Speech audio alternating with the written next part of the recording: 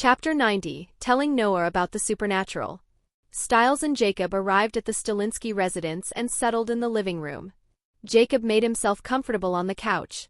"So, when is your dad getting home?" "I don't know, but he usually comes back around this time," Stiles replied, checking his phone. "Why? Are you busy or something?" "Nah, I don't mind waiting," Jacob said, leaning back. "By the way, how are things going with you and Erica?" Stiles sat down opposite him, his expression softening. "Good. But she gets those seizures a lot." "Do you dislike her for that?" Jacob asked. "You know she can't control it." "It's nothing like that." Stiles was quick to clarify. "It's just, it happens whenever she's excited or nervous and she hates herself for it. She even asked me to break up with her and find a healthy girl." He sighed, running a hand through his hair. "Hearing her say that just made me like her even more. The worst part is that I know how to heal her, but you told me not to tell her yet. That makes me feel guilty." "You just need to wait a week or two," Jacob reassured him. "Now that the Argents have caught one of Peter's betas, they'll use him to get to Peter. Hopefully, Derek will survive the fight between the Hunters and Peter and become the Alpha." "But what if the Argents decide to go after Derek too?" Stiles worried. "They probably won't. Taking down Peter will cost them enough. Besides, I won't let Derek die. He can be considered our friend. And she probably wouldn't come back to Beacon Hills if he died." Stiles raised an eyebrow. "She? Who are you talking about?" Jacob waved a dismissive hand. "No one. Anyway, don't worry too much. I'll make sure Erica gets the bite if she chooses to, of course." "All right," Stiles said, somewhat reassured. They continued talking for another hour before they heard Sheriff Stilinski's car pull into the driveway. Noah entered the house and called out. "Stiles, are you home?" Stiles answered from the living room. "Yeah, I'm in here." Noah's voice carried through the house as he walked toward them. "You'll have to order dinner. I'm only here to take a shower and change, then I have to head back to the station." He stopped short as he entered the living room and noticed Jacob. "Oh, you have a friend with you. Hello, kid. What's your name again?" "Jacob, sir." Jacob replied politely. Stiles looked at his father, his expression suddenly nervous and serious. "Dad, we need to talk." The moment Stiles said those words, a translucent screen materialized in front of Jacob's eyes. "Event sign-in available. You can sign in after witnessing Stiles telling his father about the supernatural." "Great," Jacob thought. "I didn't expect to get an event sign-in from this." Noah frowned. "Is everything okay, son?" "Yes, but there's something I need to tell you," Stiles said, his voice tight with anxiety. "I need you to listen and promise not to freak out." The sheriff sat down in his armchair, then glanced suspiciously at Jacob. "Stiles, you're not going to tell me that you and he are in a..." Jacob cut him off sharply. "Don't you dare finish that sentence, old man." Noah scratched the back of his head awkwardly and looked back at his son. "Did I get it wrong?" "Yes, you're wrong," Stiles said. "That's not what I want to talk about." "Well, you brought him here, you're being all serious and telling me not to freak out." Noah trailed off. "I thought you wanted to." "No, that's not it," Stiles insisted, his voice rising in pitch. "I'm straight, Dad. I even have a girlfriend." Noah let out a genuine sigh of relief. "Good. I'm relieved to hear you have a girlfriend." He then looked at Jacob apologetically. "Not that I'm judging you if you don't like girls, son. I just hope that Stiles continues the family bloodline." Jacob glared at the sheriff. "Damn it, you are really looking for a fight, old man." Stiles couldn't help but laugh, then looked at Jacob's expression and shivered. "Okay, calm down. He's just joking, right, Dad?" "Why, yeah, of course," Noah said, clearing his throat. "Just joking." Jacob leaned back with an evil smile that made Stiles shudder. "I know that smile," Stiles said warily. "You're planning something evil again." "Who knows?" Jacob replied, his smile not fading. Noah decided to steer the conversation back on track. "Okay, Stiles. What do you want to talk about? Did you boys get into some kind of trouble?" Stiles turned to his father, took a deep breath, stood up, and started pacing in the room. Okay. He clicked his fingers, looked at his dad, and said, "Yes, okay." But then he lost his nerve, scratching his head and pacing again. "No, damn it, how should I start?" "Stiles?" Noah prompted, his patience wearing thin. Stiles stopped and looked at his dad. I'm sorry, okay? I'm just trying to figure out how to start here. Hey, I don't have this kind of time. Noah said, his voice weary. I need to get back to work. We just found a couple dead in their house, torn apart and stuffed in a freezer. It looks like they were killed by an animal, but animals can't put people in freezers. So now we're looking for the son who disappeared. Okay. Stiles said, trying to regain his focus. For the last 2 months you've had all these cases you couldn't figure out, right? The animal attacks, the dead girl in the woods, the cannibal family, and now this dead couple. It's like you're playing a losing game. Stiles, Noah said, his tone sharp with frustration. The FBI is breathing down my neck and reviewing my work. The last thing I need right now is a job performance review from my own son. Noah stood up, ready to leave, but Stiles blocked his path. Wait, Dad. What I'm trying to say is that there is no animal attacking people in town. Well, he is an animal. Stiles, Noah barked, his patience gone. The animal attacking people is actually a man. Stiles blurted out. Noah stared at him. What do you mean? Not totally a man. Stiles clarified. But a man who can turn into a beast. A werewolf. Noah's face flushed with anger. Do you think this is a joke, Stiles? Do you think I have time for your lies right now? I'm not lying. The cannibal family? They were a supernatural creature called a Wendigo. And the girl you found cut in half in the woods? She was a werewolf. And the couple you found dead today. Stiles, that's enough. Noah yelled, pushing past him to leave. At that moment, a screen appeared in front of Jacob's eyes. You have witnessed Stiles telling his father about the supernatural. You can sign in now, host. Not now. Jacob thought. Save it for later. Dad, just wait, please. I can prove. Stiles pleaded. Just then, Jacob smirked and stood up. His eyes flashed a brilliant gold, his teeth elongating into sharp fangs.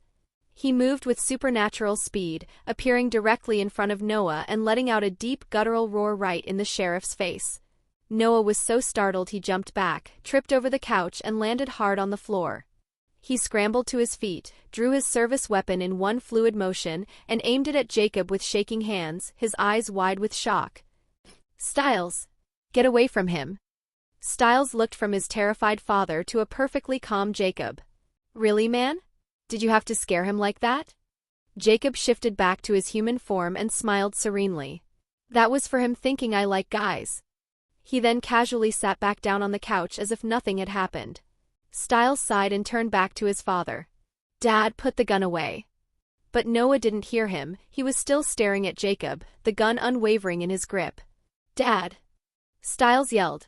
Finally, Noah snapped out of his daze and looked at his son. Put the gun down. Stiles said firmly. Jacob isn't going to harm us. He's a friend, he's just a bit petty. Are you sure? Noah asked, his voice unsteady. Yes, I'm sure. Put the gun away. And even if you shot him, nothing would happen to him. Slowly, reluctantly, Noah holstered his weapon. Bullets don't hurt him? Yeah. Stiles confirmed. Noah sank onto the couch opposite Jacob, his entire worldview shattered. What are you? He whispered. I'm a supernatural creature. Jacob stated simply. As for what kind? I can't tell you that. Why not? Noah asked. For my safety and for yours. If people knew what I am, this town would become a very dangerous place. Okay, Dad. Stiles interjected, seeing his father's overwhelmed expression. Don't worry about what Jacob is right now. Let me tell you what's really going on in this town. Stiles then launched into a detailed explanation, telling Noah about werewolves, hunters, Peter Hale's vendetta, the Argents, the Wendigos, and how the couple he found today were victims of their own newly turned werewolf son. Noah listened in stunned silence, then finally sighed, running a hand over his face. Then I should go arrest Peter Hale and Kate Argent. You can't do that. Stiles exclaimed. You can't put a werewolf in jail. It's impossible, he's too strong. Then at least I'll arrest Kate Argent. Noah insisted, clinging to a sense of duty. Jacob leaned forward. You can try, but you wouldn't be able to keep her locked up. The Argents have friends in very high places. I know they have state detectives on their payroll, and they probably have FBI agents too. So if you want my advice, just pretend you don't know anything. And don't worry about your job. The government knows what's going on. They know the Walcotts were Wendigos, and they know the animal attacks here aren't actually animals. They won't blame you. I'm not worried about my job, Noah said, his voice heavy. I'm worried about murderers killing people in my town. Jacob stood up. Well, Stiles told you about the supernatural because he was worried about your health. He didn't tell you so you could go after an alpha werewolf, one that even the hunters are afraid of, and get yourself killed. So before you do anything stupid, think about your son. You're all he has left. He started walking toward the door. All right, Stiles, I need to head home. See you tomorrow at school. Wait, I'll drive you. Stiles offered. No need, Jacob said, pausing at the doorway. You still need to talk to your dad. All right, man. See you tomorrow, Stiles replied. Jacob left the Stilinski house and began the walk back toward his mansion. Once he was a distance away, he thought. System, sign in. Event, sign in successful. Rewards obtained. A chance to delete or strengthen an ability. The State Route 6, Despicable Me, a laser weapon that temporarily shrinks targets with an energy beam. Bentley Mulsanne, 2011. Jacob quickly scanned the list, then his attention went back to the first reward. System, what will happen if I strengthen my charm ability? You might be able to control it. Turn it off and on. All right, use the chance on my charm. Are you sure, host? Yes. Okay. Using the chance to strengthen your charm. Please wait a moment. A brief, tingling sensation passed over him. Ability has been strengthened successfully. Charm, passive ability, makes the host charming only to women he is interested in. Jacob frowned. System, you said I would be able to turn it off and on. I said when the ability is strengthened, you might be able to turn it off and on, host. But this outcome is better. What do you mean better? Now your charm ability will only activate for women you are romantically interested in and want to date. So now, as long as I'm not interested in a woman, my charm won't affect her? Jacob said. Yes, host. Would you like me to explain that in simpler English? I doubt I can, but I will try. System, are you calling me stupid? Jacob thought, slightly offended. The system's response was a simple, silent. What's with the 3 dots? Answer me. He got no further reply. Stupid system. He grumbled internally. But at least now I won't be harassed by random girls at school or women whenever I go out. His focus then shifted to the other 2 rewards. I got the shrink ray. That's fun. Maybe I should shrink Cogman with it the next time he annoys me. And I hope I can get some minions from Despicable Me later, those guys are fun. He looked around, ensuring no one was watching, then broke into a run using his supernatural speed. He stopped when he reached the empty road leading to his mansion and retrieved the brand new Bentley Mulsanne from his pocket dimension. Jacob walked a slow circle around the sleek, luxurious car, a low whistle escaping his lips. What a beautiful car. He slid into the driver's seat and enjoyed the smooth, quiet ride back to his mansion. As Jacob pulled up, Cogman opened the gate. He parked the Bentley in front of the mansion's entrance. Cogman approached after closing the gate. Is the car ours, sir? He inquired, his eyes glinting with appreciation for the fine machinery. Jacob tossed him the keys. Yes. Is dinner ready? Cogman caught the keys and stored them away. Yes, sir. Jacob walked inside and found Lydia and Allison chatting in the living room. Lydia looked up as he entered. Did you tell Stiles's father about the supernatural? We did. Jacob confirmed, dropping onto a nearby couch. Allison leaned forward, curious. How did it go? Jacob said with a sigh. Well, he wants to arrest Peter and your crazy aunt. Really? Allison asked. Yeah. I left Stiles to talk some sense into him. Hopefully he succeeds. Jacob stood up. Now let's go eat. I'm starving. Chapter 91, Memories. The next morning, Jacob woke up in Allison's room. He looked down at her sleeping peacefully on his chest and smiled, remembering their wild night together. He lay there contentedly, gently playing with her hair. System, sign in. He thought. Daily sign-in successful. Rewards obtained. PB&J Sandwich X 100. Tomahawk Steak X 40. Nunchucks. Jacob read the list. Nunchucks? Well, it's better than useless dirty underwear, I guess. The steaks are good, but my favorite is the PB&J. Let me see what kind of jam is in these. He pulled a sandwich from his pocket dimension and took a bite. Great, it's strawberry jam, my favorite. He quickly finished it and grabbed a few more. By the time Allison stirred awake, he had already eaten over 20. Allison opened her eyes and murmured, "Good morning." Jacob, his mouth full, just mumbled something unintelligible. She sat up and saw him chewing. "What are you eating?" Jacob swallowed. "PB&J. Do you want one?" "I haven't brushed my teeth yet," she said, making a face. "Who cares about that?" Jacob replied with a grin. "You can brush them after you eat." "Fine, give me one." Allison conceded. She took a bite and her eyes widened. "Oh, these are good. Give me 5 more. I'm starving after what you put me through last night, you monster." Jacob handed over the sandwiches. "You're the one who was so stubborn and didn't want to stop, even though you were tired. Not that I'm complaining or anything."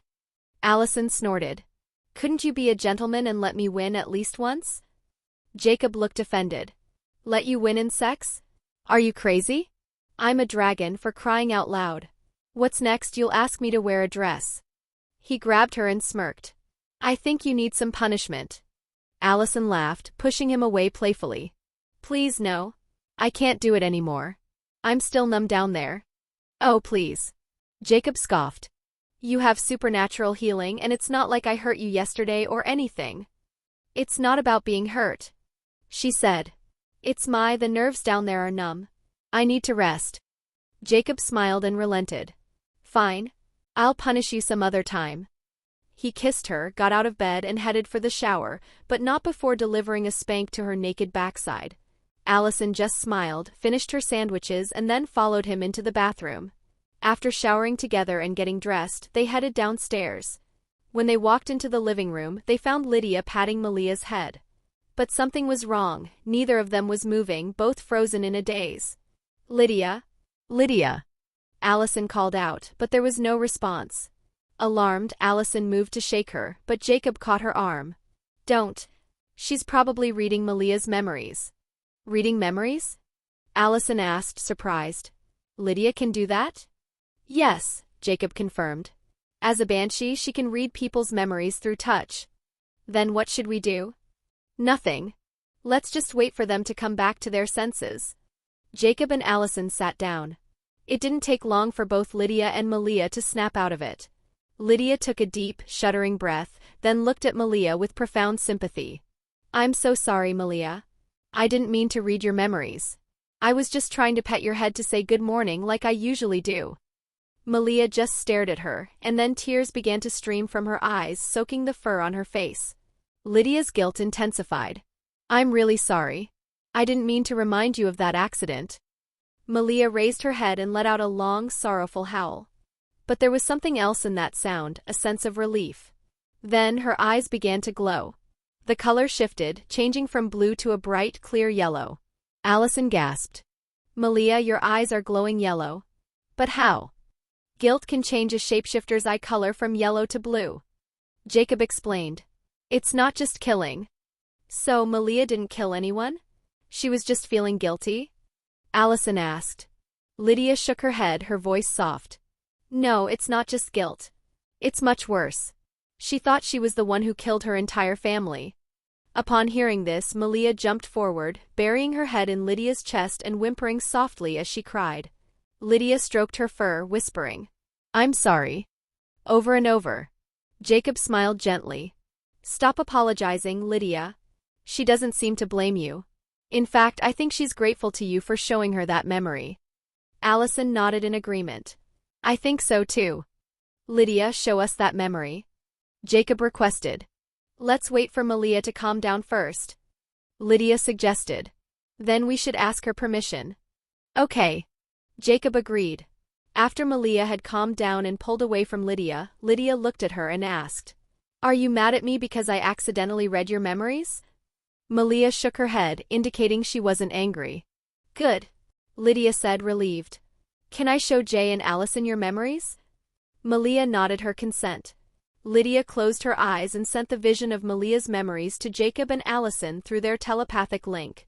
Jacob and Allison's minds were suddenly transported to an empty road on a dark full moon night. A car sped down the road. Inside were a young Malia, her father, mother, and little sister. Suddenly, a woman appeared in the middle of the road, firing shots at the car. Malia's father swerved, lost control, and the car careened off the road, crashing violently into the Beacon Hills Preserve. The scene shifted. Jacob and Allison now stood beside the overturned, mangled car. They saw a wounded and terrified Malia looking up at the full moon through the shattered windshield. The lunar light triggered her first shift. She clawed frantically at the seat and the metal of the car. She was on the verge of attacking her injured, groaning family when a sudden, foreign scent hit her. Panic and primal instinct took over. She managed to crawl out of the wreckage, her small body still mid-shift. As she tried to flee into the woods, her form twisted and deformed until she fully shifted into a coyote and vanished into the darkness. Once she was a safe distance away, she turned back and saw a woman with glowing blue eyes approaching the crashed car. Malia took one last terrified look before running for her life. The scene changed once more, showing a devastated Malia returning the next morning. She found her family dead, their bodies covered in deep claw marks as if torn apart by a wild animal. Overcome with guilt, the 9-year-old Malia believed she was the one who had killed them. Her eyes shifted to a sorrowful blue as despair consumed her. She stayed there, crying, until the police arrived and chased her away, mistaking her for a coyote scavenging the bodies. After the police took the bodies and left, Malia came back and took her little sister's doll from the crash site to a cave she made her home. For 7 long years she visited the crashed car, living a solitary life haunted by guilt. The memories ended and Jacob and Allison opened their eyes. Allison had tears streaming down her face. She immediately hugged Malia tightly. "I'm so sorry you had to go through all of that and be all alone for 7 years. Jacob sighed heavily. After Allison let go, Jacob looked at Malia and said, "At least now you know you didn't kill your family. And you have us now." Allison hugged Malia again. "Yes, we are your family now." Lydia joined them in the hug, and Jacob watched with a soft smile. Just then, Cogman, who had been listening from the kitchen, entered the living room. "Lady Lydia, could you tell me about Lady Malia's memories? I wish to know what happened to her family." "Sure," Lydia said, and she recounted the vision for him. Cogman's expression was grim. "Do you know what that woman looks like? You would only need to draw a picture for me and I would find her wherever she is." Malia perked up at this, her ears twitching with hope. But Lydia had to dash it. "Unfortunately, no. Her face wasn't visible in Malia's memories. The only thing I could tell was that she was a woman and her eyes were glowing blue." Malia's head drooped sadly. Jacob walked over and patted her head. "Don't worry. We will find her and make her pay for what she did." Cogman clapped his hands together, shifting the mood. "All right. Breakfast is ready. You should eat and go to school or you will be late." They went to the kitchen and ate. After they finished, Malia barked at Jacob. "What?" he asked. Lydia interpreted. "I think she said she wants to go to the woods and visit the crashed car." Jacob looked at Malia. "Is that so?" Malia nodded. "Then you can't go alone, it's too dangerous." Jacob decided. "I'll skip school today and go with you." With that, Cogman drove Allison and Lydia to school, and Jacob went with Malia into the woods. They reached the crashed car and sat there in silence for an hour. Then Malia led him to her old den, where she retrieved her little sister's doll. After that, they headed back to the mansion and found Cogman tending the garden. "Cogman," Jacob called out. "Take the doll from Malia, put it in a glass case and place it in her room." Cogman walked over to Malia. "May I?" Malia gave him the doll, then followed Jacob inside. Jacob turned the TV on for Malia and sat next to her, playing on his Game Boy. After lunch, it began to rain heavily outside. Jacob decided to take a nap. He went to the library, lay down on the window seat, covered himself with a blanket, and watched the rain, ready to fall asleep. But Malia followed him and jumped onto the seat beside him. He laughed. "Come here for a nap too?" She nodded. "Then get under the blanket." He covered her with the blanket and soon both of them were fast asleep, the sound of the rain a gentle lullaby. Hey there, novel lovers.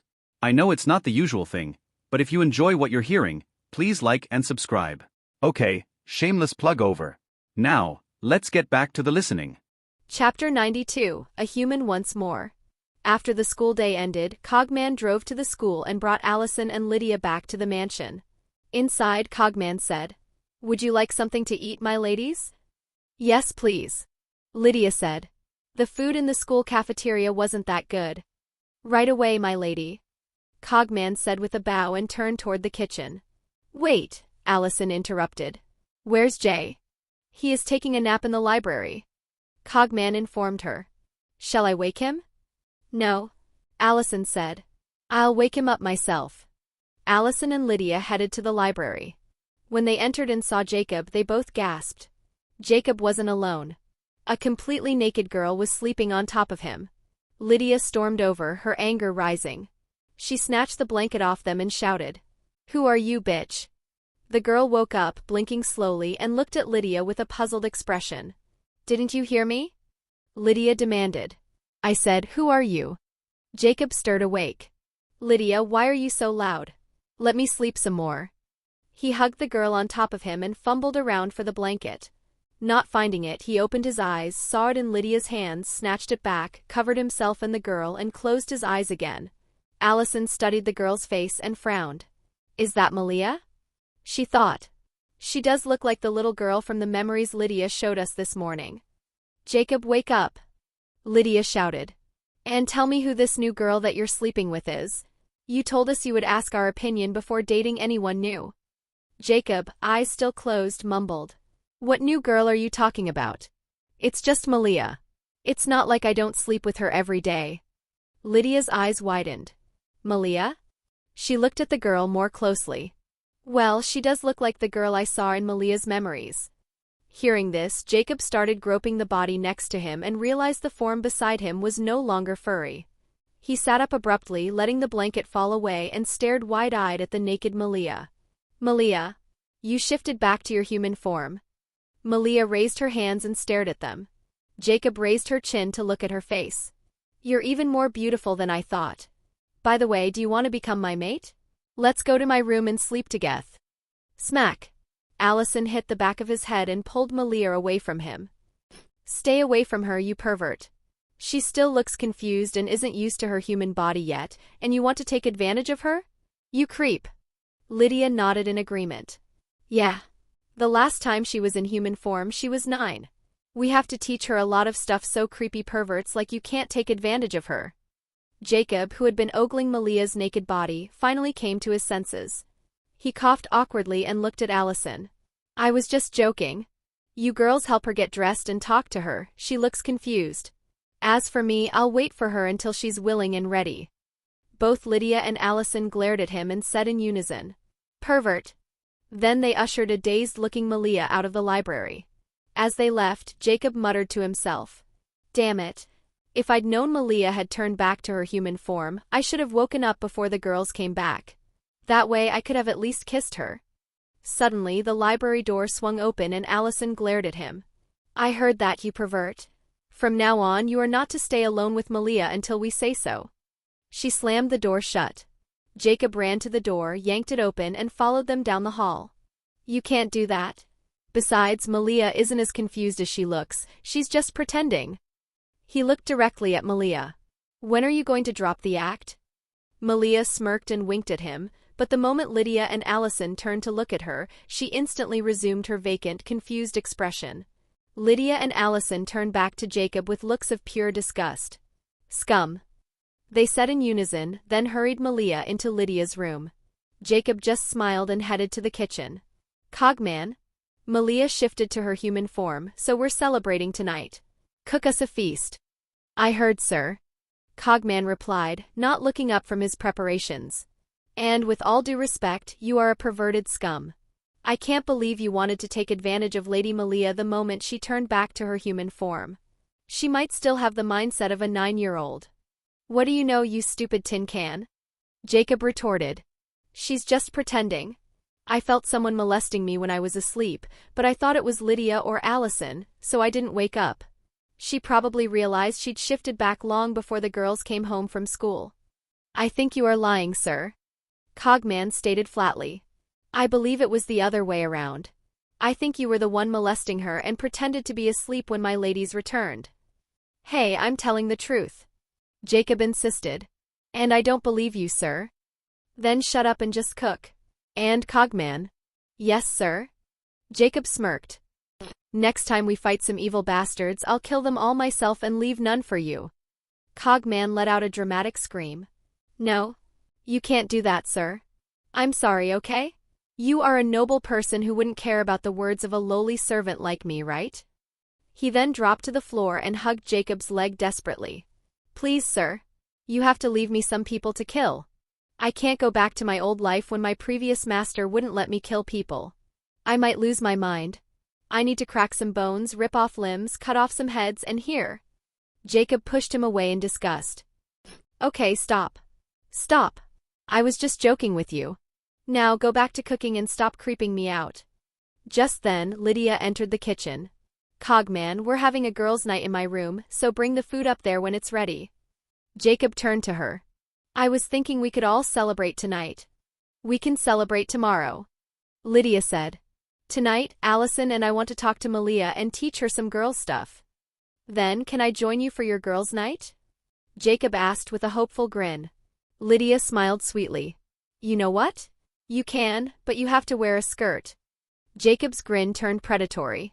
You've become so bold, huh? I think I need to teach you a lesson. In one swift motion, he scooped her up and threw her over his shoulder, heading for his room. Lydia laughed, calling back over his shoulder. Cogman, take the food to my room when you cook it. Then she looked down at Jacob. You only have until nightfall. Then I have to get back to Allison and Malia. That's enough time to teach you several lessons. Jacob replied. After having his fun with Lydia, Jacob ate a quick meal, got into his Camaro, and drove into town, leaving the girls to their girls' night. He drove to Stiles's house and saw him through the window, wearing headphones and wildly swinging the lightsaber around his room. Jacob smiled and called him on his phone. Stiles answered. Jacob, what's up? Open the door. I'm outside your house. Stiles opened the door and invited Jacob in. As they sat in the living room, Stiles asked. So what's up? It's boring at home. My girls are having a girls' night, so I came to hang out with you. Anything exciting happen at school today? Nothing much. Stiles said. But since you weren't there, I introduced Erica to Allison and Lydia. And why not introduce her to me? Jacob asked. Because you're too dangerous for girls. Stiles explained. Even if you don't go after her, you might charm her, and she'd end up having a crush on you. Jacob thought. Well, she won't be charmed by me now since my ability only works on women I'm interested in. Out loud, he said. You don't need to worry about that. You can bring her to hang out with us. Are you sure? Stiles asked warily. I mean, you never said it, but I'm pretty sure you have some kind of charm ability. Trust me, Stiles. Erica will be fine. You can bring her to hang out with us from now on. Then I'll take your word for it. Stiles said, looking relieved. Did you manage to convince your father not to do anything stupid? Jacob changed the subject. Yeah. Stiles sighed. I had to talk to him for hours yesterday to convince him not to go after Kate or Peter. And how is he handling the truth about our world? Pretty good, actually. At least he didn't drink this morning. They continued talking for another 2 hours before Jacob finally left. He drove to a fancy restaurant, had dinner there, and then ordered several dishes to go. With the takeout bags in hand, he drove to the hospital. He arrived and found Melissa sitting at the nurse's station, typing diligently at her computer. Jacob greeted her with a smile. Hey, Melissa. Melissa looked up from her computer. Jacob? What are you doing here? Your kind doesn't get sick, right? Jacob's smile widened. No, I don't get sick. I haven't seen you in a few days, so I came to visit. I even brought you dinner. He held up the bags. Let me see what you brought. Melissa said, her curiosity piqued. Jacob handed her the food. She peeked inside and her eyes widened. This is fancy. But wait, how much did you pay for this? Don't worry about that. Jacob said dismissively. Just enjoy it. Melissa hesitated. Jacob, I can't accept this. Sure you can. Just invite me over for some of your home cooking sometime and we'll call it even. Okay. Melissa relented with a small smile. I'll invite you for dinner when I have some free time. Can I sit with you? Jacob asked. Sure, she said, gesturing to the chair beside her. Do you want to eat with me? No, you enjoy it. I just had dinner. As Melissa started eating, she asked between bites. So, have you gotten into any trouble lately? Fought any evil creatures? No, Jacob replied. But Stiles and I told the sheriff about the supernatural side of the world yesterday. You did? Melissa said, surprised. How did Noah take it? Well, he aimed his gun at me, Jacob admitted. But in his defense, I did roar in his face and scare him first. Why would you do that? Melissa asked, a mix of shock and amusement on her face. He said something stupid that I don't really want to talk about. What did he say? You can tell me.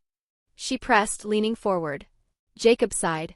He thought that Stiles and I were dating. Melissa burst out laughing. Really? Yeah, Jacob said, slightly annoyed. And stop laughing. Melissa tried to contain her giggles but failed. But you and Stiles do look. Don't you dare finish that sentence, Jacob said. Or I'll take the dinner back. Melissa protectively pulled the food closer. You can't do that. I was just joking. They continued talking amiably for a while longer before Jacob decided to leave. As he was walking out the front entrance of the hospital, he ran into Scott. Scott narrowed his eyes suspiciously. What are you doing here? Jacob smiled innocently. What, no hello? No, how are you doing?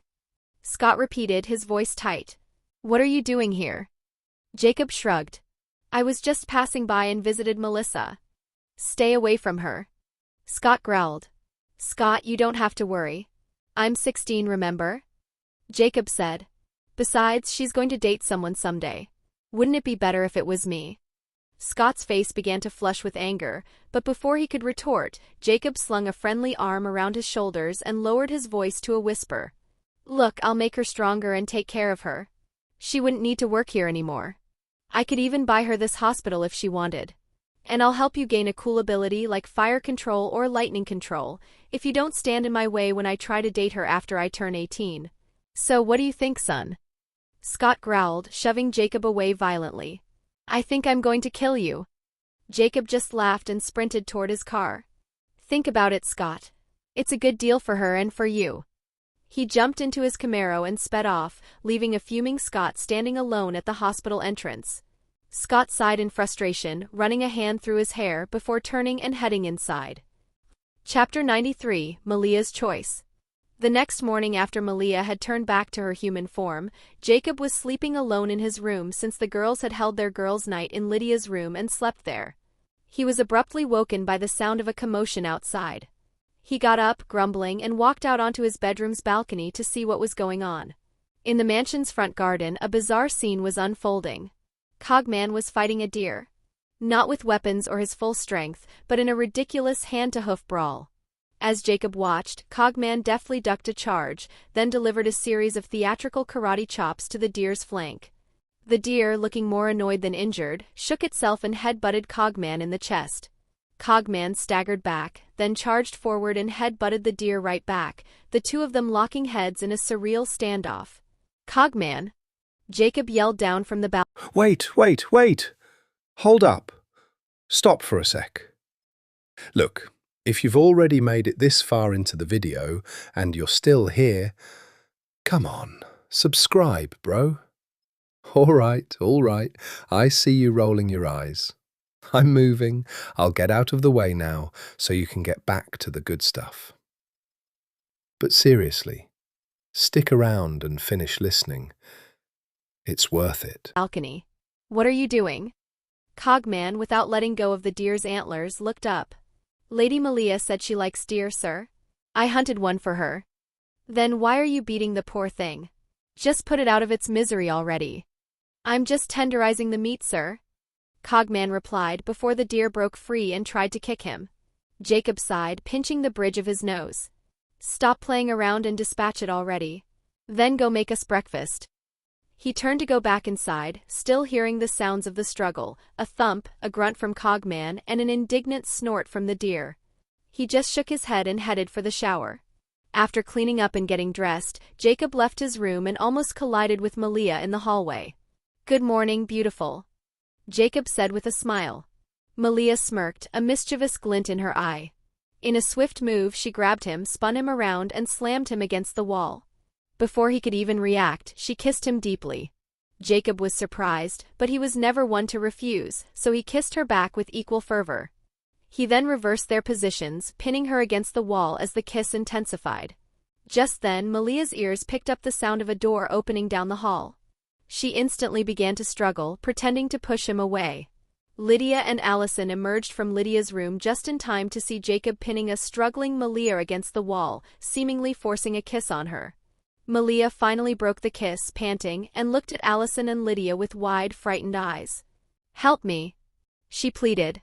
Jacob looked from Malia's perfect acting to the furious faces of Allison and Lydia. He realized how guilty he looked, still pinning her to the wall.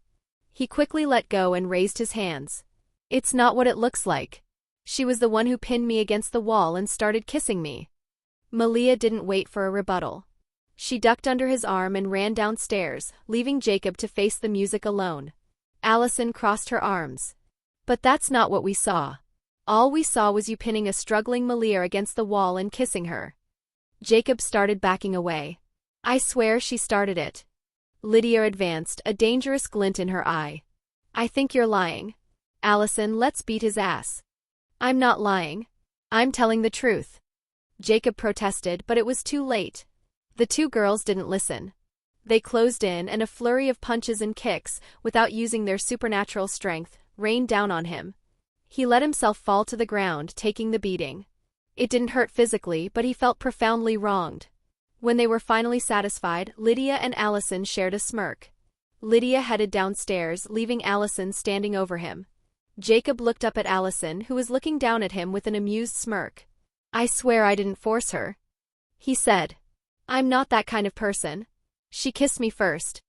Allison smiled. "We know. After talking to her yesterday, we realized she's not as confused as she acts. She's just playful.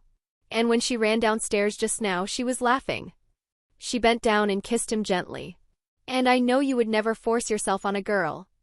Jacob sat up, still feeling emotionally bruised. "Then why did you two beat me up?" "It didn't hurt physically, but I'm hurt emotionally." Allison stood up and smiled. "Well, I know we can't stop you from dating other girls. But the least you can do is take a little beating for adding a new girl to our family. Since we'd already accepted Malia a long time ago, we went easy on you. But I can't guarantee we won't hit harder next time." Jacob stood up in one fluid motion and pinned Allison against the wall, kissing her deeply. "That's a beating I'm gladly willing to take," he murmured against her lips. "Now, how about we have some fun before heading to school?" Allison responded by driving her knee into his stomach, this time with her supernatural strength. He grunted, releasing her as she slipped free. "No. We're going to be late for school." "You could have just said no." He wheezed, clutching his stomach. "Why did you have to hit me? I think you need some punishment." Allison batted her eyelashes innocently. "Punishment? Didn't you just say you'd gladly let me beat you?" Jacob was stunned into silence. He couldn't refute her logic. Allison laughed, a clear, bright sound, and headed downstairs. After she left, Jacob just smiled and followed her, thinking, "As long as they don't cause real trouble and don't try to stop me from having more wives, I don't care if they beat me up a little. But I need to teach Malia a lesson. Just wait until we sleep together. She'll learn the consequences of teasing a dragon." Jacob walked into the kitchen and found the girls already at the table, with Cogman busy at the stove. He grabbed some juice from the fridge, sat down, and addressed his butler. "Cogman, bring Malia to school at lunchtime. We need to take her to the sheriff's station to report what happened to her family. After that, you'll become her legal guardian." Malia groaned. "Do I have to go to the sheriff's station?" "Yes," Jacob said firmly. "You need to fix your situation legally so you can enroll in school with us." Malia let out a low growl. "No, no, no. I hate school. I don't want to go." Allison chimed in gently. "Then are you going to stay home all day? That's boring. Besides, you don't really have to study. We can help you during exams. You can just come with us to hang out. It's kind of fun." Seeing Malia's continued scowl, Allison sighed. "At least try it. If you really don't like it, you can stay home." "Fine," Malia grumbled. Lydia added. "But no growling at school." She then glanced at Malia's hands. And no claws either. Malia looked down at her hand, where sharp claws had unconsciously extended. That's going to be hard. Jacob raised an eyebrow. You can use your claws? Yeah, Malia said, a hint of pride in her voice. Allison and Lydia taught me how to shift yesterday. It wasn't that hard. Can you still turn into your coyote form? Yes. I see. Jacob said thoughtfully. But I'll have to teach you control. I don't want you to lose it and hurt someone at school. How are you going to do that?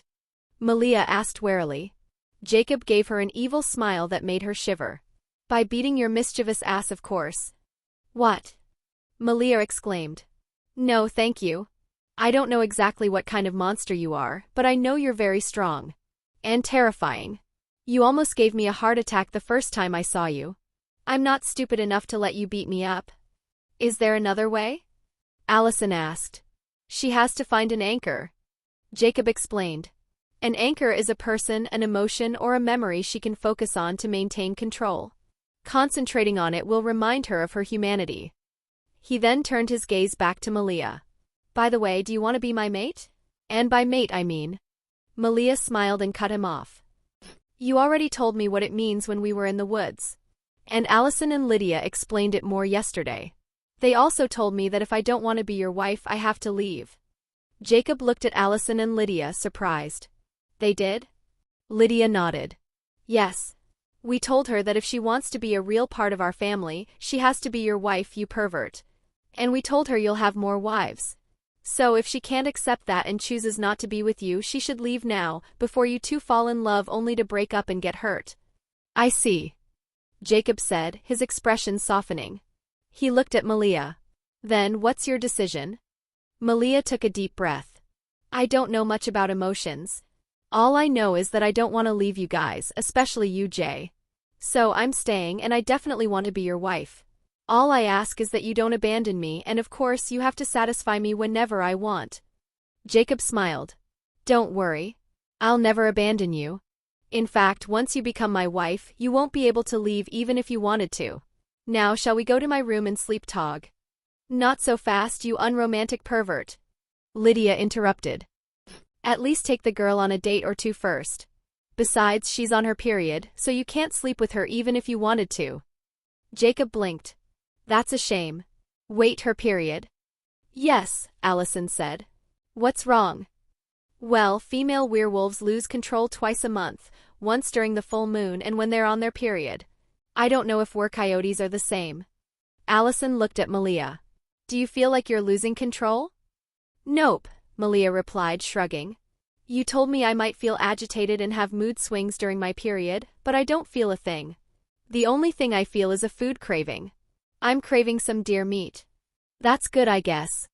Jacob said, relieved. Cogman, who was setting the table and serving food, spoke up. I already hunted a deer for you, Lady Malia. I've skinned it and it's hanging in the cold room. I can cook some right now, but it's preferable to let it age for at least 24 hours for better flavor. Then let it age. Malia decided. Just cook me some of that meat that Jay calls Sea King meat. It's way better than deer. Right away, madame. Cogman said with a slight bow. Jacob added. Malia, I don't have much of that meat left, so you'll have to save it for special occasions, or at least eat it only once a month. At least until I get more. Malia panicked. What? How much do you have left? I had 500 kilos if I remember correctly. Jacob calculated. We've already eaten about 400, so we only have about 100 kilos left. How much is 100 kilos?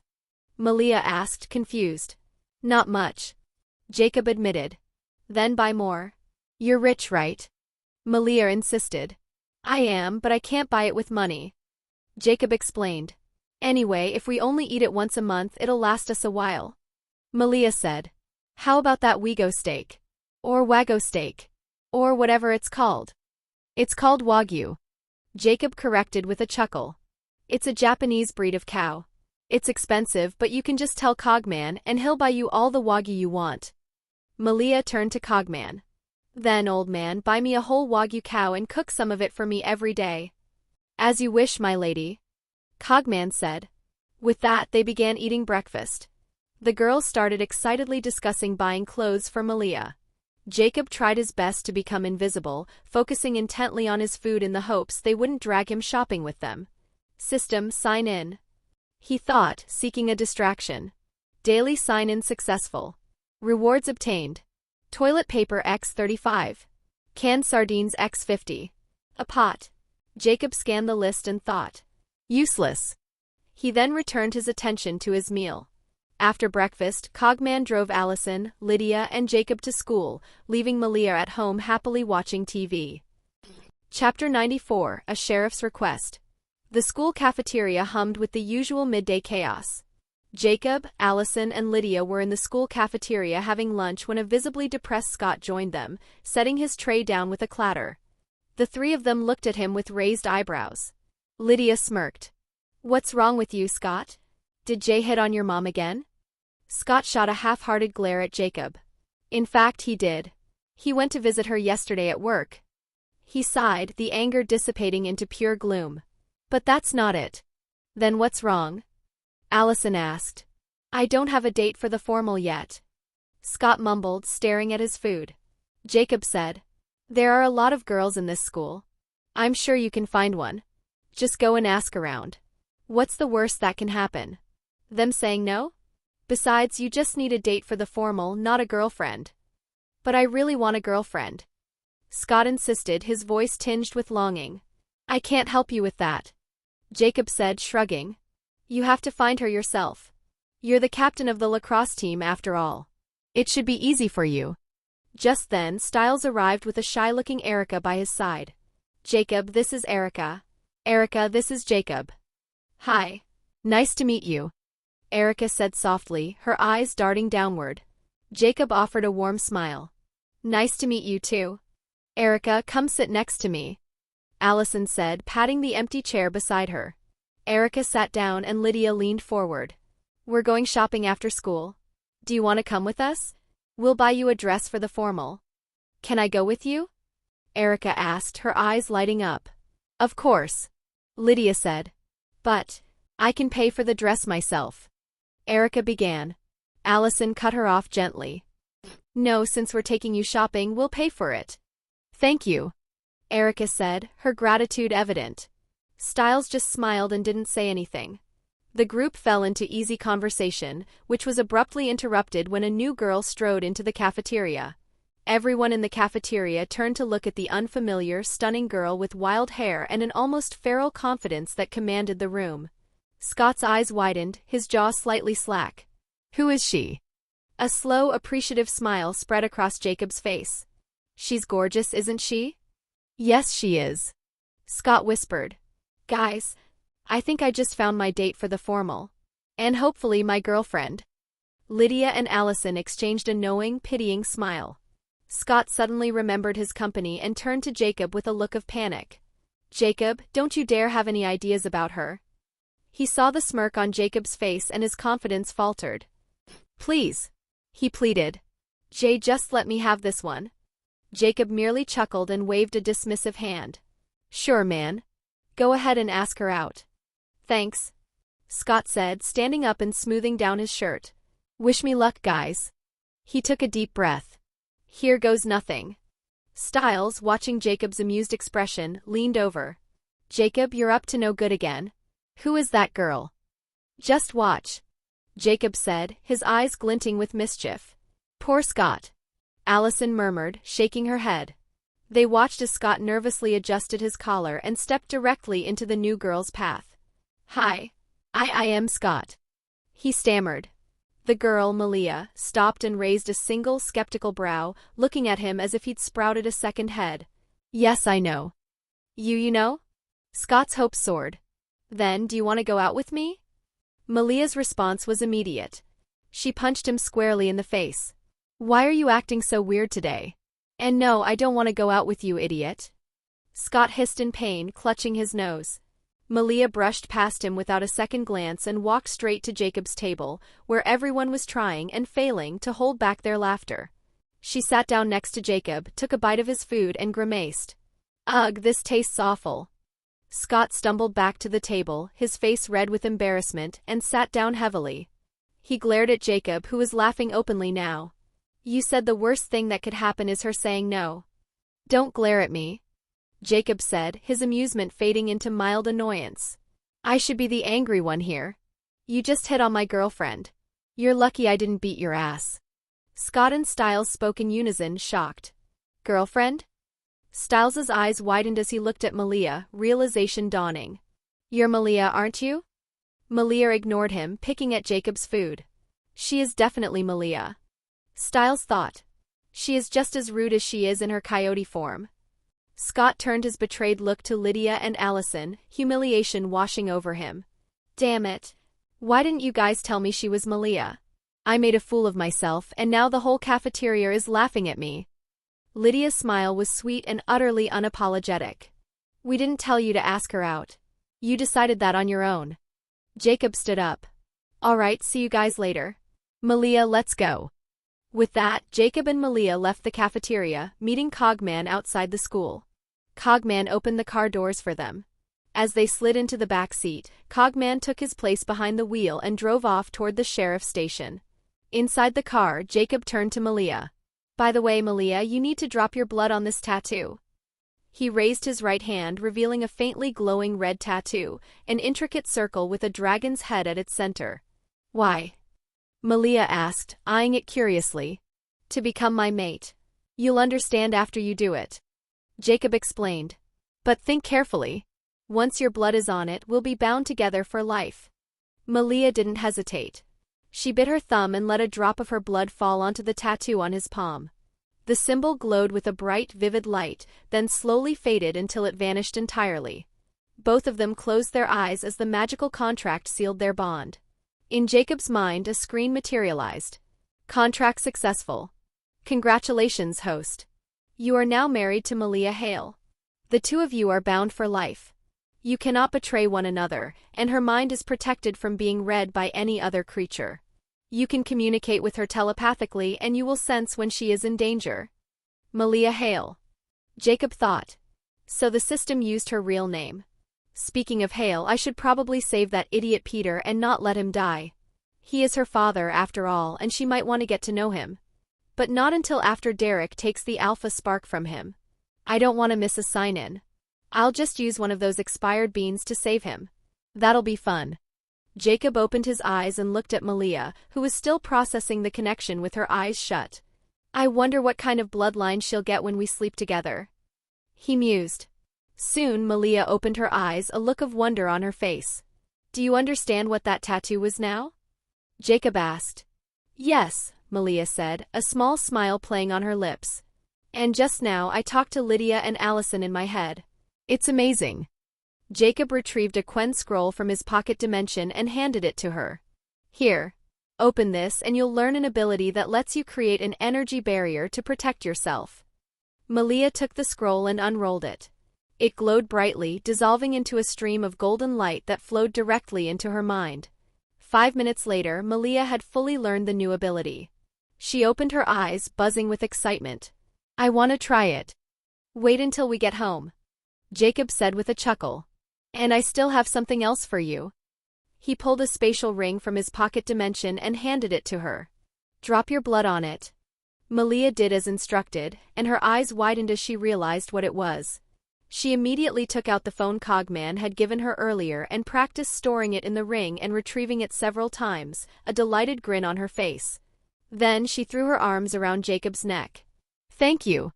Jacob smirked, wrapping his arms around her waist. You're not sincere enough. Malia smiled mischievously, climbed onto his lap, and they began kissing passionately. They didn't stop until Cogman cleared his throat loudly from the driver's seat. Sir, we have arrived at the sheriff's station. Jacob and Malia broke apart, slightly flushed, and got out of the car. The three of them walked into the station. The moment they entered, a screen appeared in front of Jacob's eyes. Location sign-in available. You can sign in inside Sheriff Stilinski's office. Jacob smiled. Great. They walked to the front desk, where Jacob addressed the deputy on duty. We're here to see Sheriff Stilinski. Tell him it's Jacob and it's important. The deputy nodded. Wait a moment. He called the sheriff, hung up, and gestured for them to follow. Right this way. Soon they reached the sheriff's office. The deputy knocked and left. Noah opened the door. "Come in," he said, ushering them inside. Once they had entered, Noah closed the door and returned to his desk. Jacob and Malia took the seats opposite him, while Cogman remained standing politely behind them. Noah looked at Jacob. "So, why do you need to see me, kid?" Jacob gestured to Malia. "I need your help with her situation." Noah leaned forward. "What's going on?" "Her name is Malia Tate and—" Noah cut him off, his brow furrowed in thought. "Malia Tate. I think I know that name." His eyes widened as the memory clicked. He looked at Malia with shock. "You're the girl who went missing from that car accident over 7 years ago. Where have you been all this time?" Malia visibly tensed at the mention of the accident. Jacob reached over and took her hand, giving it a reassuring squeeze. "Let me tell you what happened," he said to Noah. Jacob then recounted the entire story. The crash, the woman with blue eyes, Malia's first shift, her years alone in the woods believing she had killed her family, and the truth Lydia had uncovered. Noah listened intently, his expression growing more sympathetic. When Jacob finished, the sheriff looked at Malia with profound sadness. "I'm sorry you had to go through all of that, kid." Malia remained silent, so Jacob continued. "Anyway, can you help with her legal status? Cogman will be her legal guardian, so we'll need your help with that paperwork too." Noah nodded, his professional demeanor returning. "Okay, I'll take care of it starting tomorrow. But since you're here today, I want your help with something." "What is it?" Jacob asked. "I have a case with 2 dead men." Noah explained, his expression grim.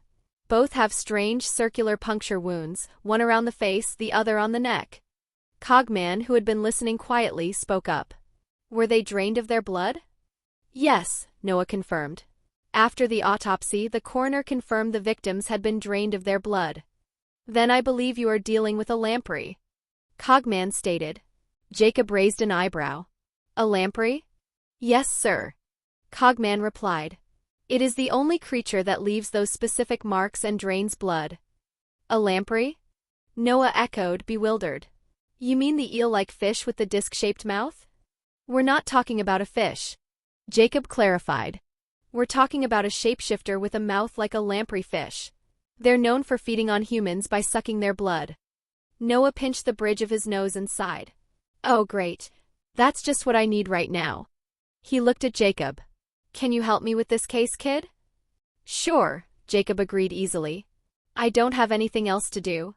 "But what are you planning to do with the lamprey once we find it?" Noah thought for a moment. "Let's find it first and then we'll decide." "Do you have any surveillance footage from where you found the victims?" Jacob asked. "Give it to Cogman." Noah shook his head. "Unfortunately, there is no footage." "Then take us to see the bodies. I need to see if Malia and I can catch a scent." Noah stood up.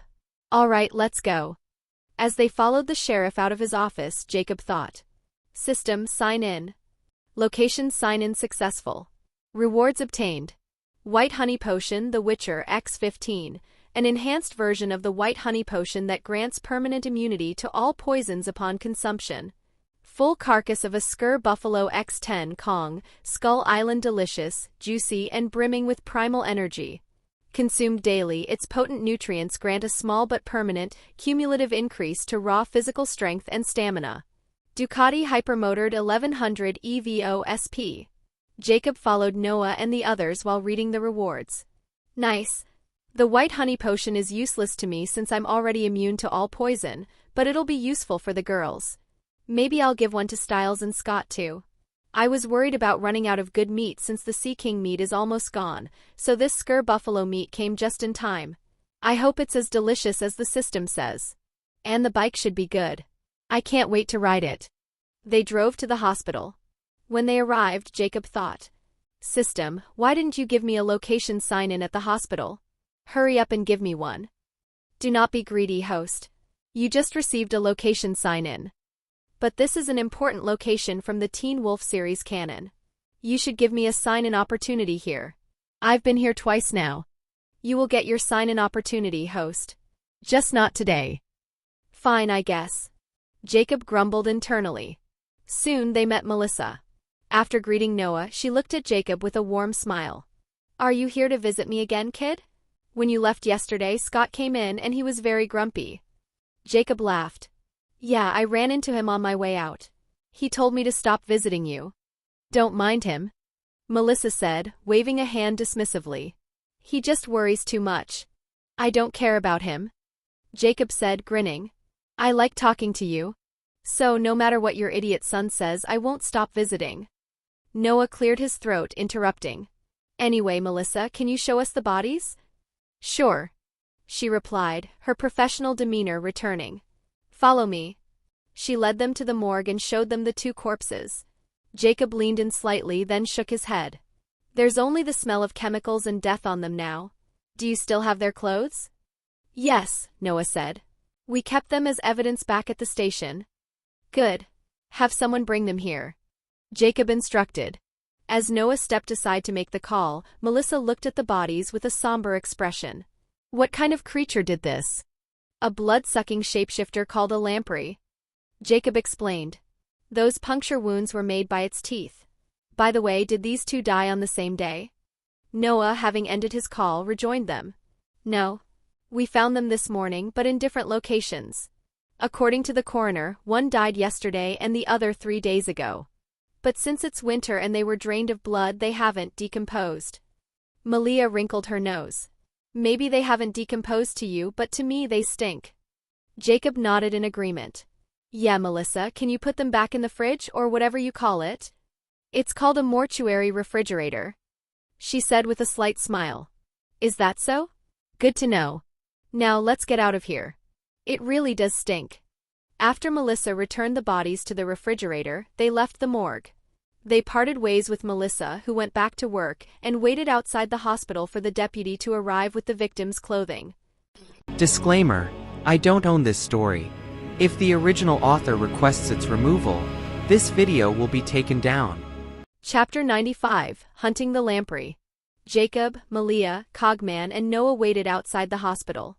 When a deputy delivered the victim's clothing, Noah dismissed him immediately, not wanting to expose him to the supernatural world. Malia and Jacob leaned close to the clothes, their enhanced senses picking up the traces left behind. There's a strong fishy smell on both sets of clothes, Jacob said, wrinkling his nose. Do you catch it, Malia? Malia nodded. Yes. And there's another strong scent on both too. A woman's scent. I smelled it as well, Jacob confirmed. So now we have the scent of the lamprey in both its beast and human forms. Let's just hope we can still follow the trail, but I doubt it since it rained yesterday. Noah looked puzzled. Wait, do shapeshifters have two different scents? Yes, Jacob explained. When a shapeshifter shifts into their beast form, their scent becomes completely different from their human side. I see, Noah said. Then let's go. You might still be able to catch the lamprey's scent at the crime scene where we found the victim who died yesterday. He died at night and it only rained yesterday morning. Noah got into his cruiser and led the way. Cogman drove the Rolls-Royce with Jacob and Malia inside, following close behind. They arrived at an abandoned building. Inside, Jacob and Malia immediately picked up both the pungent fishy scent and the woman's scent. They tracked it through the dilapidated halls, but once they exited the building, the trail vanished into the open air. I lost the scent, Malia said. Me too, Jacob said. Maybe she has a car. He turned to his butler. Cogman, see if you can find any security cameras in the area. Hopefully we can find the person we're looking for. I was already scanning for cameras but haven't found any yet, Cogman replied. Allow me to survey the neighborhood more thoroughly. Go ahead, Jacob said. We'll wait for you by the cars. Cogman departed on his search, while Jacob and the others returned to the vehicles. They waited for about 20 minutes before Cogman returned. I found one camera, he reported. 3 cars came through here last night, so I cannot determine which belongs to the lamprey. Furthermore, the footage quality is too poor to read the license plates. Where's the camera? Noah asked. I'll take the footage to the station. Maybe we can enhance it. Believe me, Sheriff, Jacob said. If Cogman can't clear the footage and read the plates, your computers back at the station won't be able to either. Let's go to the other location. Maybe we'll get lucky there.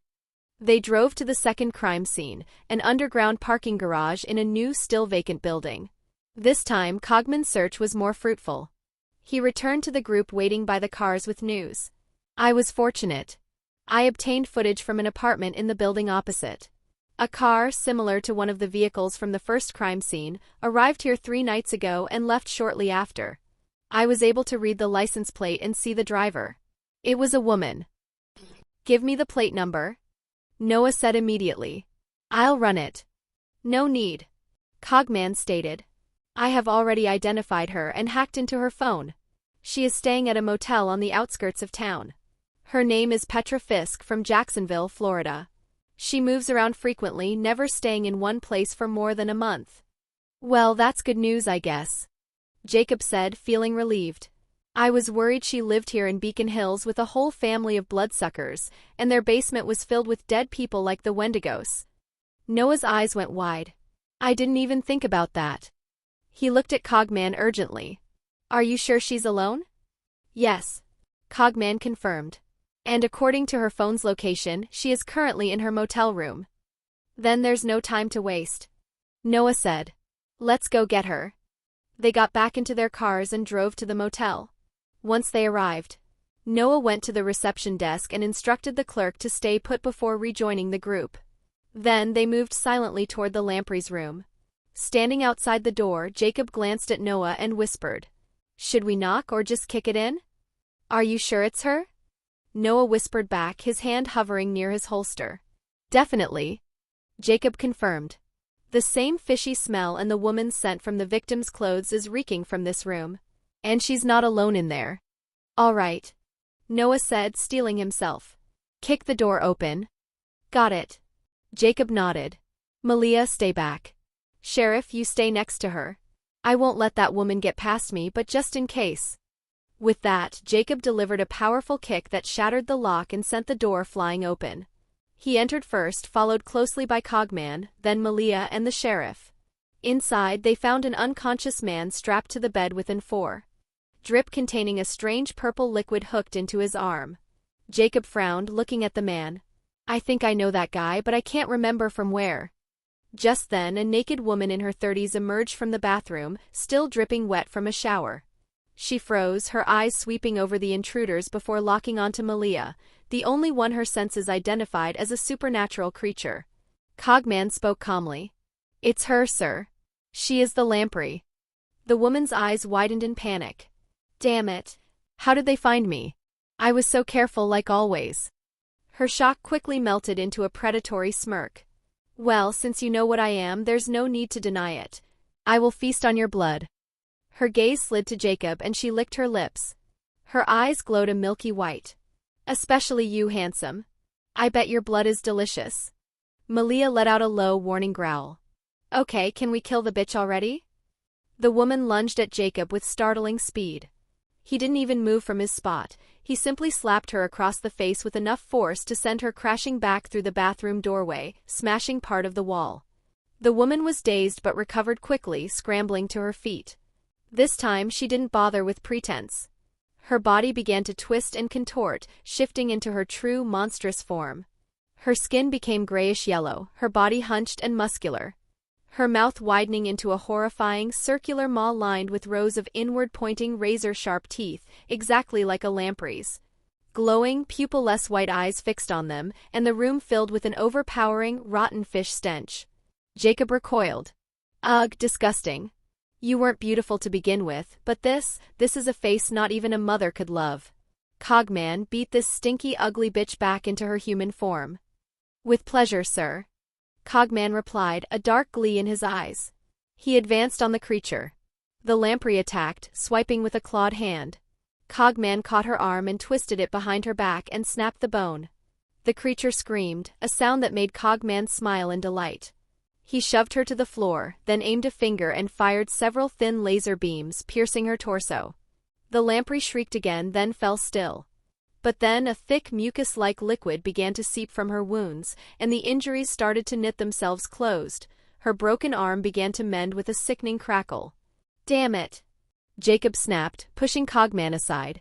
You're just making it worse. He raised his hand and a crackling bolt of electricity shot out, engulfing the twitching monster. The lamprey convulsed violently, her form shrinking and shifting until she lay on the floor as a naked, unconscious woman, smoke curling from her lips. Jacob glared at Cogman, who looked like he wanted to protest the interruption. I told you to make her shift back because she stinks. But you made her bleed that stinky mucus, which smells even worse. I didn't know her wounds would secrete that liquid. Cogman said defensively. He then brightened. Anyway, can I take her to the woods and have some fun with her? Noah stared in horror. What? I can't let you rape a woman, even if she is an evil creature. Cogman and Jacob exchanged a look, then burst into laughter. After their laughter subsided, Jacob looked at the confused sheriff. Don't worry, Sheriff. Cogman doesn't want to rape her. He's just a psycho who enjoys killing. But he only kills bad people. Noah looked from Cogman to the unconscious woman, his expression conflicted. Even so, I can't let you just kill her. Then what do you want to do with her? Jacob asked. You can't put her in jail. You know that, right? Malia raised her hand. I say we kill her. Cogman promptly raised his hand too. I second that. Jacob also raised his hand. Me three. Noah sighed heavily, the weight of his duty warring with the grim reality. Is there really no other choice? I don't think there is. Jacob said. Fine. Noah said, his voice heavy with resignation. Then kill her here. I need her body to close the case. Hopefully, her digestive system still has traces of the victim's blood. Cogman nodded eagerly. All right then. I'll rip her head off. Don't. Noah said quickly. How am I supposed to explain that? Cogman fixed him with a flat stare. You know, you're starting to piss me off. Jacob reached into his pocket dimension and pulled out a handgun he'd taken from one of the hunters he'd fought before. He handed it to Cogman. Here. Wipe it down, put it in her hand, and fire a few shots into the wall behind the sheriff. Cogman took the gun, meticulously wiped it free of any prints, and placed it in the unconscious woman's limp hand. He pointed it at the wall behind Noah and fired 3 rounds, leaving clear bullet holes. Then he let the gun drop from her hand. Jacob looked at Noah. Now you shoot her in the head. If you can't, give your gun to Cogman. He'll gladly do it. No. Noah said firmly, his jaw set. I'll do it. He drew his service weapon, took a steadying breath, aimed, and fired a single decisive shot into the lamprey's head. After Noah killed the lamprey, Jacob walked to the bed, unhooked the 4 from the man and untied him. Noah looked at the unconscious figure with concern. Is he okay? He'll be fine. Jacob said. He's a werewolf. The purple liquid in the 4 is diluted wolfsbane. He should wake up soon. As if on cue, the man groaned, his eyes fluttering open. He looked around in confusion at Jacob and the others, then his gaze landed on the dead woman. Panic surged through him, his eyes glowed yellow. What's happening here? What do you guys want from me? Calm down. Jacob said. We just saved your stupid ass. That woman was a lamprey. She was probably going to use you as a blood bag for a few days before killing you.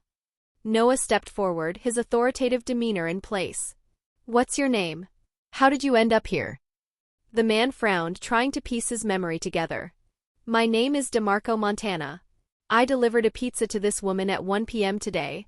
Well, probably today, unless she kept me unconscious here for longer.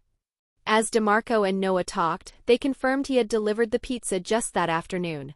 DeMarco. Jacob thought, recognition clicking. I remember now, he is from Satomi's pack. He died because of the Deadpool. Aloud, he said. Anyway, Sheriff, we've done our part. It's time for us to leave. All right. Noah agreed, though he still looked troubled. I'll take it from here. Thank you. He then turned to Malia. You and Cogman should come to my office tomorrow so I can start the paperwork for your situation. Jacob gave DeMarco a pointed look. Help the sheriff with his report, and don't mention we were here or talk about the supernatural to the other deputies. Just say you were kidnapped and the sheriff rescued you. DeMarco nodded in understanding. With that, Jacob, Cogman, and Malia left. Cogman drove them to a quiet, empty road on the outskirts of town before Jacob told him to stop. Cogman, stop here. Malia and I aren't going straight back home. Cogman pulled over and Jacob got out. He retrieved his new Ducati hypermotored 1100 EVO SP from his pocket dimension. He swung a leg over the bike and settled into the seat. Malia, get on.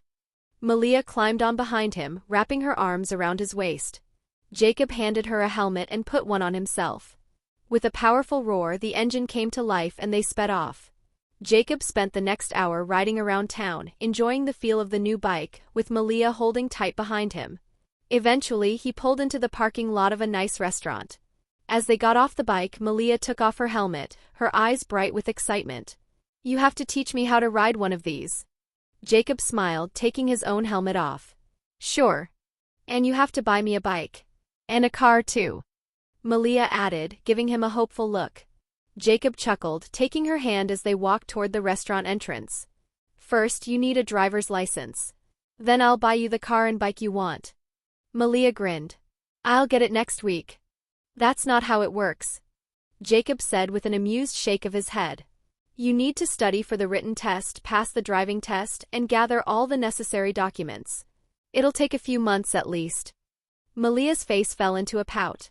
That sounds troublesome and takes too long. Can't Cogman do something about it? He could. Jacob admitted.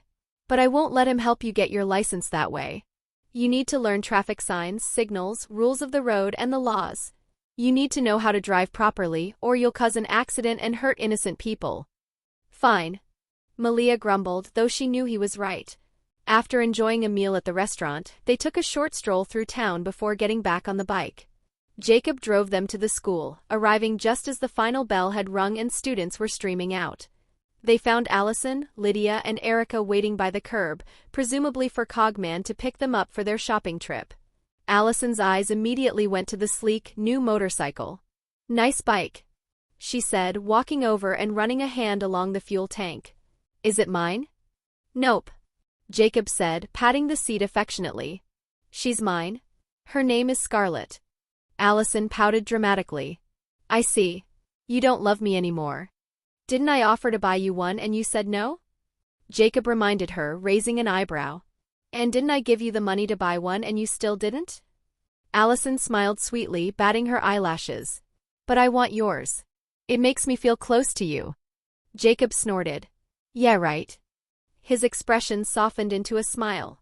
Anyway, you can ride my bikes anytime you want. Just don't break them. We both know what kind of driver you are. Allison glared at him, her hands on her hips. Hey. That stupid dog came out of nowhere. It was not my fault. If you say so. Jacob replied, his tone playful. He took the helmet from Malia as she got down from the bike, then he looked around. Where are Scott and Stiles? Lydia answered. They have a lacrosse game. I see. Jacob said. Aren't you coming shopping with us? Lydia asked. Nope. Jacob said, already putting his helmet back on. See you girls at home. Before Lydia could say anything else, he started the bike and rode away. Lydia stomped her foot in frustration. Damn it. He ran away again. Just then, the Rolls-Royce pulled up smoothly to the curb. Cogman stepped out and opened the rear door. Allison took Erica's hand with a smile. Forget about that idiot. Let's go shopping and maybe we can catch a movie together afterward. With that, the four girls got into the luxurious car, and Cogman drove them off toward a shopping mall. Chapter 96, A Visit from Derek. Jacob rode his bike straight home after escaping the shopping trip with the girls. He went to the backyard and retrieved a carcass of a skur buffalo from his pocket dimension. He stared at it in astonishment.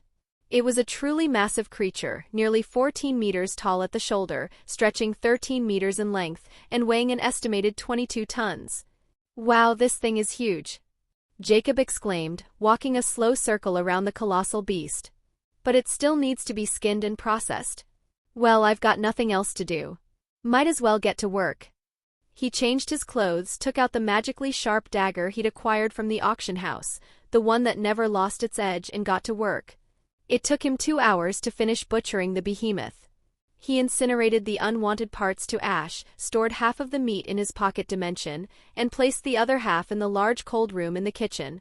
Then he returned to the backyard, pulled out a grill from his pocket dimension, and started cooking some skur buffalo steaks.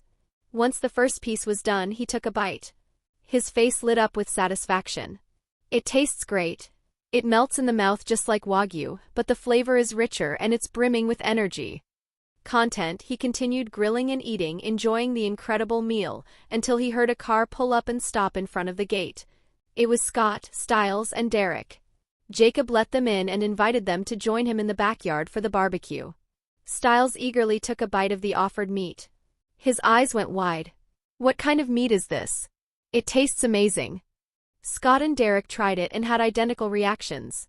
All three of them ate their portions quickly and immediately held out their plates to Jacob for more. Jacob smiled and served them second helpings. However, after finishing those, they were all completely full and couldn't eat another bite. Stiles looked at Jacob, buzzing with energy. Seriously, what is this? I feel like I just chugged 10 energy drinks. It's monster meat, Jacob said simply. Scott blinked. What? Monster meat? What kind of monster are we talking about? Derek, who had been silently observing, pointed a finger to the side of the yard, not far from where they were sitting. That monster. Scott and Stiles turned and saw it, the severed huge head of the Skur buffalo, complete with its massive horns. Stiles yelped. What kind of monster cow is that? It's a supernatural water buffalo, Jacob explained. Where did you even find it? Scott asked, his voice full of awe.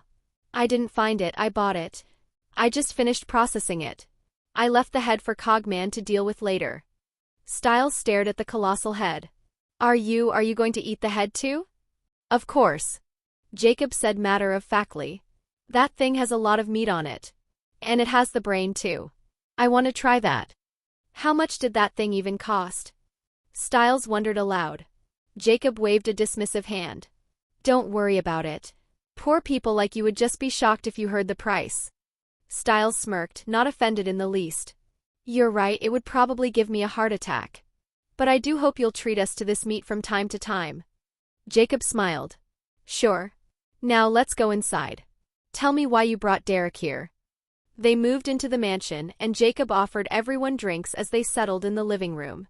Jacob looked directly at Derek. So what brings you here? The Argents caught 2 of Peter's betas.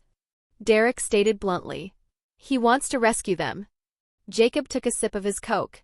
2 betas? I know about one. I'm the one who told the Argents to catch him. He killed his parents. But when did they catch the other one, and who is it? Stiles answered. It's Jackson's other friend, and they caught him today. I see, Jacob said. He turned his gaze back to Derek. But why are you telling me about this? The Argents and Peter are going to fight any day now, Derek explained, his expression grim. I want to know where you stand. Because if you're going to protect Kate, I won't participate. I don't want to die. Jacob leaned back. I won't interfere between Peter and Kate. Let them fight it out. And I know what you really want, Derek. You want the Alpha Spark. So as long as you don't hurt Chris or Victoria, you can do whatever you want. Stiles looked from Jacob to Derek, realization dawning. So you're not actually on Peter's side? You're just waiting for an opportunity to kill him and steal his power. Derek's eyes hardened. I'm not stealing anything. I'm taking back what's rightfully mine. Scott looked confused. But what about revenge for your family? Revenge won't bring them back, Derek stated flatly. And like I said before, I don't want to die. Even if Jacob doesn't protect Kate, his girlfriend definitely would try to save her aunt. And if she couldn't save Kate, she would definitely kill the one who killed her. So let Peter deal with Kate. How do you know Allison could kill you or Peter? Scott asked. Derek gave Scott an exasperated look. Are you stupid? Even if Allison couldn't kill me or Peter herself, can't she just ask Jacob for help? Besides, I think Allison could probably kill Peter on her own. I don't know what she is, but she's definitely a supernatural creature. I felt danger radiating from her when we met in the woods that night. Jacob interjected, steering the conversation back on track. Let me know before the fight between Peter and the Argents starts. Derek nodded. I will. Jacob mused. But I have to admit, I didn't think Peter would risk his life just to rescue his betas. That's not the real reason, Derek clarified. To an alpha, losing a beta is like losing a limb, but Peter isn't that sentimental, and he is not stupid. He knows the Argents are using them as bait for an ambush. His actual goal is to kill Kate. He wants to use the excuse of rescuing his betas so you won't blame him if he succeeds. Besides the 2 who got caught, how many betas does he have left? Jacob asked. He has 3 others. Derek counted off. The guy you met in the woods that night with us and 2 other newly turned betas, and Jackson makes a 4th if you can even count him. Stiles frowned. Why can't you count Jackson? Because, although he survived the bite, he has no powers. Derek explained. Scott looked surprised. Is that even possible? Isn't the bite supposed to either kill you or turn you into a shapeshifter? Yes, Derek confirmed. But maybe he's immune or something. Or maybe he is a shapeshifter and you just don't know what kind yet. Jacob suggested. Maybe, Derek conceded with a shrug. But that's Peter's problem, not mine. He stood up. All right, time for me to go. With that, Derek left. Once he was gone, Stiles turned to Jacob. Are you really not going to interfere in the fight between Peter and the Argents? No, I won't. Jacob confirmed. Now let's talk about something else. Scott asked. Where's Cogman? He went with the girls shopping. Jacob replied. Stiles said. My dad told me you helped him solve a case this afternoon. Why didn't you call me to help? You were in school. Jacob said. And believe me, a lamprey isn't something you'd want to look at. She was a disgusting, stinky, ugly bitch. Scott said. By the way, Jacob, can I borrow a suit for the formal? Do you even have a date? Jacob asked, raising an eyebrow. Yes. Scott said, a little defensively. Who? You wouldn't know her. I don't even really know her. We're just going together for the formal. That's it. Well, it's better than going alone, I guess. Jacob said. But my suits won't fit you, they're all tailored for me. Scott shrugged.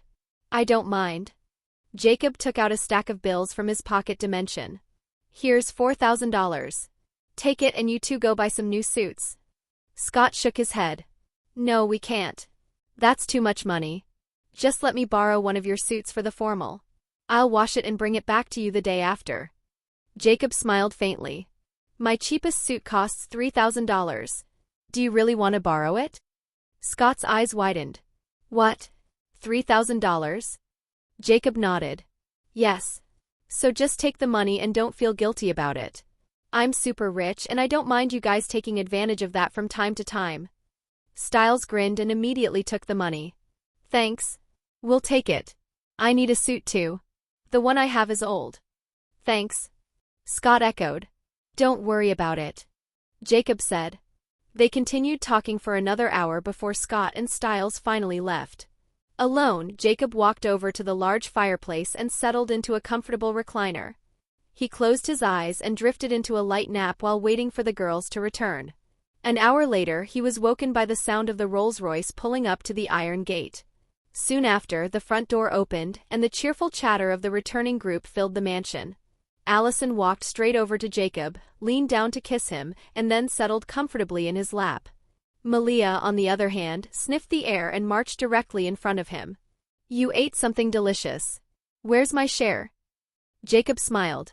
Where's my kiss first? Malia obliged, giving him a kiss. Satisfied, Jacob retrieved 2 generous portions of the grilled skyr buffalo meat from his pocket dimension and handed one to each of them. Both girls took a bite, and their faces lit up with delight. This is amazing. Allison said. I want more. Malia stated immediately, finishing her piece in a few quick bites. There are about 10 tons of it in the cold room. Jacob said. Ask Cogman to cook some for you. Malia looked puzzled. How much is 10 tons? A lot. Go see for yourself. And I still have more in my pocket dimension. Malia turned to Cogman. Old man, let's go see how much meat he's talking about. As the two headed for the kitchen, Jacob called out. Cogman, the buffalo's head is still in the backyard. Deal with it after you cook for Malia. I will, sir. Cogman replied. Once they were gone, Jacob looked at Allison, who was still curled contentedly in his lap. Where's Lydia? We dropped her off at her mom's house. She wanted to spend the night there. I see. So what did you girls do tonight? We bought a few dresses and watched a movie. Which one? Conan the Barbarian. It was fun, lots of sword fights. Jacob raised an eyebrow. I'm surprised you didn't watch a romance. We were planning on a romantic comedy. Allison admitted with a laugh. But Malia said no. She insisted on an action movie. She continued, telling him about their evening, how Malia had hated shopping and despised trying on dresses, before she started discussing the dresses and clothes they'd bought in detail. Jacob simply stared at her with a soft smile. Suddenly, Allison stopped and waved a hand in front of his face.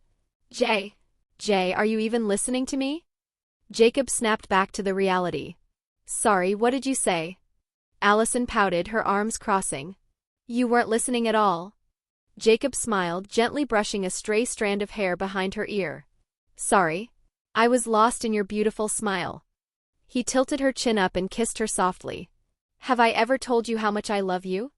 He kissed her again, deeper this time. I love the sound of your voice.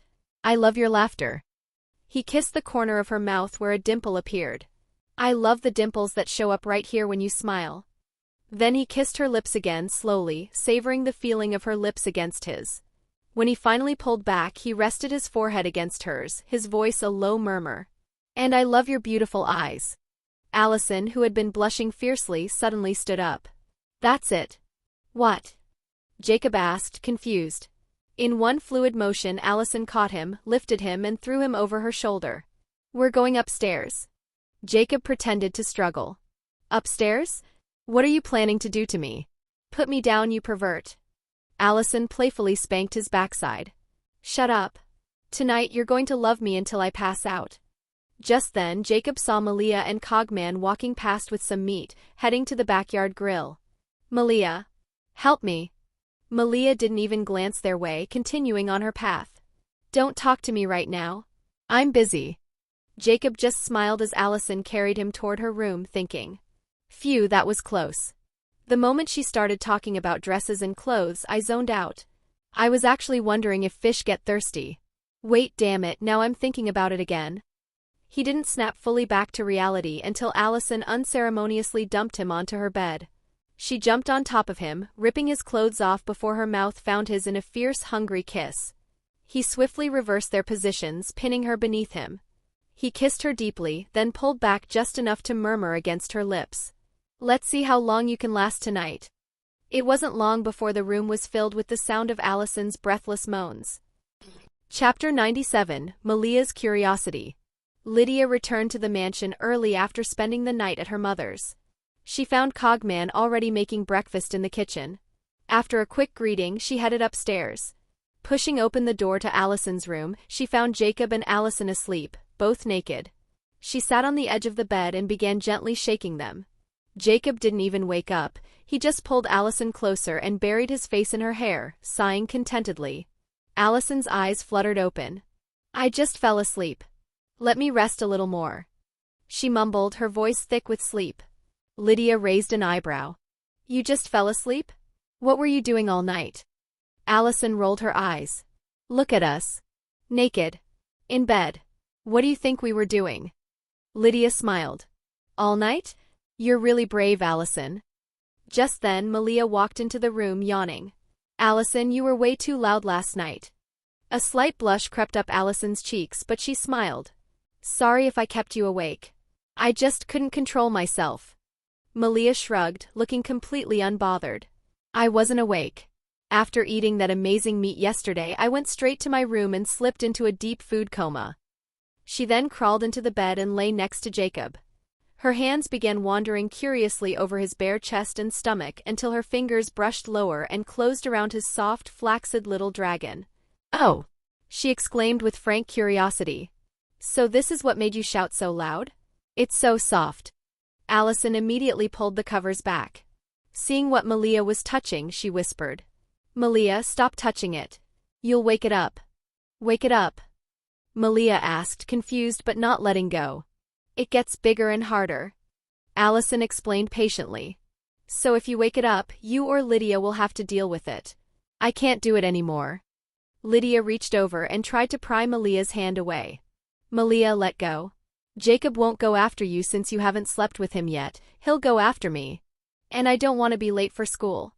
Malia smirked, a mischievous glint in her eyes. Is that so? But she didn't release her grip. If anything, her hand moved slightly. Lydia tightened her hold on Malia's wrist. I mean it.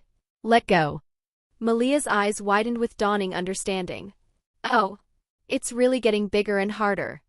Allison scrambled out of bed. Okay. That's my cue. Time for me to leave. Me too, Lydia said, trying to stand. But Jacob's eyes snapped open. His hand shot out, catching the wrist of the hand Lydia was using to hold Malia's. Not so fast, he murmured, his voice still rough with sleep. Oh, come on, Lydia complained. I don't want to take another shower and redo my makeup. We'll be late for school. Wait until after school and you can do whatever you want to me. All night. Jacob sat up. Don't worry, he said with a slow, predatory smile. I'll be quick. He leaned over and gave Malia a brief, deep kiss, then looked at Allison. Take the mischievous coyote with you. Malia pouted. I don't want to leave. I want to watch. Allison crossed her arms. Actually, you and Lydia are the ones who need to leave. This is my room. Jacob considered this for a second. Fair enough. He stood up in one fluid motion, scooped a squealing Lydia into his arms and headed for the door. Let's go to your room. As they left, Lydia shot a glare over Jacob's shoulder. Malia, I hate you. Malia just smiled brightly and made to follow them, but Allison caught her arm. Where are you going? I want to watch them. There's a lot I need to learn. Don't worry, Allison said, steering her back toward the bed. Jay is a very good teacher. He'll teach you everything you need to know. Besides, he won't let you watch. He doesn't like that. He's very possessive. Malia sat back down, curiosity overtaking her mischief. Really? He's never asked you and Lydia to, be with him at the same time? Never, Allison confirmed, sitting beside her. I was worried he would ask for a threesome. I told him I didn't want that. But it turned out I was worried for nothing. He really is possessive. And honestly, I love that about him. Malia tilted her head. Really? Why don't you want a threesome? Allison raised an eyebrow. Do you want one? Nope, Malia said bluntly. I'd definitely end up biting the other girl and scratching her with my claws. I like Jay. I don't like you and Lydia. Allison feigned a wince. Ouch, that's hurtful. It's not that I don't like you too, Malia clarified, her expression turning thoughtful. But the way I feel about you and Lydia is different from how I feel about Jay. I think of you two as family. Especially after I dropped my blood on his tattoo and became his mate. What I mean is, if I had to choose between saving you two or saving Jay, I'd choose him. Every time. And I'd use you to save him if I had to. Allison just smiled, unfazed by the brutal honesty. That's called love, Malia. And luckily for us, we'll probably never have to make that choice. He's strong enough that he doesn't need saving. The best help we can give him is to not be a liability. She paused, her tone softening. And Malia, if I was in trouble or Lydia was, you'd help if you could, right? Malia nodded without hesitation. I would. I just said if I had to choose between you two and him, I'd pick him. I see, Allison said. How do you feel about sharing him with other girls then? I don't like it, Malia admitted. But I don't mind because you and Lydia told me having many partners is his nature. He can't change it. But I feel like sex is something special. When it happens, I always want to be alone with Jay. What about you? Same, Allison sighed. I don't want to be having sex with him while he's focused on another girl instead of me. I would hate for her to touch me, and I'd be consumed with jealousy seeing him give her all his attention, leaving me aside. Eventually, I'd even start to hate him. So, like I said, I like the fact that he is possessive and hates sharing his wives, even with his other wives. Malia processed this, then asked. Be honest. Do you think Jay is lucky because he's with the three of us and we've accepted he'll have more girls? That idiot is definitely lucky and he should feel lucky, Allison said with a small laugh. Then her expression grew serious. But no, that's not how I really feel. After I understood what he is, what he's capable of, I feel like I'm the lucky one. You'll understand once you sleep with him. Wait, he already gave you the energy barrier ability, right? Malia held up her hand, showing the spatial ring. Yes. And this. So you know how magical he is, Allison said. And that's just the start. I don't want to spoil the surprise, so just wait until you sleep with him. You'll understand that if he told the world what he is and what he can do, almost every woman on the planet would fight to be with him. My pride sometimes whispers that he's the lucky one, but the truth is that we are the ones who are so lucky that a creature like him fell in love with us. Malia tilted her head. Is he that good at sex? Allison laughed, the sound light and genuine. Sex? Well, he's incredible at that too. But that's not what I meant. I'm talking about the fact that he can make us stronger and give us all kinds of abilities, magical items, magical food like yesterday's meat, and so much more. Don't get me wrong though, I loved Jay before I even knew how magical he was. And Malia? Yeah. Never tell him what I just said, let the idiot think he is the lucky one. And when he brings a new girl, make sure to act at least a little angry. Otherwise, he might add every pretty girl he meets to our family. We have to make sure any girl who joins our family is a good one. We have to protect our treasure boy, our husband. Malia winked with a smile. Sure. All right, Allison said, standing up and stretching. I need a shower. I'm all sticky. With that, Allison walked into the bathroom, and Malia went downstairs to the kitchen. After Jacob finished his morning love-making with Lydia, they took a shower together. He then went to his room, got dressed, and sat on the edge of the bed. System sign in. He thought. Daily sign-in successful. Rewards obtained. Sunglasses. The LEGO Star Wars Death Star 10188 2008. Flower seeds for the garden. Jacob scanned the list. The LEGO set is the best reward today, but too bad it's Star Wars, I'm not that into it. It'll make a great birthday gift for Stiles though. By the way, system, show me my status. Status. Name, Jacob Alexander, 16 years old. Species, human/dragon. Abilities. 1. Pyrokinesis. 2. Electrokinesis. 3. Geokinesis. 4. Magmakinesis. 5. Fire and electricity immunity. 6. Standard shifter abilities. 7. Poison immunity. 8. Charm, passive ability makes the host charming only to women he is interested in. 9. Dragonborn Shout, Fuss Roda, Skyrim. 10. Dragon Fire, Lightning, Lava Breath. 11. Storm Call, Skyrim. 12. The Quen Sign, The Witcher. 13. Deadpool Healing Factor, MCU. 14. Absolute Anonymity, passive ability completely conceals your energy and natural scent. Weapons and items, Banana Peel, Mario Kart. Defective Lightsaber, Defective Invisibility Cloak, Excalibur Knockoff, The Joker's Laughing Bomb ×20, a can of Popeye's Spinach, Mirakuru, Arrow DC Comics, ×7, Senzu Beans ×2, he gave them to Allison and Lydia, expired Senzu Beans ×8, Spatial Ring ×7, Memory Neuralizer, Men in Black, Replica Katana Shusui. One Piece, Glock 45, SNW 500 Revolver, Alien Wrist Blaster, Cowboys and Aliens, Arc Reactor MCU, Hand Grenades ×10, Quen Scroll ×6, Phoenix. Down X20 Final Fantasy, The State Route 6 Despicable Me, White Honey Potion The Witcher X12. After reading his status window, Jacob went downstairs and joined Allison and Malia at the table for breakfast. Lydia joined them soon after. She glared at Malia. I'm going to get you back for what you did this morning. Malia snorted. It's not like you didn't enjoy it, with all your loud moaning and begging for Jay to go faster. Lydia sat down, a sly smile gracing her lips.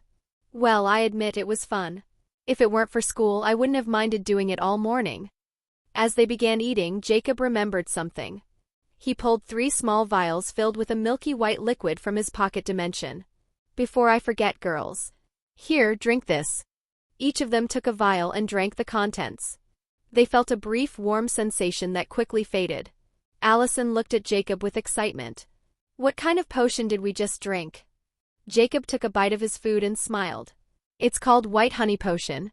It grants permanent immunity to all poisons upon consumption. So we're immune to all poisons now? Lydia clarified. Yes, Jacob confirmed. And Malia will no longer be affected by wolfsbane. Allison kissed him deeply. Thanks, hubby. By the way, did you drink one too? Jacob said. No, I don't need it. I'm already immune to all poisons. Malia and Lydia each gave him a kiss as well. After they finished breakfast, Cogman drove Jacob, Allison, and Lydia to school and then took Malia to the sheriff's station to deal with her legal situation. Chapter 98, A Visit to the Past. 2 days passed quickly and it was now the day before the winter formal. Jacob, Allison and Lydia had a normal day at school before returning home. As soon as they got home, Malia kissed Jacob and said, "Jay, I want you to go somewhere with me." "Right now?" Jacob asked. Malia nodded. Jacob took her hand. "Then let's go." He looked at Lydia and Allison. "Girls, I'm taking Malia out." "Okay," Allison said. "Have fun," Lydia added.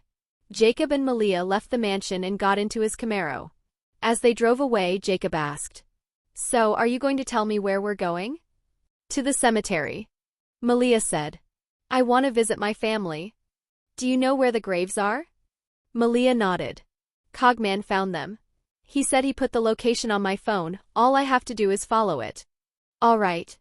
He drove to the cemetery and after they arrived he took Malia's phone and found the graves using the location. Malia stood in front of the graves of her parents and sister. "Jay, give me a moment please." Jacob took a few steps back. Malia's eyes started to well up with tears. She touched the grave of her sister, then her father. When she tried to touch her mother's grave, she hesitated. Then she started crying harder and got on her knees in front of it. "I'm sorry, Mom," she whispered, her voice choked. "I'm sorry. I didn't mean what I said that day." Jacob came and hugged her. Malia looked up at him, her face streaked with tears. "The night they died, I was having an argument with them. In anger, I told my mom, 'I wish you were all dead.'" She began sobbing again. Jacob hugged her tighter. "You were 9 back then. You didn't even know what death really meant. Besides, it was the full moon that night, it might have messed with your head too. So don't blame yourself. You didn't mean that and their death wasn't your fault. It was the blue-eyed woman's fault." He paused, letting his words sink in. "And Malia, I think I know who that woman is." Malia stopped crying immediately and looked at him. "What? You know and didn't tell me?"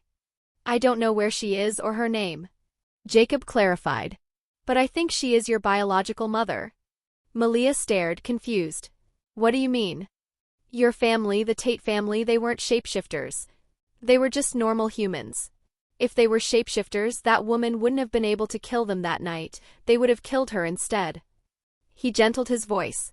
"What's more is this, when a were-coyote gives birth to a child, they involuntarily transfer a significant portion of their supernatural power to their child during birth.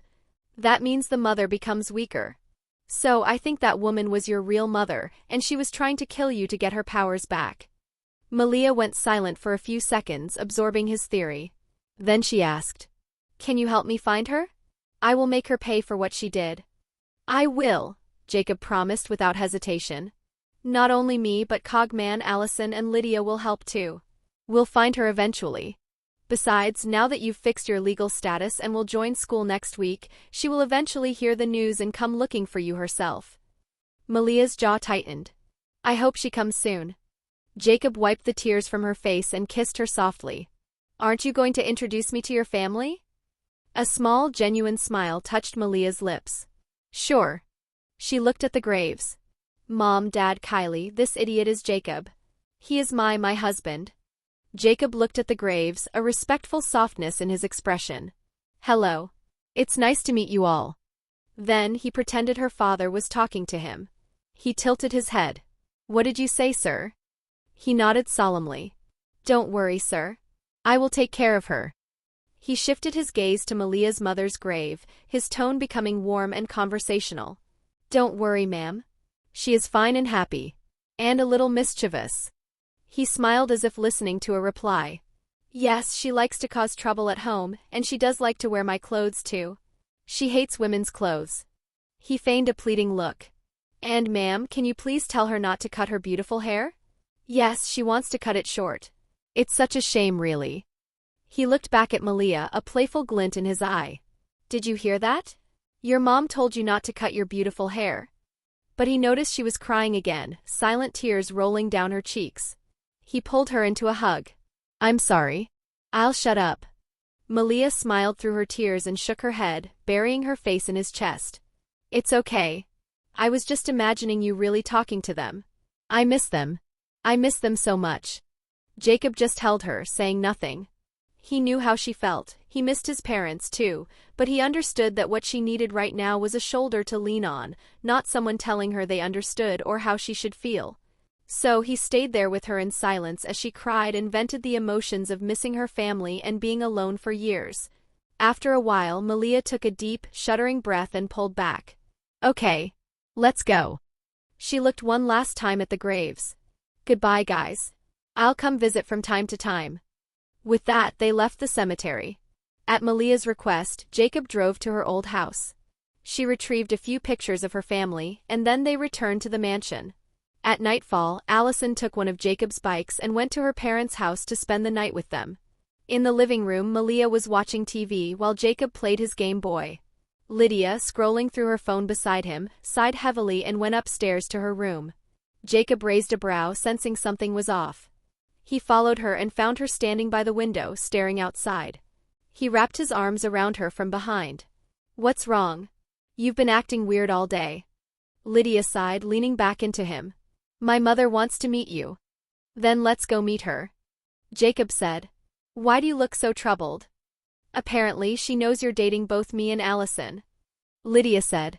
How does she know? She used to be a teacher and still has friends at our school. Lydia explained. Someone told her I was fooling around with a rich playboy who's dating me and another girl. She's been nagging me for days, demanding I break up with you. When I told her that wasn't going to happen because I love you, she decided she wanted to meet your parents to ask them to keep you away from me. When I told her your parents were dead, she said she wants to meet you. All right, Jacob said calmly. Let's go have dinner with her. I think it's time to tell her the truth about our world. I don't think she's ready for that. Lydia worried. She'll have to know eventually. Jacob reasoned. Better we tell her the truth now before she tries something stupid, like trying to put you in a nut house. She would never do that. Lydia said. Didn't she and your father put your grandmother in a mental institution? Jacob asked. That was different. Lydia protested. My grandmother didn't know she was a banshee and was hearing voices all the time. It looked like she was losing her mind. Still, you're right. We should tell her the truth. Okay, Jacob said. Call her and tell her we're coming for dinner. Lydia called her mother. After hanging up, she turned to Jacob. Go change your clothes. And let's not bring Cogman. I don't want her to meet him yet. He might say something terrifying or put her on his shit list. Jacob smiled. Don't worry. He may be a psycho, but he would never disrespect your mom or add her to his list. I know Cogman is polite. Lydia said. But my mom isn't. She can be a real bitch sometimes. So let's not take him with us, and please be patient with her if she says something rude. For me. Jacob kissed her forehead. Don't worry. I'll charm her. She'll like me. Lydia's eyes widened in horror. No, no, no. Don't you dare charm her or have any ideas about her. That's why I was so worried about you meeting her. I don't want to go through what Scott is going through. Jacob laughed. I didn't mean I'd make her fall in love with me. I just meant I'll be nice. I'll be keeping an eye on you. Lydia warned. And one more thing, you will only meet her when I'm with you. You are not allowed to meet her alone, you handsome pervert. I don't want her charmed by your face and that ability of yours. Jacob laughed again. Don't worry. My charm won't work on her. Why not? My charm ability changed. Now it only works on women I'm romantically interested in. He explained. Haven't you noticed the girls at school haven't been throwing themselves at me for the past week? Lydia considered this. Yeah, Allison and I noticed. But they're still ogling you and smiling at you. Well, I'm handsome after all. Jacob said with a smirk. My charm ability was just a bonus. Even without it, they can't resist looking at the most gorgeous man they've ever seen. Lydia rolled her eyes. Go change, you narcissist. We're going to be late. Jacob smiled and left to change, then went downstairs and sat with Malia until Lydia was finally ready, which took another 40 minutes. You said we were going to be late, but it took you 40 minutes just to change. Jacob pointed out. I have to look good, don't I? Lydia said, striking a pose. She was wearing an elegant coat. This coat is Louis Vuitton. I bought it for $12,000. She opened it to reveal a beautiful blue dress underneath. This dress is also Louis Vuitton. I bought it for $10,000. And my shoes. Okay, stop. Jacob cut her off. Let's just go. Lydia pouted. But I haven't told you about my shoes, my purse, my watch, and… We're going to have dinner with your mom, not make her jealous. Jacob said. I have to show her how well you're taking care of me. Lydia smiled. You can show her when we get there and tell her how much your stupid clothes cost. Jacob said. He then kissed Malia, who didn't care about them at all and was still glued to the TV, watching an animal documentary about wolves, before standing up, taking Lydia's hand, and gently leading her out of the mansion. Cogman followed them to the driveway. Shall I drive you, sir? No, I want to drive tonight. Jacob said. He and Lydia got into his Camaro and drove toward her mother's house. When they arrived, Jacob retrieved a luxurious box of chocolates from his pocket dimension. How does your mom feel about chocolate? We don't have any wine at home, and I don't have any in my pocket dimension. She'll love it. Lydia said. And she'd probably judge you if you brought her wine. Jacob smiled. Good thing I didn't bring any then. He took Lydia's hand and together they walked to the door. With a deep breath, Lydia rang the bell. Chapter 99, Dinner with Lydia's Mother. Natalie, who was preparing dinner, heard the doorbell. She opened the door and looked at Jacob in surprise. Her first thought was, what a handsome boy. No wonder Lydia doesn't want to break up with him. Mom. Lydia called out, a note of irritation in her voice. Natalie came back to her senses and looked at her daughter. Oh, sorry, sweetheart. I didn't see you there. Lydia pouted and Natalie smiled before looking back at Jacob. You must be Jacob. Jacob offered a polite smile. Yes, ma'am. Nice to meet you. Now I know where Lydia got her beauty. Natalie's smile widened. You're sweet. Come on in. Jacob and Lydia entered and Natalie closed the door behind them. Jacob handed her the luxurious box of chocolates. You didn't have to bring anything, but thank you, she said, accepting the gift. She then looked at her daughter. Take him to the living room. I'm almost done with dinner. Do you need some help? Jacob offered. I can't cook, but I can help set the table. Sure, Natalie said. She turned to Lydia. Take your coat off and come help too. Jacob and Lydia helped set the table in the dining room and brought out the dishes. Once the food was served, the three of them sat down to eat.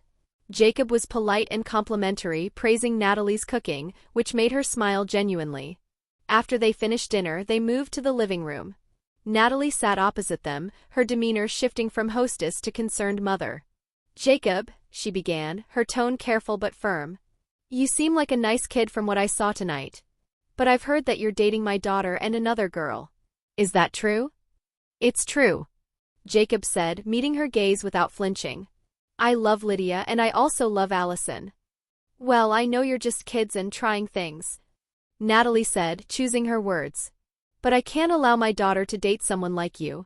You're just going to break her heart eventually. So I want you to either break up with Allison and date only Lydia, or break up with Lydia. Jacob shook his head gently. I'm sorry, ma'am. I don't want to break up with either of them. Actually, I can't. The three of us are bound by something deeper than just love. Natalie's brow furrowed. What do you mean? Jacob and Lydia exchanged a look. She sighed. I guess it's time to tell her the truth. She turned back to her mother. Actually, Mom, I'm not just his girlfriend. I'm his wife. What nonsense are you talking about? Natalie said, a flush of irritation coloring her cheeks. You're 16.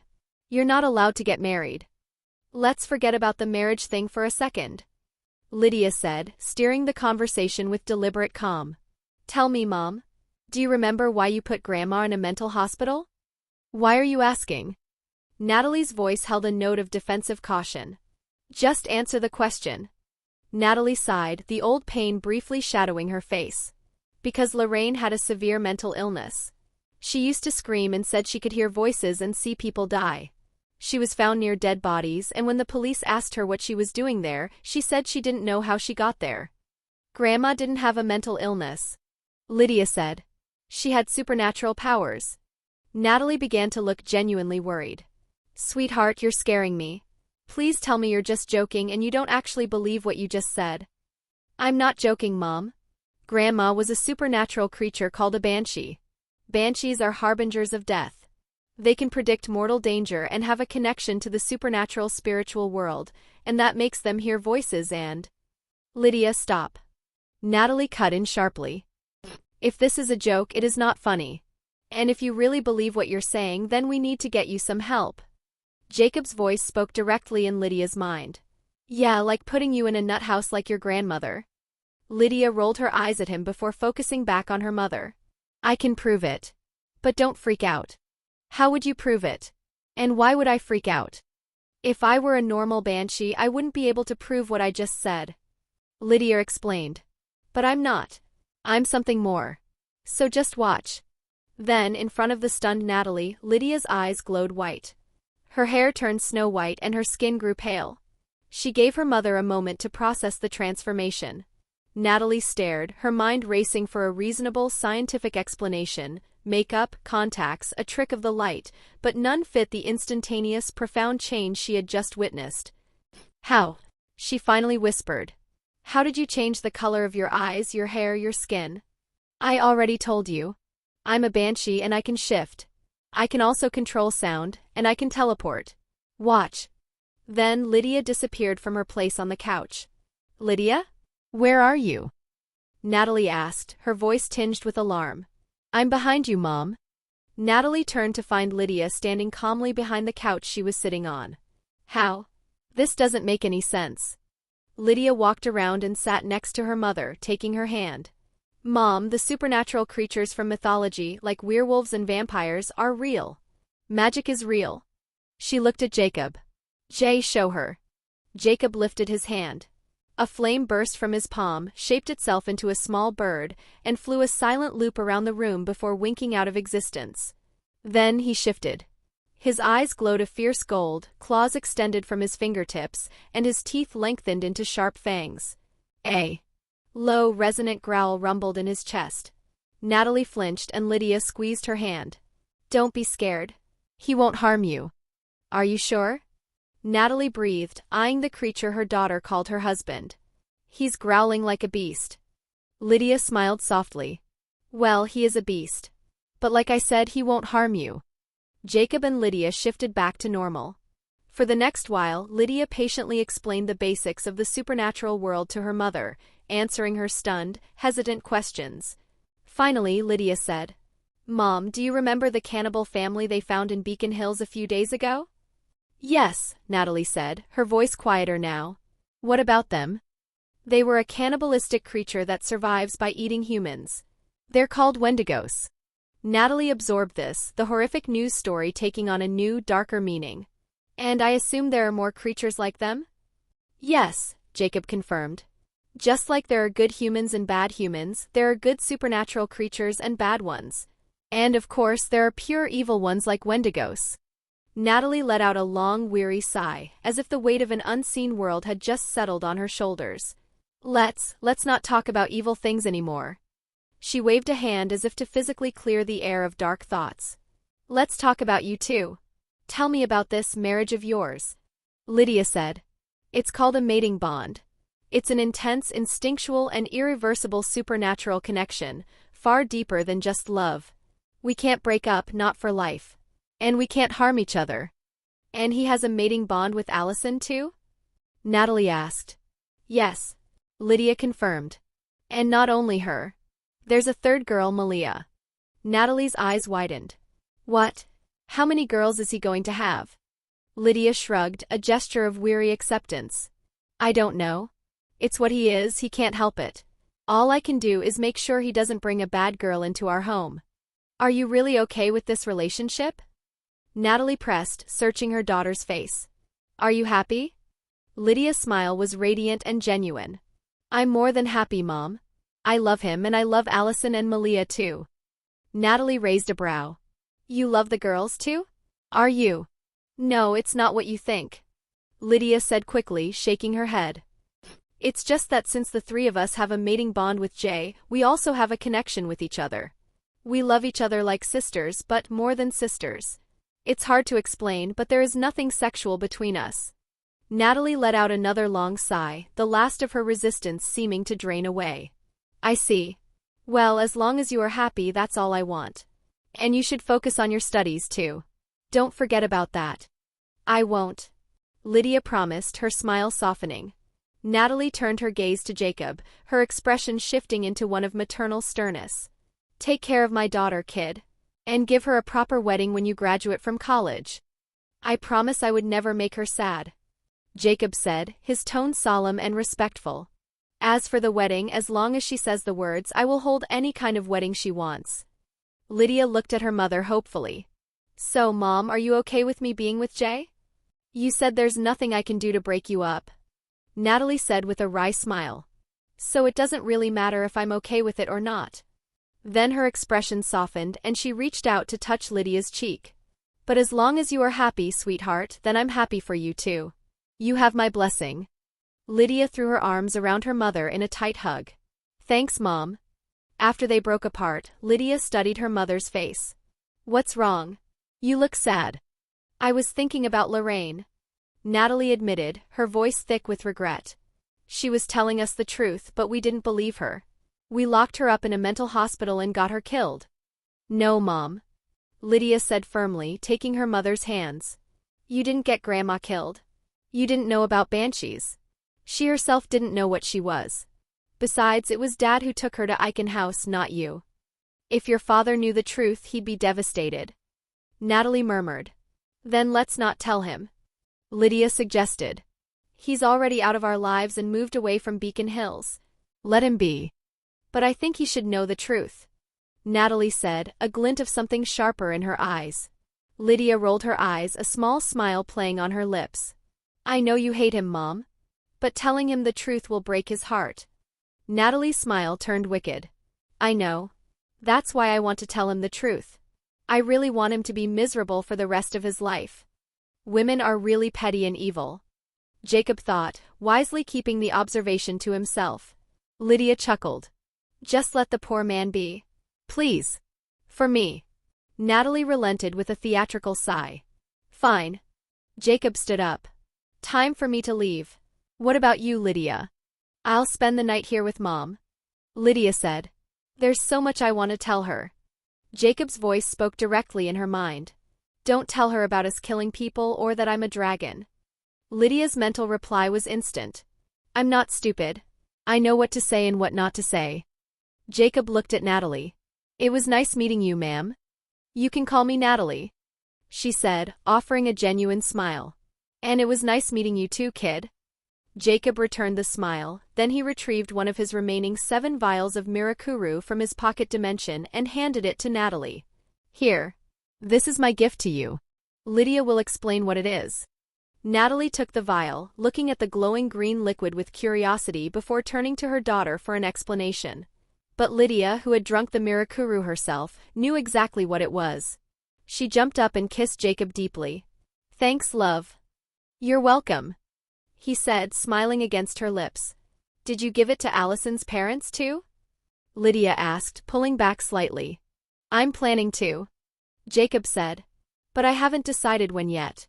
So don't tell Allison I gave your mom one first. Lydia's smile turned mischievous. Okay. I'll wait until you give it to them, then I'll tell her that you gave it to my mom first. Jacob pinched her nose playfully. Are you trying to get me in trouble? Lydia winked. Yep. Jacob shook his head with a fond smile, kissed her one last time and said, All right. Good night, ladies. With that he left. After the door closed, Natalie looked at the vial in her hand, then at her beaming daughter. What does this green liquid do to make you that excited? After you drink it, Lydia explained, her voice full of excitement, you will become incredibly strong, have supernatural healing, and you will never get sick again. Natalie's eyes widened. Isn't this thing too precious? It must be very expensive. And does it not have any side effects? No, it doesn't have any side effects, Lydia assured her. And don't worry about it being precious or expensive. If Jay gave it to you, then just drink it and don't worry about anything else. Okay, Natalie said, still looking at the vial with a mix of awe and trepidation. She moved to open it, but Lydia stopped her. Wait. Let's go to the bathroom first and get in the bathtub. You'll sweat a lot. The two of them went to the bathroom. They filled the bathtub with hot water, and then Natalie, with a final deep breath, drank the contents of the vial. She immediately felt a spreading warmth from her core. Soon she began to sweat profusely. She quickly got into the tub. Lydia stripped off her own clothes, climbed in, and lay back in her mother's arms, and they started talking about the supernatural side of the world and about Jacob. Chapter 100, Becoming a Chimera. Malia woke up around 4 a.m. After thinking for a moment, she smirked, turned on the bedside lamp, and shook Jacob. "Jay, wake up." Jacob opened one eye. "What time is it? Let me sleep some more." He turned over and buried his face in the pillow. Malia smiled and leaned over him and began tickling his ear with the ends of her hair. Jacob groaned. "Stop that. Why are you waking me up this early? It's still dark outside." He sat up, rubbing his eyes, and looked at her. "If you're hungry, go wake Cogman and ask him to make you something. He doesn't need to sleep for too long anyway."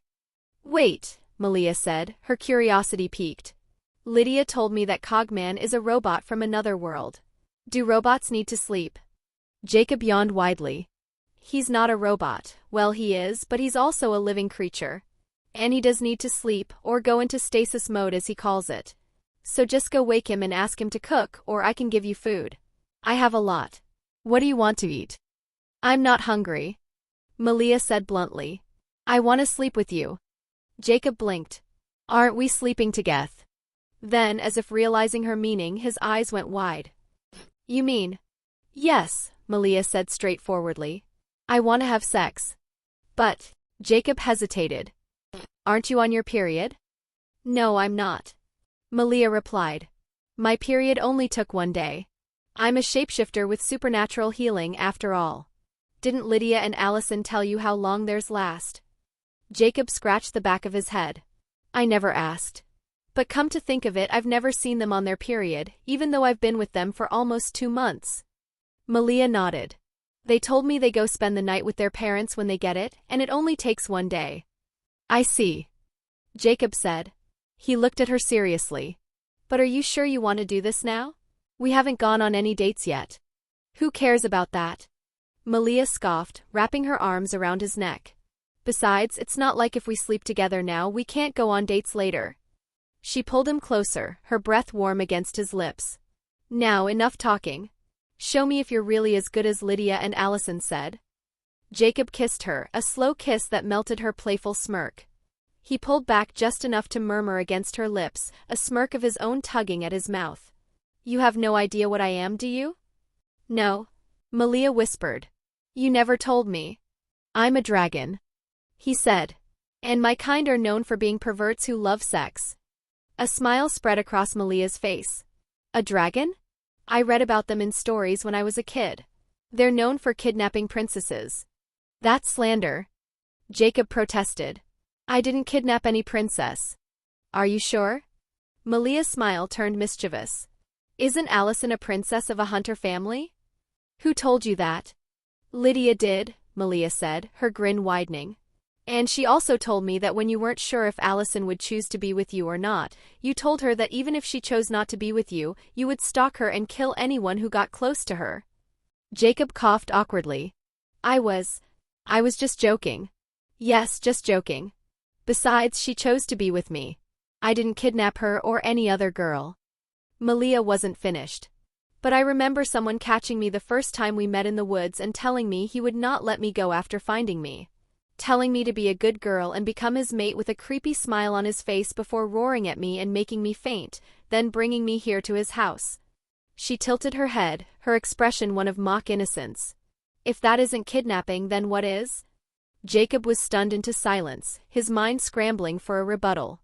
"No matter how you look at it, I really do look guilty," he thought with an internal wince. Malia laughed, the sound bright and clear in the quiet room.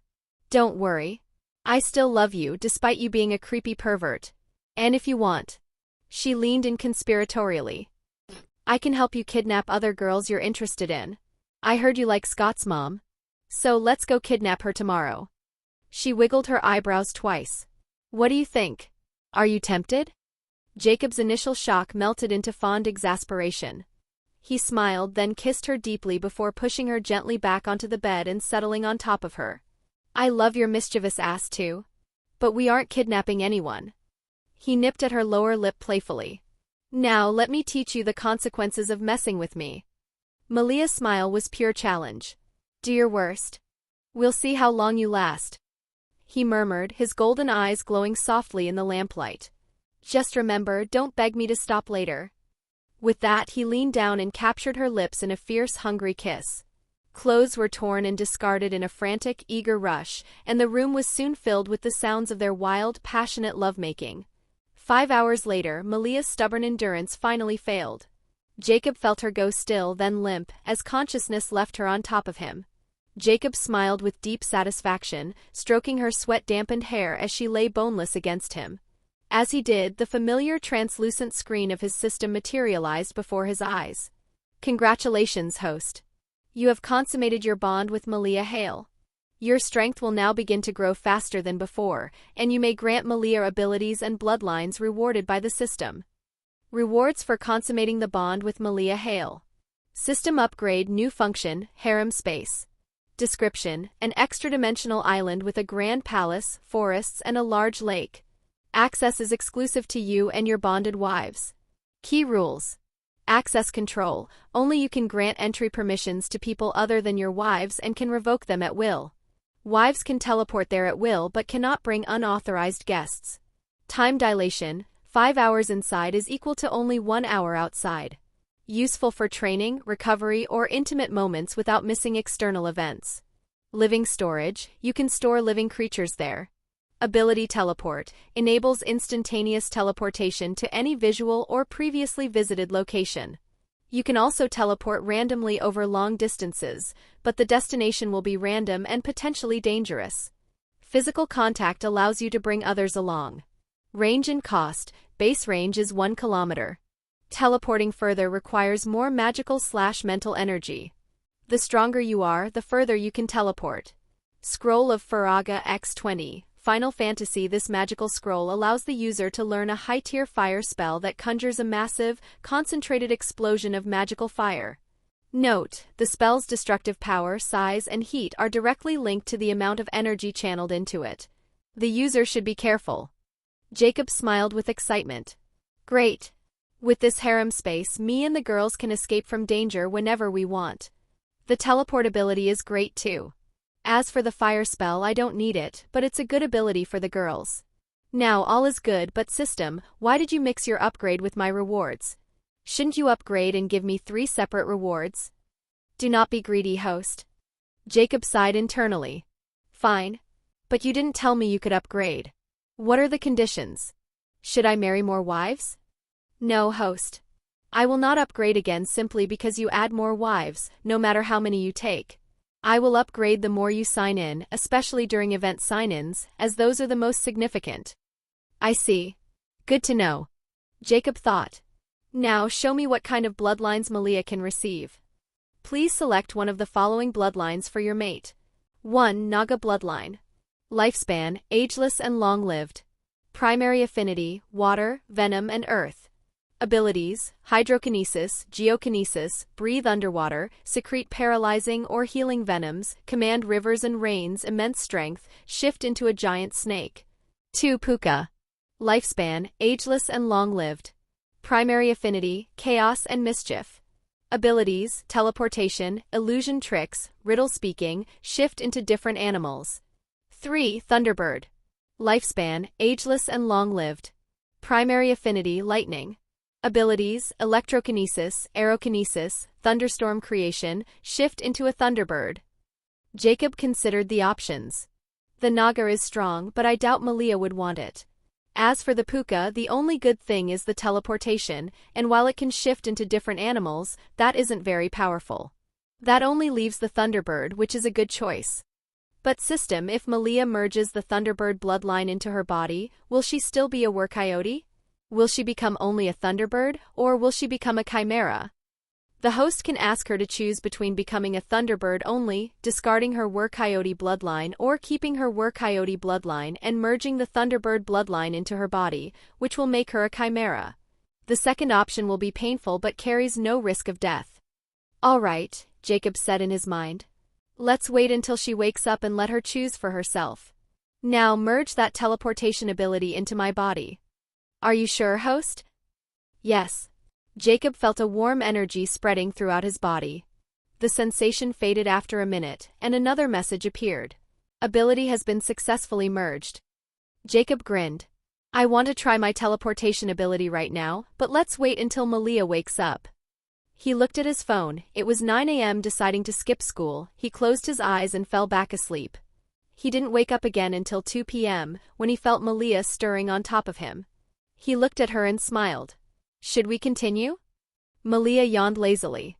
Do you want to kill me, you pervert? I can't do it anymore. Jacob's smile widened. So you admit defeat? Yes, Malia said, though a spark of challenge remained in her eyes. But I'll beat you next time. This was my first time after all. She pressed a soft kiss against his lips. And I have to admit, Allison and Lydia weren't lying, you really are good. Now let's take a shower and eat something. I'm starving. All right. Jacob agreed. He carried her to the bathroom, and after they showered they went downstairs to the kitchen. They found that Cogman had already prepared a large amount of food. After they had their fill, Jacob looked at Cogman. Didn't Allison and Lydia come back home this morning? No, sir. Cogman replied. But they asked me to pick them up from school later. I see. Jacob then turned to Malia. Let's go back to my room. I have a gift for you. They went upstairs to his room and sat on the bed. Jacob explained the 3 bloodline options to her in detail and then asked, So what bloodline do you want? Malia thought for a few moments, her expression serious as she weighed the choices. I think the Thunderbird is the best one. I can use lightning attacks like you, and I can use wind attacks like Allison. Most importantly, I can fly. She looked at him, her curiosity evident. But can I keep my coyote form too? You can. Jacob said. But you will probably not be able to shift into a bird. You'll become a chimera. What's a chimera? It's a hybrid creature that possesses traits and abilities from at least 2 different supernatural creatures. Will I have wings? We won't know until you shift after merging the bloodline into your body. Jacob explained. And by the way, it will hurt a lot. You should prepare yourself for the pain. Malia thought about it for a moment, then nodded decisively. Okay. You can give me the Thunderbird bloodline. What should I do? Turn around. Jacob instructed. Malia gave him her back. He placed his hand between her shoulder blades. System, merge the Thunderbird bloodline into Malia's body. Are you sure, host? Yes. A surge of raw electric energy pulsed from Jacob's palm into Malia's spine. Her body grew instantly warm, then hot, as if every cell was igniting at once as the ancient power wove itself into her very essence. After 5 minutes, a new prompt appeared in Jacob's vision. You may remove your hand now, host. The transformation will take approximately 1 hour to complete. Jacob removed his hand, watching her closely. Malia's eyes were closed, her expression calm at first. But soon, her eyes opened wide as a ragged scream tore from her throat. Aya! Damn it, it hurts. Jacob looked at her with deep concern. It will pass soon, just wait. Maybe I can help. He caught Malia's hand and focused. Soon, dark web-like veins began to appear on his own hand, crawling up his arm and over his shoulder. As I thought. He gritted out. I can absorb your pain. Malia's agony vanished. She looked at Jacob, whose face was now half covered in those pulsing dark veins. He was biting his lips so hard it bled. She understood immediately, he was taking her pain upon himself. Stop! She cried, panic lacing her voice. What are you doing? Let go of my hand. She tried to wrench her hand free, but his grip was like iron. Jacob took a shuddering breath, fighting not to scream. He managed an ugly, strained smile. Just let me do this for you. Malia wanted to argue, but the sudden absence of pain, combined with the immense energy still working within her, was overwhelming. Her vision blurred and she suddenly lost consciousness. Jacob helped her lay down gently on the bed, never releasing her hand. He continued to absorb her pain. A knock sounded at the door. Sir, is everything okay? Cogman's concerned voice came from the hallway. Jacob spoke through clenched teeth, each word an effort. Yes, everything is fine. You do not sound fine, sir. Cogman said. And why was Lady Malia screaming? Come in. Jacob managed. Cogman entered and took in the scene. Malia sleeping peacefully and Jacob holding her hand, dark veins marring half of his face and body like a sinister tattoo. What's going on? I gave her a new bloodline. Jacob rasped. To merge it into her body, she would feel pain. So I'm absorbing it. I see. Cogman said.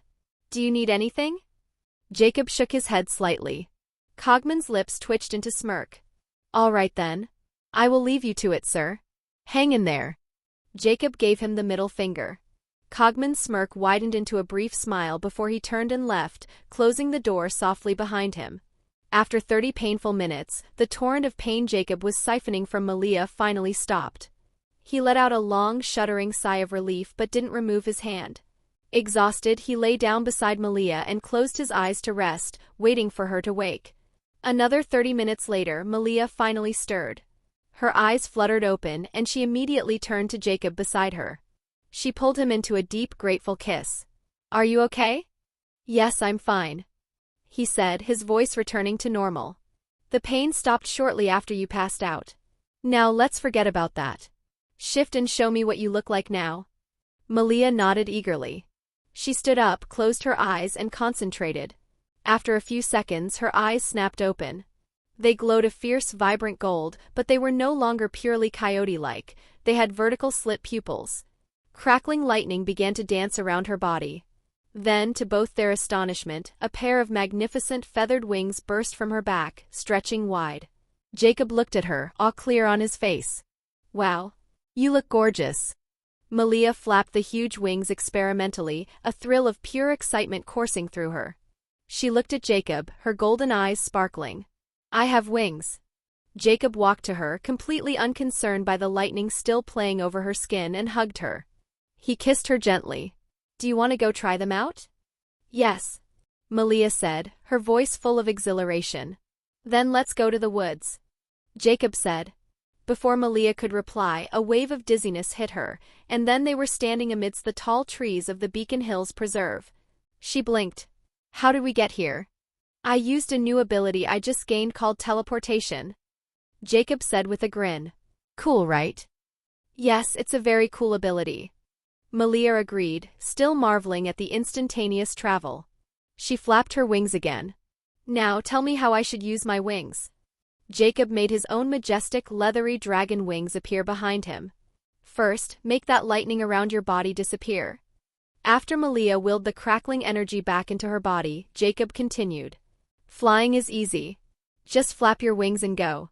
Like this. He bent his knees slightly, then with a powerful downbeat of his wings, he launched himself into the sky. Malia mimicked his motion. To her delight and surprise, it was intuitive. She pushed off the ground and soared upward after him. The two of them flew above the Beacon Hills Preserve, the wind rushing past. Then Malia remembered the lightning. She coated her body with it again, and her speed skyrocketed, turning her into a literal bolt of lightning streaking across the sky. Jacob laughed, did the same, and followed her. This time they flew around the entire town, moving so fast they were nothing more than a blue blur to anyone who might have glanced up. After they had their fill of the sky, they returned to the mansion, landing softly in the backyard. Malia threw herself at Jacob, wrapping her arms around him as she kissed him deeply. I love you so much. She breathed against his lips. Jacob smiled, holding her tight. I love you too. Malia pulled back slightly, her golden eyes still alight with the thrill of discovery. I think I can do more. What do you mean? Jacob asked. I'm way stronger than before, Malia explained, flexing her hands. And I think my coyote form is changed too. Show me, Jacob said, curiosity piqued. Malia stepped a few paces away from him and focused. She shifted into her full animal form, but it shouldn't be called a coyote anymore. She was now as large as a horse, her frame more powerful and wolf-like with thick, muscular limbs. A pair of magnificent feathered wings were folded against her back, and arcs of blue-white lightning danced across her fur. Jacob looked at her in surprise and admiration. You look majestic. He walked up to her and she lowered her giant head, nuzzling against his chest as he stroked her thick, electrified fur. Malia's voice spoke directly in his mind. I think I can make my body small again. Try it, Jacob said. She concentrated and soon the lightning receded into her body. Her wings vanished completely as her body shrank until she stood before him as an ordinary-looking coyote. Try to shift into your were-coyote form, Jacob suggested. Your hybrid form, I mean. Like this. he demonstrated. Black scales rippled across his skin, covering his body except for his face. Curved dragon horns sprouted from his forehead, he grew several inches taller, and a long, powerful tail swished behind him. Malia shifted back to her human form, studying him intently. Then she attempted to mimic his hybrid form. Dark gray fur sprouted across her body, her face elongated slightly into a wolf-like muzzle with gleaming fangs, and she grew a few inches taller. A bushy tail emerged from the base of her spine. Jacob's eyes lit up. He hugged her tightly, then, in a blink, teleported them both back into his bedroom. "Let's do it while you're in this form." Malia blinked, her voice deeper and slightly raspy in this shape. "What, really? You like me looking like this, you pervert?" "Yes, I do," Jacob admitted with a shameless grin. "I do love me a monster girl. So can we? Please?" Malia's wolfish muzzle stretched into a smile, revealing sharp canines. "Sure. But we're only doing it once, that's my limit." With that, Jacob scooped her up and tossed her playfully onto the bed before pouncing on top of her. Soon, the sounds of their passionate and distinctly non-human lovemaking filled the room, low growls, playful howls, and satisfied roars. Downstairs, Cogman, who was on his way out to pick up Allison and Lydia from school, paused as a particularly resonant growl echoed from the upper floor, followed by a playful snarl.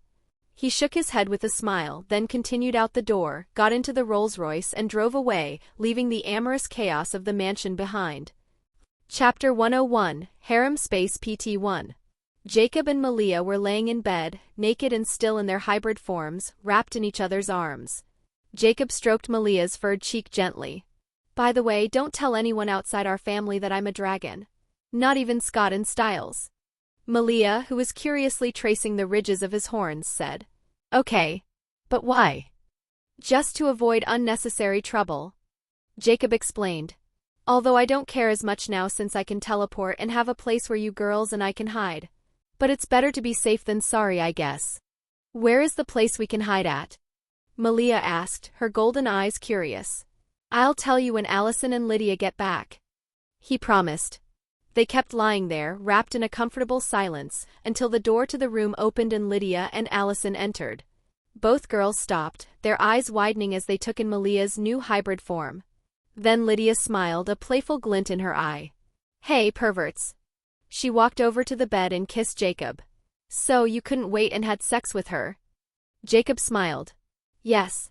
I've been waiting to eat her up since the day she shifted back to human." Allison sat on the other side of the bed and stroked the soft fur on Malia's arm. "You look surprisingly beautiful in your Were-Coyote form." Lydia leaned in, touching Malia's furry cheek. "Yes, you look beautiful. Unlike Peter and Scott, the two of them are just ugly." Malia blinked in surprise, her tail giving a little flick. "Aren't you guys going to make fun of Jay for sleeping with me in this form?" Lydia snorted. "Actually, I'd be more surprised if he didn't. We already know he's a pervert who likes monster girls, so he wasn't going to miss sleeping with your beautiful furry ass." "Yeah," Allison agreed with a smirk. "He loves sleeping with me and Lydia in our fairy and banshee forms. And to be honest, I like doing it with him in his dragon form too.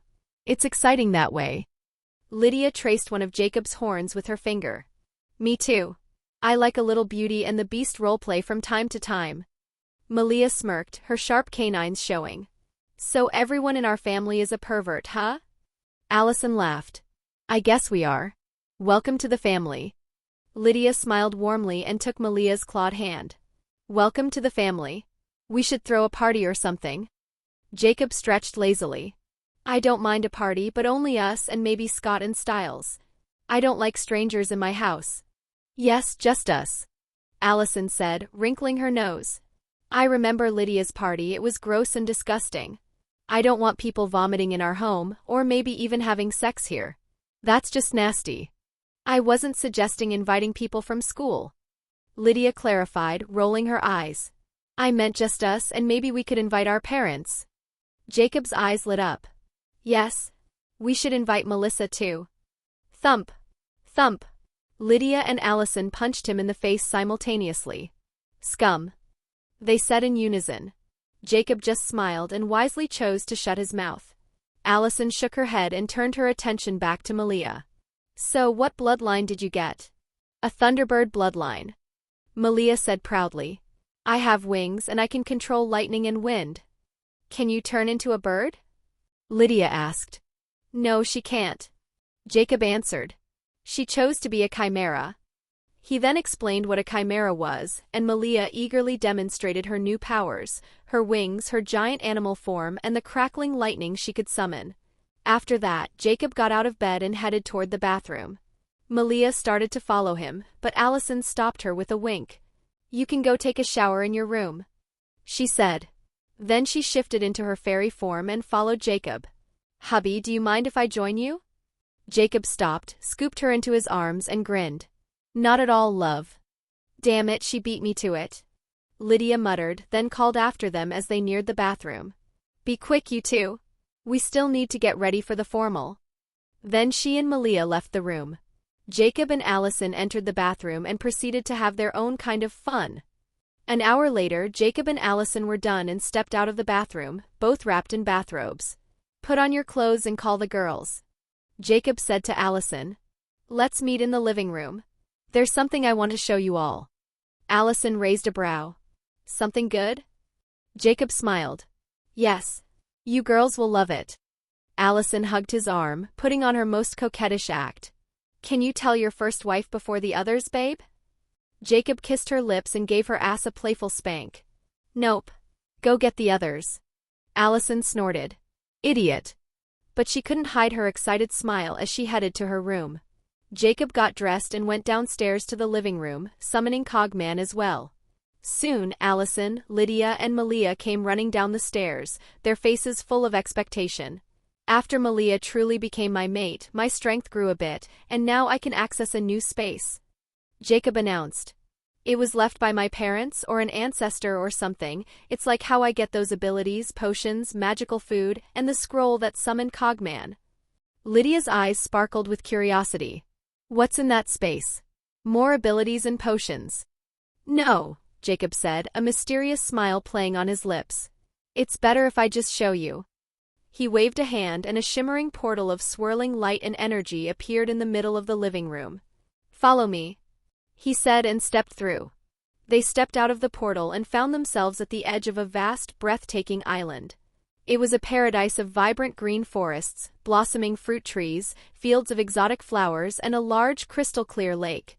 In the very center of the island stood a grand, majestic palace of pristine white stone. The girls and Jacob gasped in surprise, and even Cogman was impressed. What a beautiful place, Allison said. Lydia pointed toward the center of the island. And look at that magnificent palace. It looks huge even from this distance. Malia took a deep, slow breath. The air here is so fresh.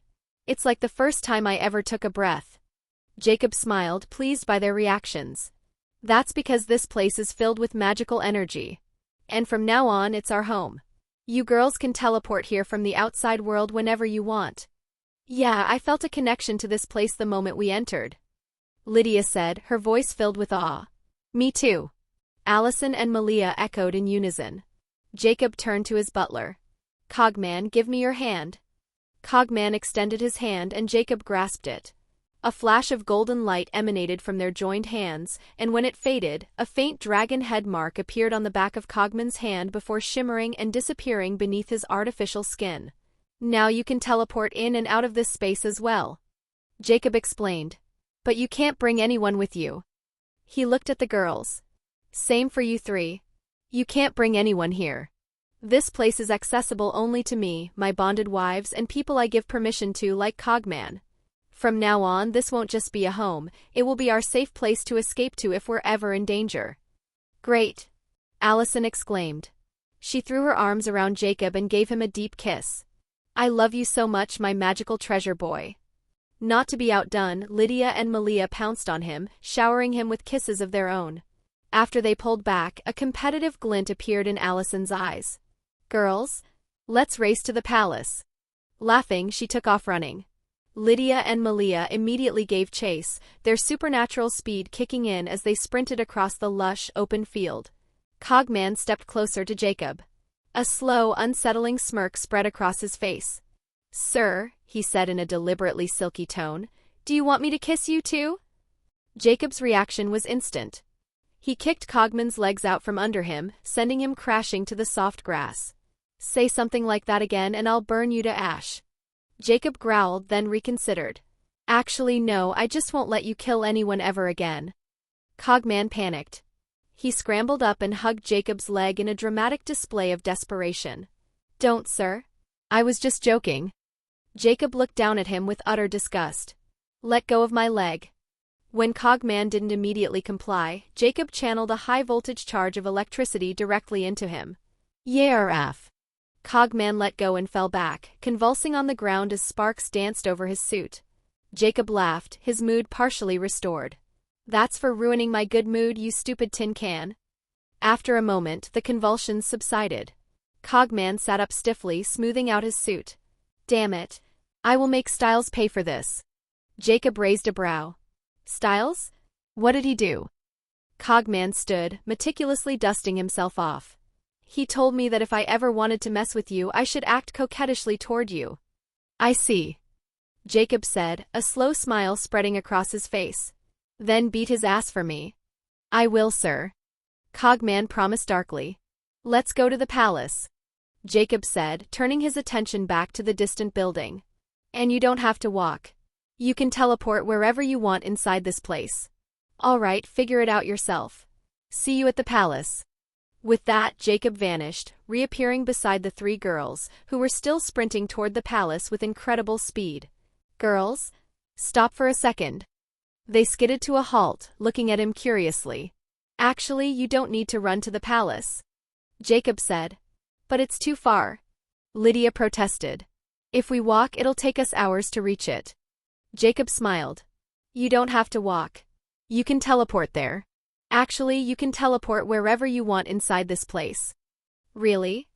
Allison asked, her face lighting up. Yes. Just focus on that connection you have with this place and think of going to the palace. You'll appear there.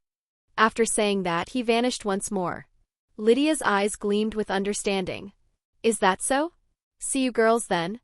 She focused for a split second and vanished with a soft pop of displaced air. Malia blinked. How did she learn it so fast? She already has a teleportation ability. Allison explained. Like Jay? Allison shook her head. No, Jay can't teleport when he is outside this space. Malia said. But earlier, when we were outside, he took me from his bedroom to the woods in a blink. He said it was a new ability he gained. Really? Allison mused, not entirely surprised. Well, I guess that's not shocking. Now let's try to teleport too. At the grand entrance to the palace, Jacob waited. The first to appear was Lydia, who materialized gracefully beside him. Next was Cogman, who appeared with significantly less grace. He stumbled forward and fell flat on his face. Jacob and Lydia burst out laughing. A moment later, Allison appeared, but she materialized several meters in the air directly above Jacob. She let out a scream as she began to fall. Jacob easily caught her in his arms. You are too loud. He scolded playfully. Why are you screaming anyway? Nothing would have happened to you from that height even if you'd hit the ground. You're not a weak human anymore. Allison pouted, still clinging to him. I know, but it's still scary. He set her down gently. Just as she walked over to join Lydia, Malia appeared right above his head from behind. Before he could react, she dropped directly onto him. The impact sent him crashing face first onto the polished marble floor in front of the palace doors, with her landing squarely on his back. Malia stood up, brushed herself off, and walked over to the other girls as if nothing had happened. Jacob groaned, pushing himself up and rubbing his face, though he felt no pain. You're welcome, he said dryly. Malia, who was staring up at the huge palace, turned briefly. Oh, thanks. Then she ignored him again. Jacob's gaze shifted to Cogman, who stood nearby, struggling to suppress his laughter. Catching his look, Cogman quickly raised his hands in innocence. I saw nothing, sir. He then hurried over to stand with the girls. Allison, finally tearing her eyes from the colossal building, looked back at Jacob. Why are you sulking back there, you idiot? Come and open the doors of our new home for us. Jacob walked toward the massive doors, muttering under his breath. You guys are so rude. Allison glanced at Malia. What's wrong with him? Malia shrugged, utterly unconcerned. I have no idea. Her attention was fully captured by the structure before them. What a huge building. Yes, Allison agreed, her voice full of wonder. I've never seen or imagined a building could be this big. Jacob reached the towering double doors. The moment his fingers brushed the cool, ornate surface, they swung inward silently of their own accord, revealing a glimpse of the grandeur within. He turned back to his family, a proud smile on his face, and gestured grandly inside. Come on in, girls. Welcome home. Chapter 102, Harem Space PT-2. Jacob, the girls, and Cogman entered the palace. Only then did they truly grasp its scale. They spent a full hour exploring and barely scratched the surface. Streets turned into halls, halls into plazas, and plazas into entire neighborhoods filled with gardens, training courts, libraries, sanctuaries, and empty homes waiting for life. Jacob, as the owner of the palace, knew its layout. He led them to the residential wing and into a bedroom that took their breath away. The ceiling was painted with drifting constellations that moved slowly as if alive. A massive bed carved from white stone and gold sat at the center, surrounded by flowing curtains of enchanted silk that responded to mood and warmth. Wide balconies opened to the island's forests and the distant lake far below, letting daylight and magical energy spill inside. What a beautiful bedroom. Lydia murmured, her voice filled with awe. Indeed. Allison agreed. Look at that view. It's gorgeous. After that, they moved to one of the living rooms, an elegant space designed for both comfort and grandeur. The couches formed a beautiful gathering place, while the fireplace burned with a soft, smokeless flame. Shelves lined with books gave the room a lived-in warmth, and enormous windows opened to sweeping views of the palace gardens and the distant hills. They sat down, sinking into the luxurious cushions. This place is so beautiful, Lydia said, shaking her head slightly. I can't find the right words to describe it. It's like a palace from a fantasy novel. Allison said, her eyes sparkling. I love it. Malia smiled. Yeah. I wouldn't mind living here for the rest of my life without ever going back to the outside world. I'm surprised too, Jacob admitted. The palace isn't just huge, it's like a small city. It would take days to truly know it all. Allison nodded, then narrowed her eyes at Jacob. Just how many wives are you planning to have, you pervert? I mean, thousands of people could live here. Hey, Jacob protested. It's not like I was the one who built it. I didn't even know about this place until today. I'm just as surprised as you girls. Besides, it's not like only my wives can live here. We'll have children in the future, and they'll have children too. So the bigger the place, the better. Don't you think? Kids? Allison repeated. I suppose you're right. But we're still too young for that. Jacob, unable to help himself, blurted out. Well, maybe you are young. But what if I got me an older woman? She might want kids. Seeing both Allison and Lydia glaring at him, Jacob's words died in his throat. He wisely shut his mouth, scooted closer to Malia, and hugged her like a shield.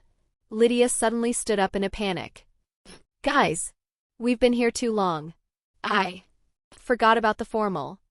Who cares about the stupid formal? Jacob grumbled. Lydia glared at him again. I do. We probably don't have time to change and put on our makeup now. Relax, Jacob said. There's a time dilation in this space.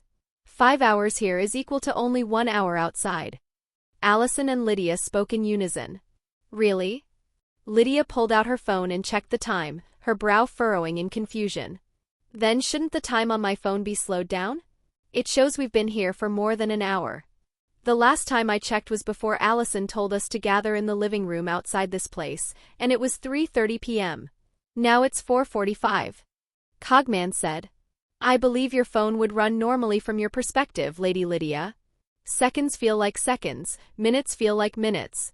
If you spend 5 hours inside, your phone will show that full 5 hours passing. Nothing feels amiss while you are in here. However, when you leave, your phone will be 4 hours ahead of the outside clocks. To everyone outside, only 1 hour will have passed, but your device recorded 5. He paused. Though there is something that has been perplexing me for a while now. What is it? Jacob asked. I can still connect to the network outside this space. Cogman stated, sounding genuinely puzzled. Can you explain why, sir? It should be impossible. Let me think. Jacob said. He focused internally. System, care to explain why Cogman is still connected to the outside network? A translucent system window appeared before his eyes. It is the entry pass mark you granted to Cogman to access the harem space host. You may place a similar mark on your phone, and it will connect to the outside network and receive calls. I think it's the mark I gave you to enter and exit this space. Jacob explained aloud. Let me try it on my phone. He took out his phone, focused on granting it the same entry pass mark, and a soft light emanated from his palm. A faint dragon head mark shimmered briefly on the back of the phone before fading. The device immediately reconnected to the cellular network. It worked. Jacob said, grinning. Girls, give me your phones. He repeated the process with Allison's, Lydia's, and Malia's phones. Once done, he turned back to Cogman. Cogman, can you create an app that tells us the exact time outside while we're in here? Also, one that tracks how much time we've spent inside compared to the real world. Cogman said. It is feasible, sir. I can create it and install it on your phones. It will function flawlessly regardless of dimensional transitions. Jacob blinked. How? Cogman replied smoothly, a hint of pride in his voice. Creating the app would involve establishing temporal anchors, accounting for dilation constants, and implementing multi-layered chronal synchronization algorithms. Jacob waved a hand dismissively. Okay, my head already hurts. Forget I asked.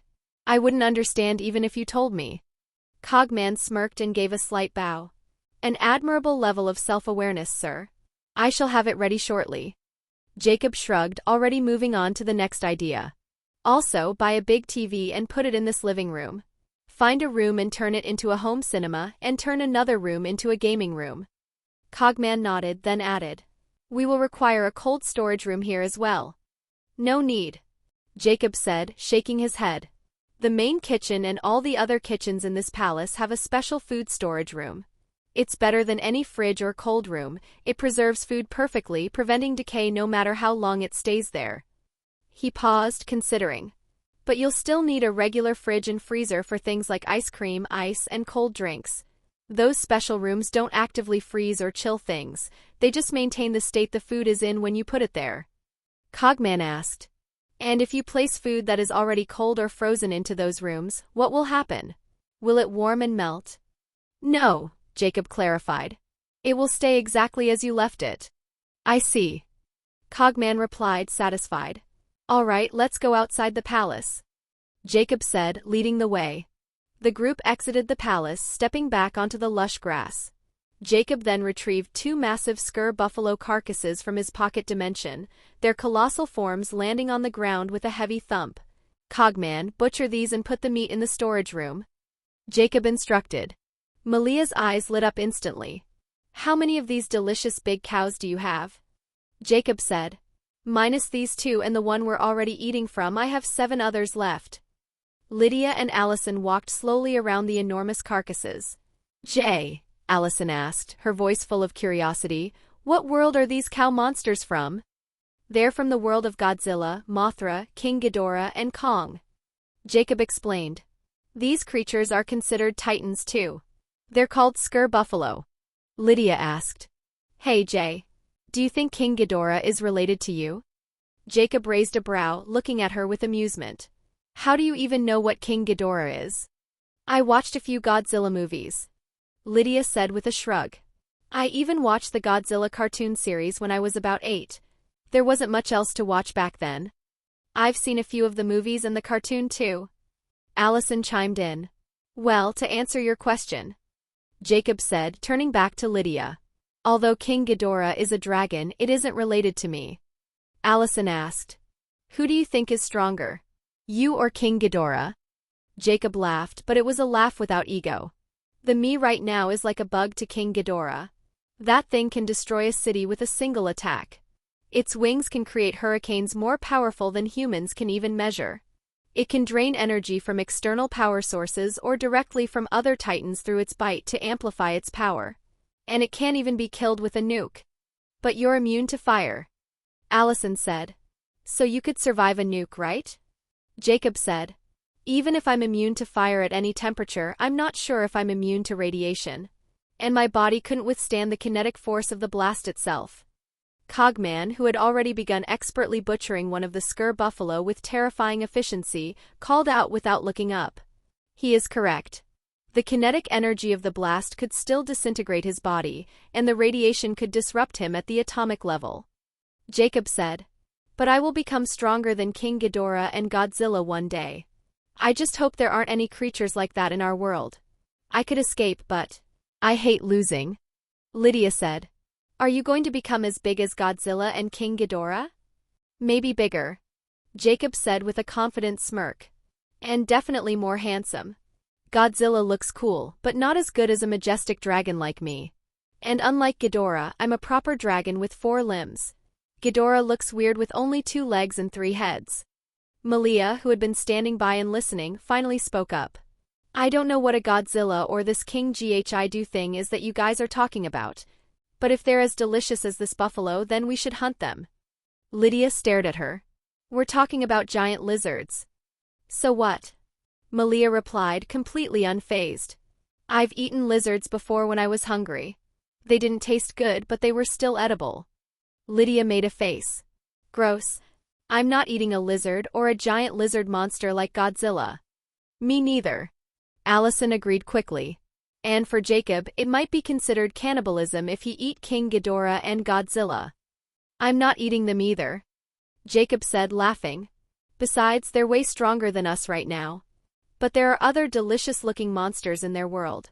Giant crabs, all kinds of huge birds and fish, and probably other kinds of titan cows and titan sheep too. Too bad they live in a different world. We can't hunt them even if we wanted to." Malia tilted her head. "Can't you teleport to their world?" "Not yet," Jacob admitted. "What a bummer. You suck, Jay," Malia said, a mischievous glint entering her eyes. She nudged Lydia. "Let's boo him, girls." Lydia smiled, instantly picking up on the game. She joined Malia, pointing playfully at Jacob. "Boo? Boo Jay, you suck. You're too weak. You should help me go to the Little Mermaid's world if it really exists." Malia nodded vigorously, adding her own complaint. "Boo boo. You should provide me with all kinds of delicious meat, you creepy pervert." Jacob laughed, thoroughly amused. He turned to Allison, who was watching the scene with an amused smile. "Aren't you going to boo me too?" Allison's smile widened. "No. Maybe another time." Pleased, Jacob hugged her and gave her a quick kiss. Then he reached into his pocket dimension and pulled out a vibrant red scroll. "Since you're such a good girl, I'll give you this." Allison took the scroll, her eyes lighting up with excitement. "What does it do?" "It's an ability scroll. Open it and you'll learn it," Jacob explained. Instantly, Lydia and Malia, who had been booing him moments before, rushed over. "Where's mine?" Lydia demanded. "Mine too," Malia added. Jacob feigned innocence. "Weren't you both just booing me? I only had one. Since Allison was the good girl, I gave it to her." Allison smiled triumphantly. Lydia glared at her, then made a sudden grab for the scroll. "Hey!" Allison yelped, jumping back out of reach. She quickly opened the scroll. The parchment dissolved into a stream of crimson light that shot forward and vanished between her eyebrows. Her eyes fluttered closed as she absorbed the knowledge. Lydia turned her glare on Malia.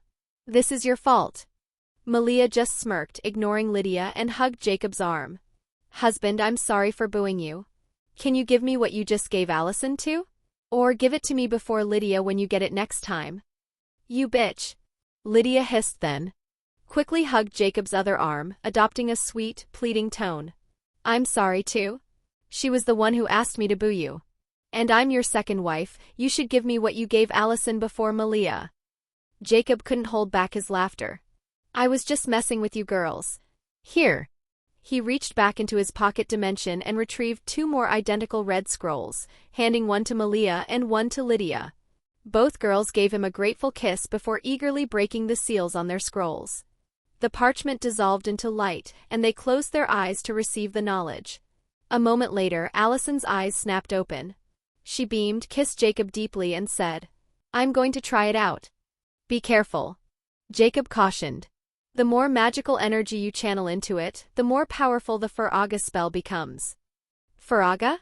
Is that the fire spell's name?" Allison asked. "Yes," Jacob said, surprised. "Didn't you learn its name when you absorbed the scroll?" "No," Allison shook her head. "I just gained the ability and learned how to cast it." "I see. Okay, I'm going." Allison said, her excitement bubbling over. I don't want to accidentally destroy the garden.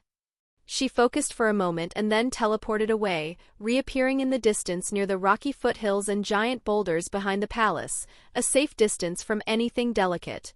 Soon after, Malia and Lydia finished absorbing their scrolls. They each gave Jacob a quick, thankful kiss, and he repeated his warning about controlling the Furaga spell's power. Where's Allison? Lydia asked, looking around. She went to try out the ability. Jacob said. Lydia and Malia closed their eyes, reaching for the unique connection they all shared through their bonds with Jacob. They sensed Allison's location, then vanished, teleporting to join her. Jacob turned and walked over to where Cogman was still methodically butchering the 2 Skur buffalo, rolled up his sleeves and started helping him. Chapter 103 Before the Dance. After playing with their new fire ability for an hour, Lydia stopped and held up a hand. Girls, I think we've had enough fun. Let's go outside, grab the clothes we bought for the formal, and change here. Since we have so much more time in this space to get ready compared to the outside world. Good idea. Allison agreed.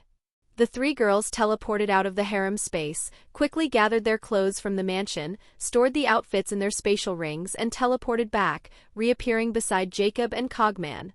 Lydia was holding one of Jacob's tailored suits. Jay, stop what you're doing and go take a shower and put this on. We're going to be late. Jacob wiped his hands on a cloth. What time is it outside? It's 6 p.m., Lydia replied. Then why the rush? We don't have to be there until 7 o'clock.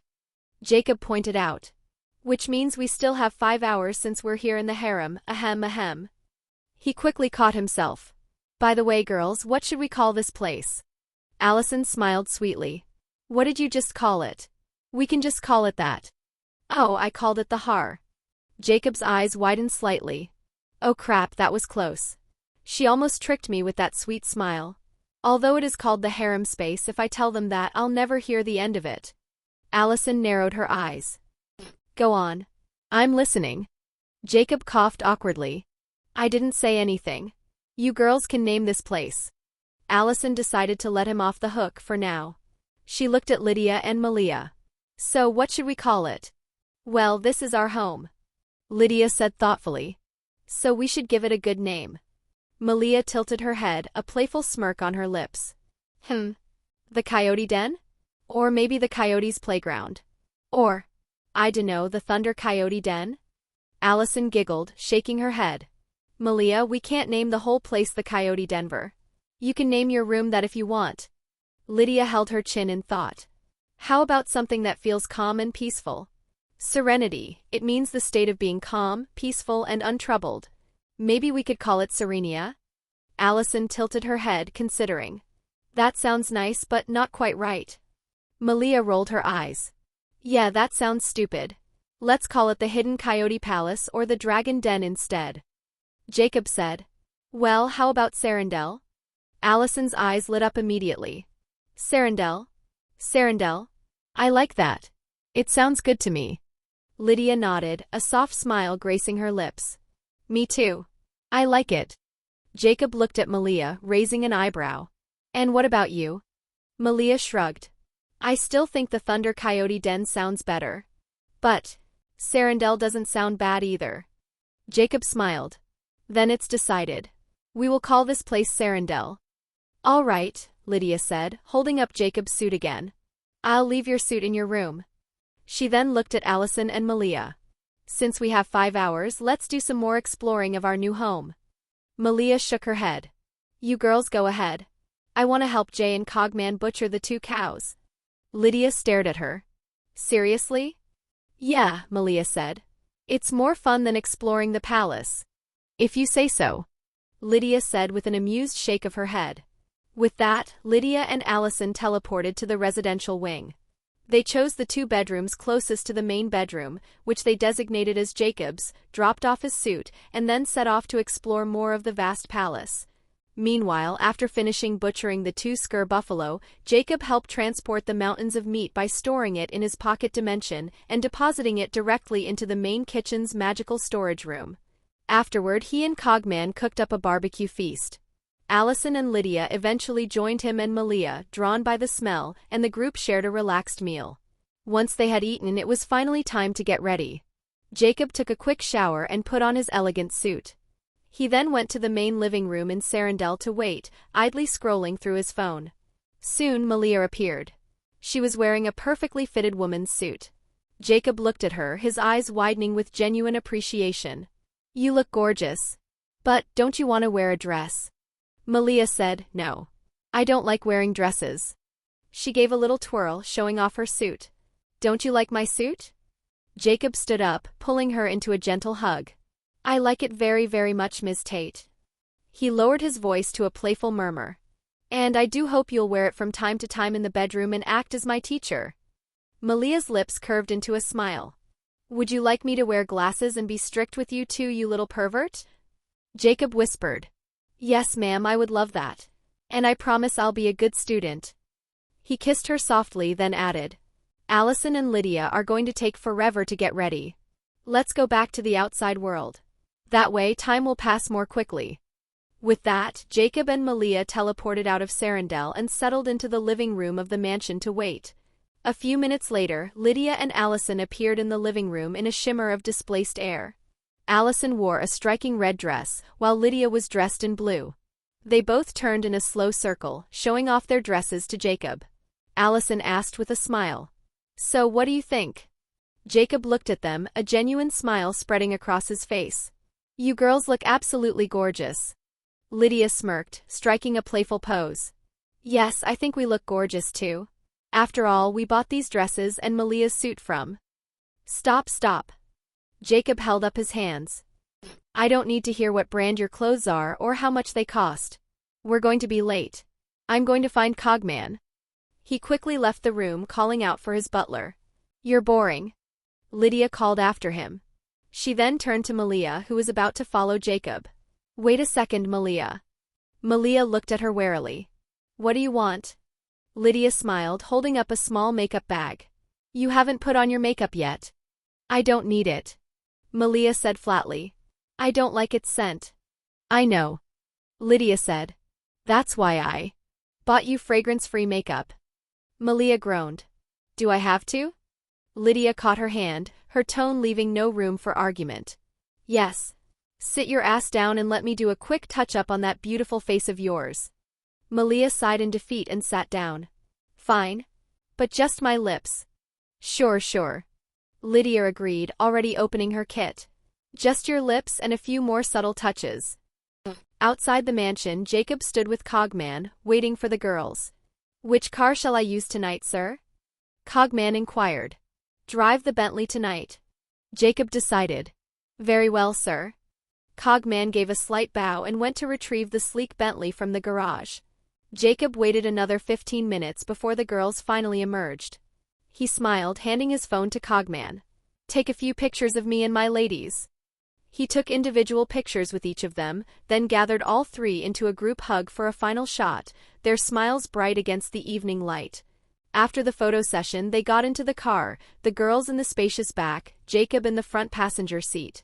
Cogman smoothly pulled the Bentley out of the driveway and onto the road toward the school. On the way, a translucent system screen materialized in Jacob's field of vision. Available sign-ins. Location sign-in. Host can sign in after participating in the winter formal. Important event reminder. Host has 5 hours until the fight between the Argents and the Hales at the old Hale house.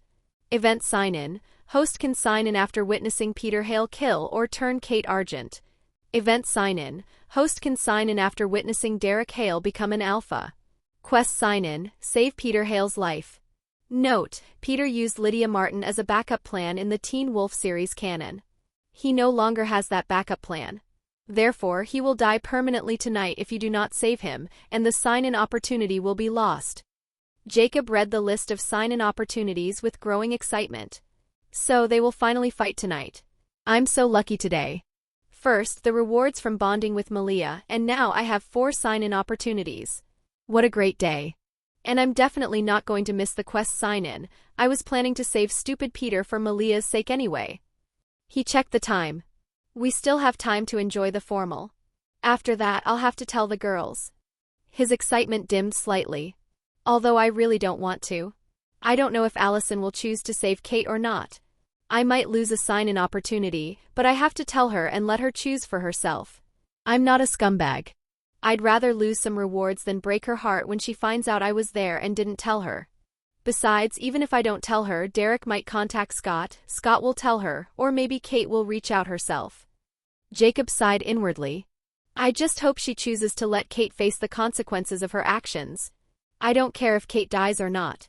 I just don't want to lose a sign in opportunity. He shook his head, clearing his thoughts.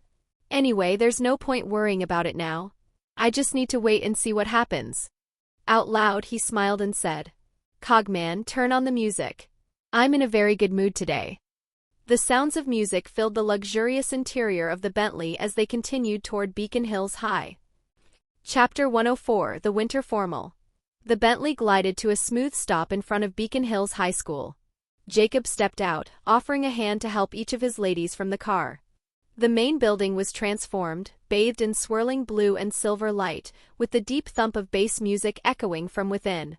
Malia in her sharp suit, Lydia in her elegant blue dress, and Allison in her stunning red gown made a breathtaking trio that immediately turned heads as they appeared.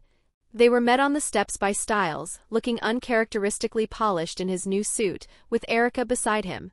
Erica wore a simple but elegant green dress, a shy smile on her face as she clung to Stiles's arm. A few feet away, Scott stood with his date, a pretty brown-haired girl from their chemistry class whose name Jacob couldn't immediately recall. Lydia gave Scott and Stiles an approving once-over. You guys clean up nice. Now it won't be too embarrassing being seen with you. Stiles wasn't offended. He grinned. If you want us to always look like this, you should ask your stupidly rich boyfriend to sponsor us. He's the one who gave us the money for these suits. Jacob smiled and slung an arm around Stiles's shoulders. I don't know about sponsoring you since you're not a beautiful girl. He teased, then lowered his voice to a conspiratorial whisper meant for Stiles. But, maybe I can sponsor Scott in the future if everything goes well with Melissa. Stiles chuckled, whispering back. You know he can hear you even if you whisper, right? Look at him. If it weren't for Erica and his date, he'd be growling right now. Allison tactfully moved the conversation along, taking Erica's hand warmly. Look at you. You look stunning. You look beautiful, Erica. Lydia added sincerely. Erica's smile widened, her earlier anxiety melting under their genuine praise. Thanks. She murmured. You all look really beautiful too. Lydia, ever the perfectionist, produced a small makeup kit from her handbag. But your makeup could use a few finishing touches. Let me help with that. Malia rolled her eyes. You're sick. Lydia just smiled, unbothered. Not everyone hates makeup like you, Malia. She then began deftly touching up Erica's look. Malia ignored her and turned her sharp gaze to Scott, who was still glaring at the laughing Stiles and Jacob. Hey, dumbass. Scott flinched and looked at her nervously. What do you want? If it's about what happened in the cafeteria, I'm sorry. I didn't know it was you. No, Malia said, her tone flat. It's about your bitch friend. She's been ogling Jay since he got out of the car. Scott's date immediately looked away from Jacob, her face flushing with awkward embarrassment. Allison shot Malia a gently chiding look. Malia, be nice. Scott coughed awkwardly and made a quick introduction. Guys, this is Maya. Maya, this is Jacob, Allison, Lydia, and the rude one is Malia. The girl, Maya, gave a small, polite wave, carefully avoiding eye contact with Malia. Introductions were cut short as a particularly loud beat pulsed from the gym doors. Shall we? Jacob asked, offering his arms to Allison and Malia. The three of them walked ahead, leading the way inside. Lydia, hurry up. Erica already looks perfect. Stiles said. Just a moment.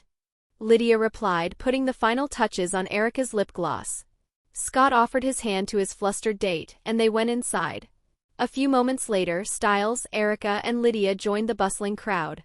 The gym was a sea of swirling lights and moving bodies, transformed into a glittering dance floor.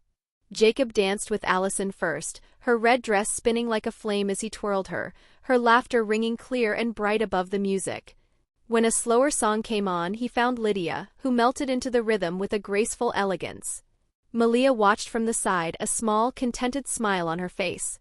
When Jacob approached her, she didn't hesitate, placing her hands on his shoulders.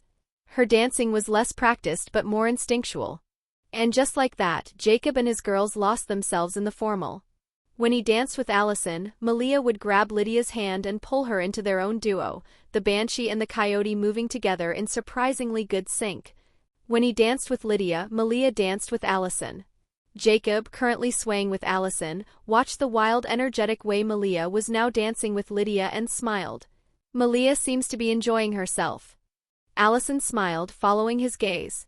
Yeah, maybe a little too much. She then glanced around the crowded room, her smile turning wry. Everyone seems to be looking at the four of us, though. I even heard some girls calling Lydia, Malia, and me bitches. Jacob pulled her a little closer. Do you care what others say about you? Allison answered by kissing him, a deep, slow kiss that spoke volumes. She pulled back just enough to murmur against his lips. Not at all. They're just jealous. I'm certain if you asked any of them out, they'd say yes in a heartbeat.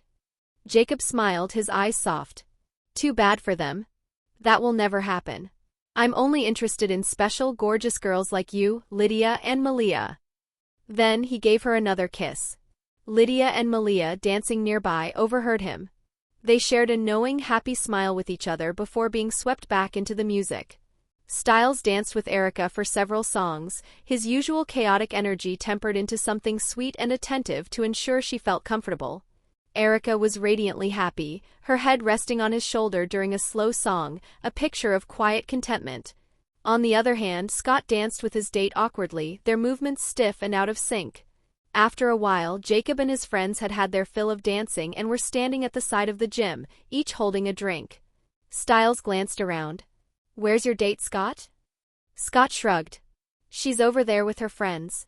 We only promised each other to come to the formal together and dance for a few songs, then go our separate ways. Jacob patted Scott's shoulder in mock consolation, though his struggle to hold back laughter was obvious. Hang in there, champ. You'll find a girlfriend one day. Stiles patted Scott's other shoulder, also fighting a grin. Hang in there, tiger. Or should I say wolf? Screw you both. Scott snorted, pushing them away. I'd believe your deep concern for me if you two idiots weren't laughing. Everyone laughed at Scott's misery, even Scott himself shook his head and smiled. When the laughter died down, Stiles turned to Erica, gave her a soft kiss and asked, Did you have fun tonight? Yes, Erica said, her voice full of emotion. It was the best time of my life. Second only to the day you asked me to be your girlfriend. She took a shaky breath, her nerves rising to the surface. I'll love you. The moment the words were out, she became visibly anxious, and one of her hands began to tremble slightly. Stiles was stunned for a second. But he felt her hand trembling and immediately recognized the signs of her growing anxiety, a sign of a potential seizure. He didn't hesitate. I love you too, he said firmly, then pulled her into a deep, slow, reassuring kiss. He held her close until he felt the tension leave her body and the trembling stop. He pulled back just enough to look into her eyes. Are you okay? I'm sorry, Erica whispered. I almost ruined our. Don't say you're sorry. Stiles cut her off gently. I was at fault for not saying I love you back right away. In my defense, I was just too shocked that a gorgeous girl like you is in love with a nerd like me. He then hugged her tightly, burying his face in her hair. Lydia watched the exchange with a soft smile. That was nice. Stiles isn't an unredeemable idiot after all. Jacob clapped Scott hard on the back, making him spit out his drink. You should take notes if you ever want to find love. Scott turned on him, sputtering. Damn it, give me a break, would you? Jacob held up his hands innocently. Calm down, I was just giving you advice. Stiles gave Erica another quick kiss, then smirked. All right, babe, to celebrate our love, let me show you some of Stiles Stilinski's signature moves. He glanced at Jacob and Scott. Don't you guys dare steal my cool moves. You don't need to worry about that. Ever. Scott said, grinning. And I wouldn't do those weird dance moves if I were you. You might make Erica regret being with you and lose your love before it even starts. Jacob nodded in agreement, smiling. Yeah, I'm with Scott. Don't show her how weird you are just yet. Wait a few more years, if you're lucky enough to keep her and have a bunch of kids with her, so she's tied to you and won't leave for the sake of the children. Then you can show her. Stiles waved them off. Oh, please. You guys are just jealous of my awesome moves. With that, he walked to the center of the dance floor. What followed was less a dance and more a full-body spasm set to music, a bizarre, flailing concoction that involved the shopping cart, the sprinkler, the robot, something that looked like a hyperactive version of the migraine skank, and several other moves that seemed to be of his own insane invention. His limbs moved in directions anatomy shouldn't allow, all while he pulled a series of wild, manic facial expressions. The entire gym froze for a second in collective shock, then erupted. Laughter and cheers exploded as students pointed and howled with amusement. Jacob, Scott, and Lydia immediately burst out laughing, pulling out their phones to film the spectacle. Allison buried her face in Jacob's shoulder, her body shaking with laughter. Malia stared, her head tilted in utter confusion, before a loud, snorting laugh burst out of her. Erica raised an eyebrow, watching her boyfriend's performance. Are those his great dance moves? Scott, who was laughing so hard he had tears in his eyes, managed to say, "Yeah, you should have stopped him before he went out there to embarrass you and himself." Erica just smiled, her eyes soft and happy. "I don't mind. He looks like he's having so much fun." Stiles's little show became the most gloriously ridiculous moment of the night. Some brave or equally silly students even joined him, adding their own weird dance moves to the chaos. Allison, still leaning on Jacob's shoulder, smiled. "At least the formal feels like a real party now." Jacob and the rest of their group nodded in agreement, smiling as they watched the gloriously crazy show unfolding before them. Jacob thought. System, sign in. Location, sign in successful.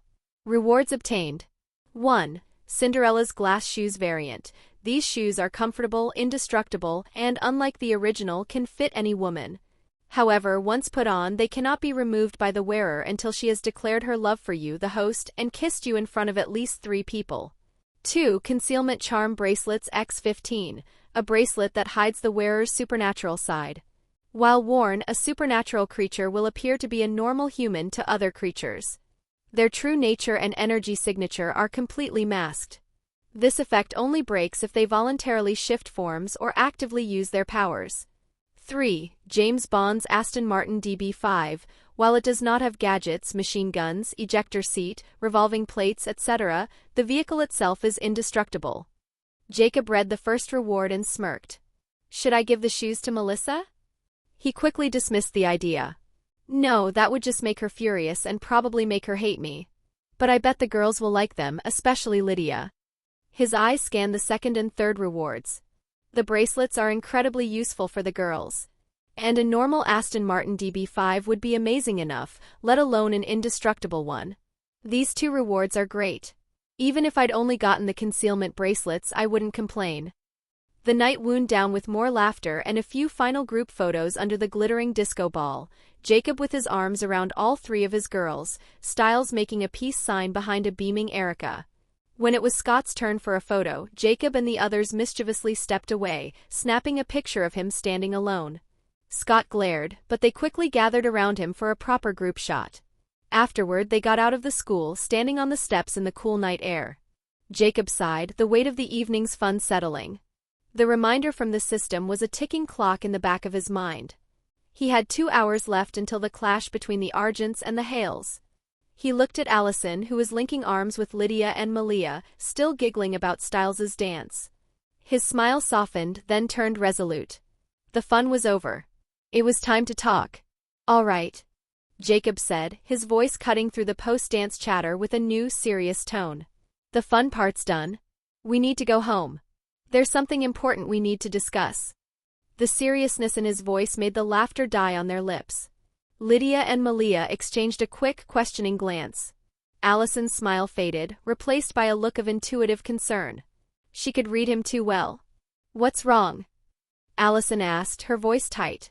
I'll explain everything at home, Jacob said. But first. He turned to Stiles. Stiles, I think it's time to tell Erica the truth. Erica looked between them, confusion and nervousness flashing in her eyes. What truth? Allison squeezed her hand reassuringly. Don't worry, it's nothing bad. Actually, it's something that might make you very happy. Stiles ran a hand through his hair, anxious. Do we have to tell her tonight? Yes, Jacob said firmly. I was going to ask how you truly felt about her, but there's no need now since you 2 already confessed. It's better to tell her sooner rather than later and give her the right to choose. You know how dangerous our world is. If you really want this relationship to continue, she has to know. Stiles sighed. Fine. I guess you're right. I'm just scared she'll choose to leave. You should trust her a little more. Jacob said. Erica's anxiety spiked. What is going on, Stiles? You guys are scaring me. Do you trust me? Stiles asked, meeting her eyes. Erica hesitated for only a second before nodding. I do. Then don't be scared. Stiles said, his voice softening. He looked at Scott. Scott, show her your eyes. Are you sure? Scott asked, glancing around. Yes. Do it. Scott made sure no other students were looking their way, then turned to Erica. To her shock, his eyes glowed a bright yellow. Erica gasped, taking a step back. How did you do that? He's a werewolf. Stiles said quietly, stepping closer to her. But don't worry. He doesn't lose control. Erica stammered. A werewolf? Yes, Stiles confirmed. He's a werewolf. The supernatural creatures from mythology are real. Magic is real. Are you serious? Erica whispered, her eyes wide. Allison's own eyes glowed with a soft, emerald green light. Yes, Erica. He's telling the truth. Erica stared at her. You're a werewolf too? No, Allison shook her head. I'm something else. All right. Jacob said. Stiles, you can explain the rest on the way. Let's go. Without another word, Jacob headed for the waiting Bentley, with Allison, Lydia, and Malia following closely. Stiles took Erica's trembling hand and led her to his jeep, while Scott got into his own car. Moments later, the three vehicles drove toward Jacob's mansion. The night of laughter and music was over. The night of revelations and choices had just begun. Chapter 105, Allison's Choice. Jacob and his friends arrived back at the mansion and settled into the living room. The festive mood of the formal dissipated into an uneasy tension. Jacob looked directly at Erica, who was holding Stiles's hand tightly. So, did you think carefully about everything Stiles told you? The bite can heal you, but there's also the risk of dying. Erica hesitated for a moment, her gaze flickering between Jacob and Stiles. Stiles squeezed her hand gently. Don't worry about me, he said softly. Just think about what you really want. I won't break up with you no matter what you choose. Empowered by his words, Erica turned back to Jacob, her expression firming with resolve. I want the bite. If there's even a chance I might be cured, then I'm willing to take it. And did you consider everything Stiles told you about the dangers of becoming a shapeshifter? Jacob asked. I did. Erica confirmed, her voice steady. And I still want it. All right. Jacob nodded, a slight smile touching his lips. And don't worry too much. Call it a hunch, but I think you'll be just fine. Having settled that, Jacob's demeanor shifted. He turned his focus to Allison, his expression turning grave. Allison, your family and the Hales are going to fight tonight. He glanced at his watch. In less than 2 hours. Allison's eyes widened slightly. Are you sure? My parents and Kate didn't tell me anything. I'm sure. Jacob said. And you don't have to worry about your parents. I warned Derek not to harm them. But Kate will probably not survive. So, Allison, the choice is yours. Do you want to save her or not? Allison let out a slow, heavy sigh. She pulled out her phone and stared at a picture of herself with Kate, her aunt's smiling face frozen in a happier time. Lydia reached over gently, catching Allison's hand, and said softly, Hey, if you want to save her, we'll understand. We won't judge you, and of course we'll help. She's a monster, but we know you love her. Allison gave Lydia a small, weary smile. Thanks. Then she looked back at Jacob, searching his face. Jacob met her gaze. Whatever you choose, I'll stand by your side. Allison stood up, leaned over, and kissed him softly. Thanks. She took a steadying breath. I'm going to see her. She caught herself, remembering Stiles, Scott, and Erica were present. I'm going to our other home to think for a bit. All right. Jacob said. Do you want me to come with you? Lydia offered. Allison shook her head. No. I need to be alone for a little while. With that, she left the living room, walked out of the mansion, and teleported to the palace in Sarandel. Just as Allison left, Scott's phone rang. He glanced at the screen. It's Derek. He answered. Derek, what's up? Derek's voice came through. The fight with the Argents is tonight at my old house. They're keeping Peter's 2 betas there. It's obviously an ambush, but Peter decided to go anyway. He says it's his chance to kill Kate. We attack at midnight. He paused. And, Scott, do you want to help me deal with Peter? No, Scott said firmly. I don't want to get involved in your family drama. I'd owe you a favor. Derek tried to bargain. Nope. I won't help you kill Peter. From the other end of the line, Derek sighed in frustration. Can you give me Jacob's number? If you want to talk to him, he's right beside me. Scott said, holding out the phone to Jacob. Jacob took it. What's up, Rocket Man? Ha ha ha ha, Rocket Man. Stiles burst out laughing, unable to contain himself. Derek's angry voice crackled through the speaker. Stiles, I can hear you laughing. Stiles didn't care. He laughed harder. I know, and I don't care. I just remembered how you flew that night. Ha ha ha ha ha. Jacob smirked. What do you want, Derek? Derek forced his temper down. I want you to help me become an alpha tonight. I'd owe you a favor. You already owe me for saving your life. Jacob reminded him. Then I'd owe you 2 favors. Derek said. Jacob considered it.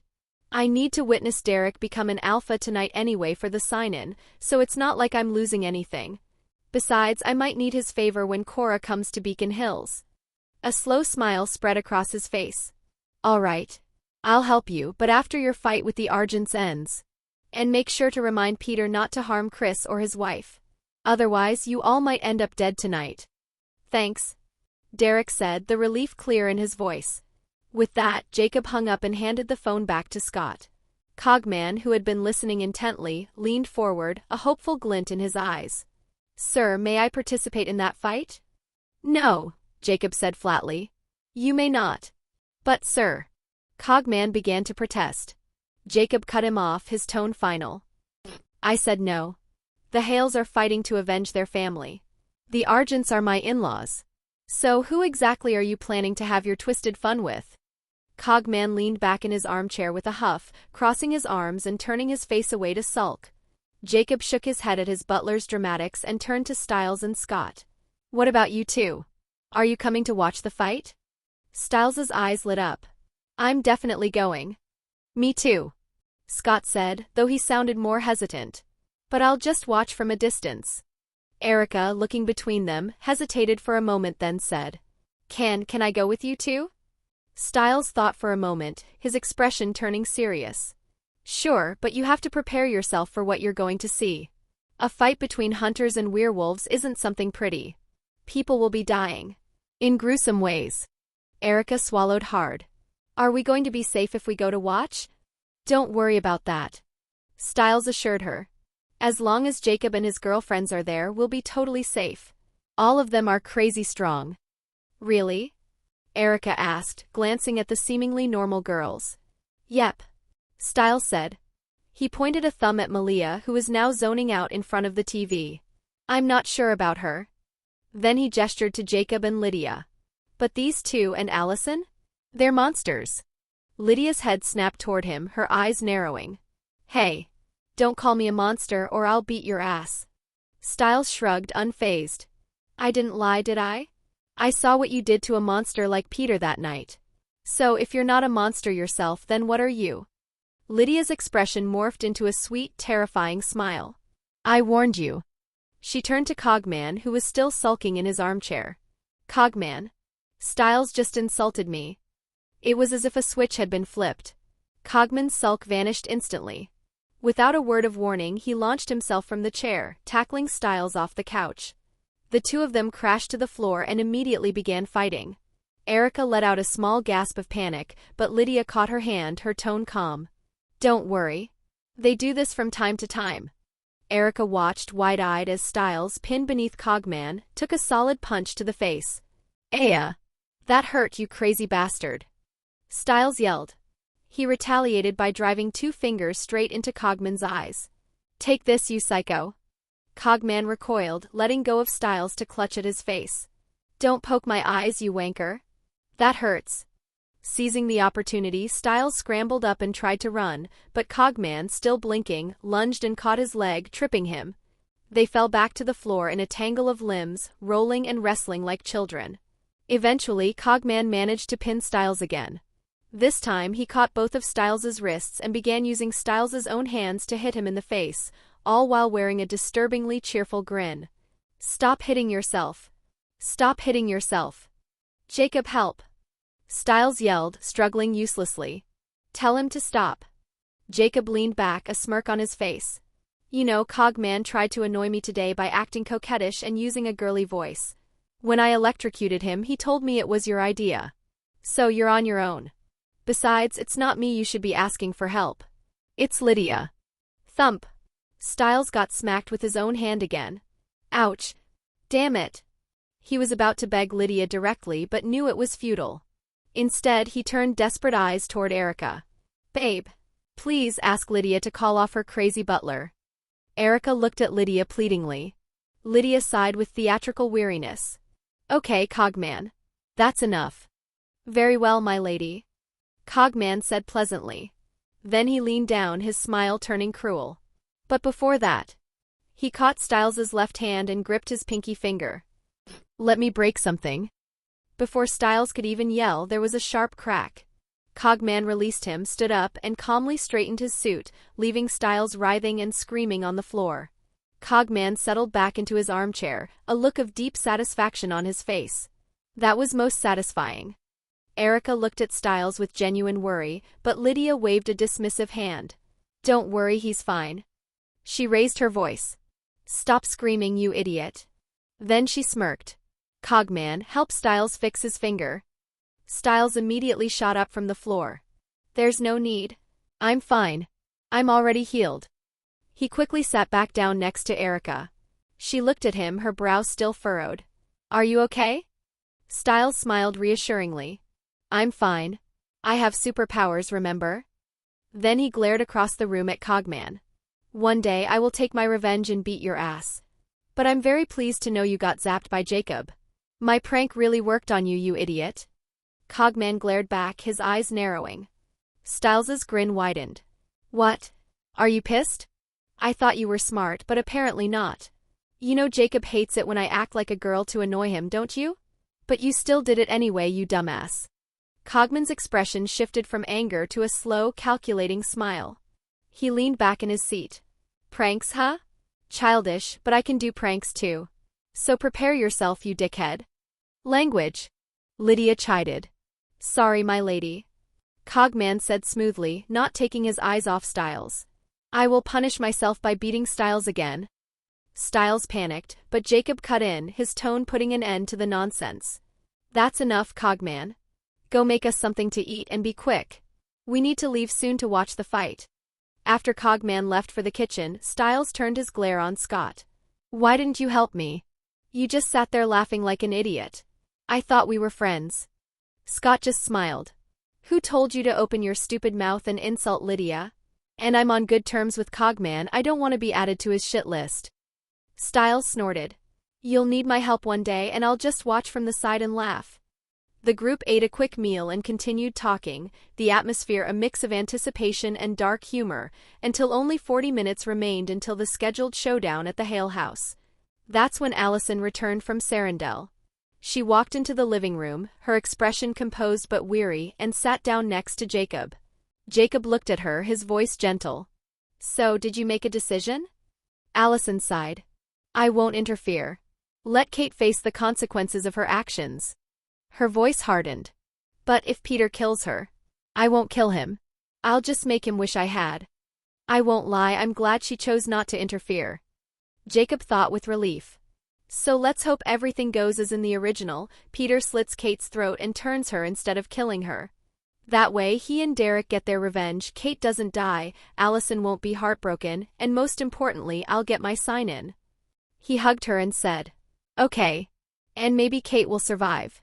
After all, she and your parents are the ones who set the ambush. Since they know they're dealing with a powerful alpha and his pack, they must have prepared well to face him." "Ambush?" Allison asked. Jacob then filled her in on everything Derek had told them earlier. As they were talking, the sound of a piano began to fill the room. It was Cogman, seated at the grand piano in the corner, his playing growing louder and more dramatic by the second. Jacob snapped. "Cogman? What do you think you're doing?"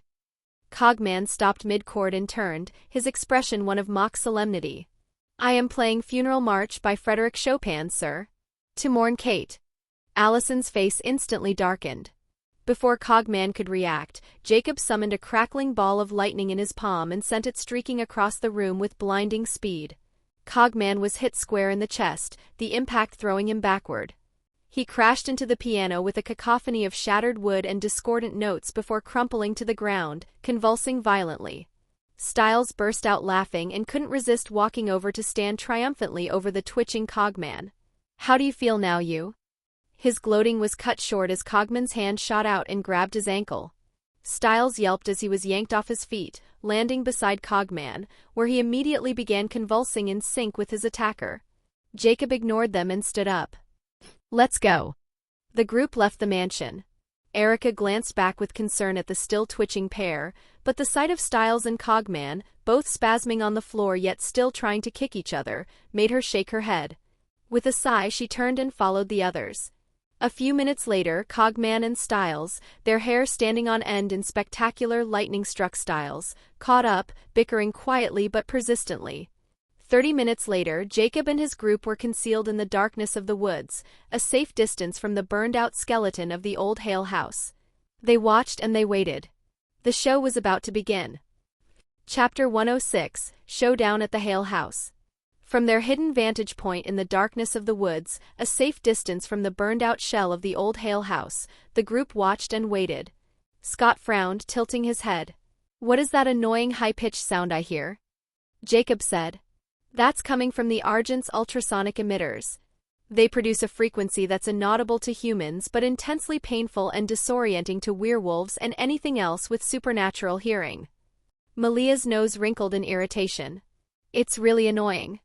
"Lydia," Jacob said, "use your sound control. Block that noise from reaching us and contain our voices and any sounds we make. We don't want to spook Peter's pack." "Okay," Lydia replied. She raised a hand, fingers moving in a subtle, practiced gesture. A faint shimmer like heat haze briefly surrounded them. "It's done. I created a sound barrier, I guess you could call it, around us. Our noise won't leave it, but we can still hear everything from outside. And I muted those stupid emitters for us." Scott blinked. The sound really stopped. "Is controlling sound that easy?" "Yes," Lydia said with a slight smirk. "I can manipulate sound waves as easily as talking or moving my hand. I could even mute you if I wanted to." "Now let's hide our scent too," Jacob said. He waved a hand, channeling a minimal amount of energy. An invisible Quen shield enveloped the group. It wasn't meant to withstand an attack, just to contain and mask their collective scent. 5 minutes later, Jacob's sharp eyes caught movement in the tree line opposite the house. "Peter and his pack are here." "Where?" Stiles whispered, squinting. Scott, with his enhanced vision, pointed. "There. Behind those trees. Peter, Derek, Jackson, and 4 others." Stiles shook his head. "That idiot Jackson is going to get himself killed." Jacob said. "He'll probably run the moment the real fighting starts." The Hale house. The hunters weren't all inside. Chris, Victoria, Kate, and 10 other hunters were concealed in the woods behind the house, using the ultrasonic emitters and wolfsbane to mask their presence from supernatural senses. 10 more hunters waited inside the house, a trap within a trap. Peter, scanning the silent house from the tree line, signaled to 3 of his betas. "Sneak in. Find Kevin and Oliver, the 2 students that Peter turned, and free them. Kill any hunters you find, except Chris or Victoria if they're inside. We'll cover the outside." The 3 werewolves blurred into motion, using their speed to dart across the open ground and slip through a shattered window into the house's dark interior. They moved silently, searching until they descended into the basement. There, they found the 2 captured betas, chained to the wall, beaten, and hooked to IVs dripping with diluted wolfsbane. The room was unguarded. One of the rescuers, a beta named James, stepped forward to free them. The moment his foot crossed the threshold, he screamed. The floor was covered in a shallow pool of water, and a high-voltage current surged through it. James convulsed violently, collapsing into the electrified water, his body seizing. From the shadows, the 10 waiting hunters emerged, weapons raised. Chaos erupted. The 2 remaining rescuers, still in the hallway, were riddled with wolfsbane-laced bullets. They gritted their teeth, shifted into their werewolf forms, and launched themselves at the hunters in a frenzy of claws and fangs. The confined space became a slaughterhouse. Outside, Peter heard the commotion. "Now," he growled. He grabbed Mike, a human he had brought with him, and used his alpha speed to run toward the house. Derek gave a glance at Jackson, who was pale and trembling, before shaking his head and following Peter. After Peter and Derek entered the house, Jackson didn't think twice. He turned around and ran away toward town. Inside, Peter and Derek found a scene of carnage. Only one of their betas was still standing, locked in a desperate fight with the last 4 hunters. Peter and Derek struck from behind. The hunters, overwhelmed, fell quickly. But the last standing beta succumbed to his wounds, slumping to the floor with a final sigh. Peter didn't spare his dead betas a glance. He strode to the electrified room's doorway, saw the 2 cables running from outside into the water, and ripped them free. He stepped inside. "James, are you all right?" James sat up slowly, his skin covered in livid electrical burns that were already knitting themselves closed. "I'll live," he rasped. They moved to free the 2 captives chained to the wall. The blue-eyed beta, Kevin, the student who had killed his parents, was dying. Dark, poison veins spiderwebbed from a bullet wound in his stomach that refused to heal. He coughed, a spray of black blood staining the floor. "He's poisoned with Nordic blue monkshood," Derek said, his voice flat. "He won't survive." Peter turned to the other captive, Oliver. "Who shot him?" "It was a woman named Kate," Oliver stammered, eyes wide with fear. "She shot him a few hours ago. She wanted to shoot me too, but a man stopped her." Peter's eyes flashed a dangerous crimson. "All right.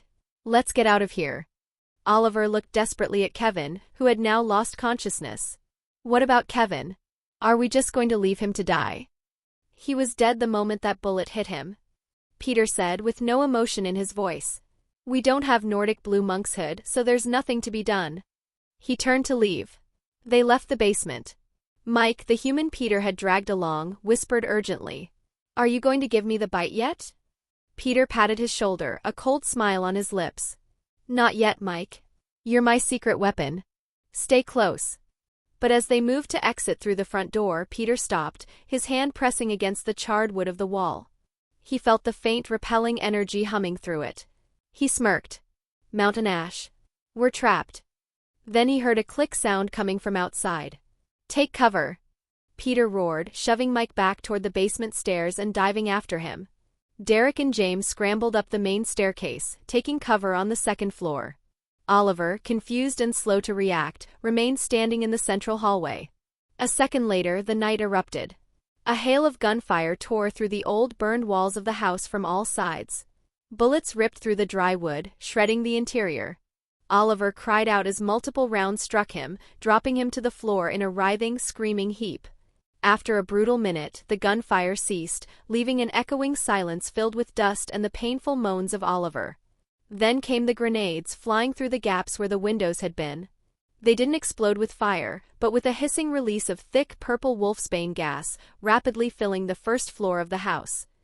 Outside, Chris, Victoria, and Kate stepped into the open, flanked by 10 hunters. They kept their rifles aimed at the house. A few hunters continued to toss the smoke grenades inside. Kate's face was lit by a vicious, triumphant smirk. "All right, boys," she called out, her voice cutting through the night. "Pour the gasoline around the perimeter. Let's burn Peter and Derek and send them straight to meet the rest of their family." Back inside the house, Peter tore his shirt off, ran back to the electrified room in the basement, and soaked the fabric in the now-deactivated water. He covered his mouth and nose with the wet cloth, a flimsy but necessary barrier against the wolfsbane gas still swirling on the 1st floor. He snatched up 2 rifles from the dead hunters. "Mike, follow me," Peter ordered. Upstairs, Peter handed the 2nd rifle to Derek. "We need to drive them back from the front of the house first." He then turned to the terrified human. "Mike, listen carefully. When I give the signal, you go to the front door. Look for a line of black ash on the floor. Break it. Do that and I'll give you the bite." Mike nodded, his eyes wide with fear and anticipation. Peter and Derek moved to the boarded-up windows on the 2nd floor. Using the butts of their rifles, they smashed holes in the rotten wood, creating firing ports. They took aim at the hunters visible in the moonlight outside and opened fire. "Take cover!" Chris Argent's command rang out. The hunters scattered, diving behind trees. 3 of them, caught in the open while hauling gasoline tanks, weren't so lucky. Peter's and Derek's shots found them, and they fell, the tanks thudding to the ground beside them. Still firing, Peter yelled over the gunfire, "Mike, now! Break the line!" Mike scrambled down the stairs, coughing as he hit the lingering purple fog. He yanked the front door open, saw the line of mountain ash across the threshold, and scuffed his foot through it, breaking the circle. Peter felt the repelling pressure vanish instantly. "Derek, James. Avoid Chris and Victoria and hunt the others down, and remember, Kate is mine." With that, the 3 werewolves leaped from the second-floor windows, hitting the ground in rolls before exploding into motion. They became blurs in the darkness. In the darkness of the night, the hunters stood little chance.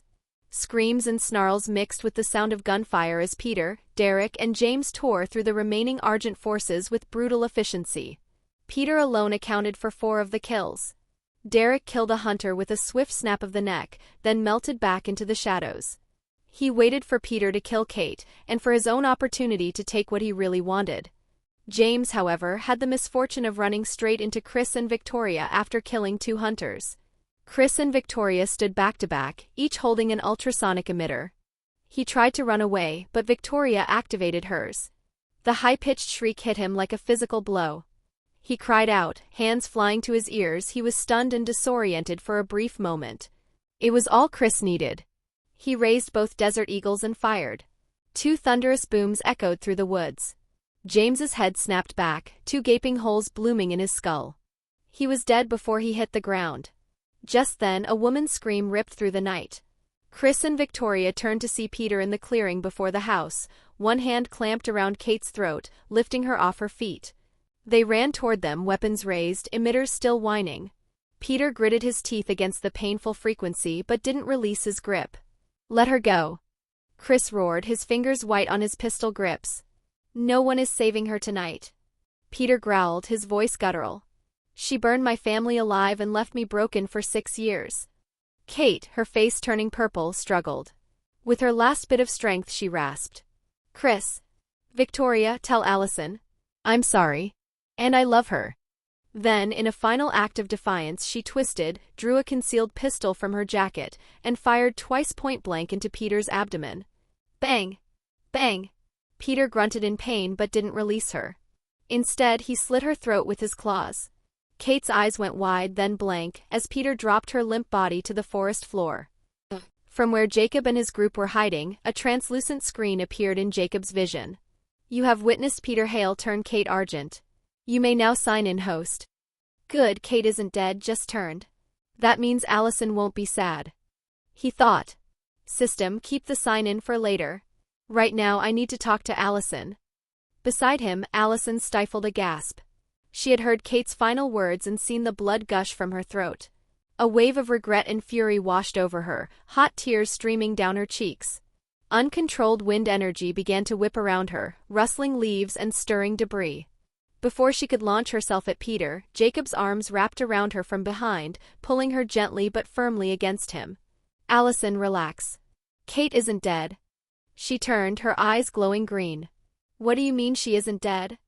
She hissed, her voice trembling. He slit her throat. "I'm going to kill him."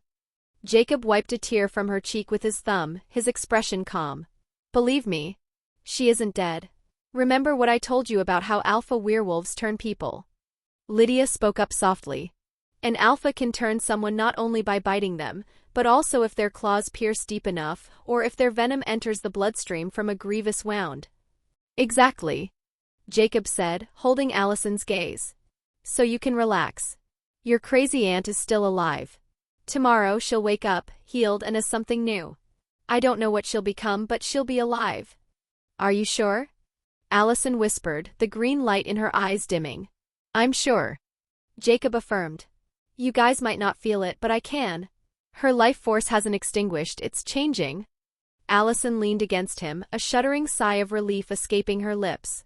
"I guess this is for the better. Derek got his revenge, and even though Kate will survive, she'll become what she hated most. She straightened, a determined smile touching her lips. Now, if you'll excuse me, I'm going to go give Peter a good beating. In the clearing, Chris stared at his sister's body lying still on the ground, blood pooling darkly around her neck. He raised his guns, aiming squarely at Peter, his finger tightening on the trigger. Then slowly he lowered them. The fight drained out of him. Peter clutched his bleeding stomach, already beginning to heal, and smirked through the pain. I have no grudge against you or your wife. I only wanted to kill Kate for what she did. So let's just go our separate. A blur of emerald light streaked across the clearing. Peter was suddenly airborne, flung like a rag doll as something slammed into him with tremendous force. He crashed into the side of the Hale house with a sickening crunch of wood and bone. In the space where he had stood, Allison now hovered an inch above the ground, green wind energy swirling around her like a miniature hurricane. She calmly removed her jacket, walked over to Kate's body and draped it gently over her. She met her parents' stunned gazes and gave a single solemn nod. Then she turned, her focus locking onto the groaning Alpha struggling to push himself up from the rubble. Jacob teleported, appearing silently beside Derek, who was watching from behind a large oak tree. The werewolf jumped. Relax, it's just me, Jacob said, patting Derek's shoulder. Derek let out a sigh of relief. You're here. You can take the Alpha spark from Peter after Allison is done with him, Jacob instructed, his eyes fixed on the scene. Derek watched as Allison stalked toward the dazed Peter, her hands crackling with arcs of blue electricity. He nodded slowly. All right. But are you sure she isn't going to kill him? Jacob said. Don't worry. She won't kill him. Chapter 107, Allison versus Peter. Peter stood up, wincing as he looked at Allison walking toward him. Green wind energy swirled around her body, and her eyes glowed with a fierce green light. He glanced around nervously, searching for Jacob, and called out loudly. Jacob? Why is your girlfriend attacking me? Didn't you tell Derek that as long as I don't touch Chris and his wife, you wouldn't interfere? Jacob, who had been standing next to Derek, vanished and reappeared beside Chris and Victoria, startling them both. He offered them a calm smile in greeting, then turned his attention to Peter. I didn't interfere, did I? He said, his voice carrying easily across the clearing. As for Allison, you just killed her aunt. So deal with her yourself. Peter's gaze turned back to Allison. Kate killed my family. He snarled. She didn't just burn werewolves, she burned innocent humans, including children. I know, Allison said, her voice cold. But she was still my aunt. And even though I hate what she did, I'm still going to beat you half to death for killing her, and don't worry, Jacob won't help.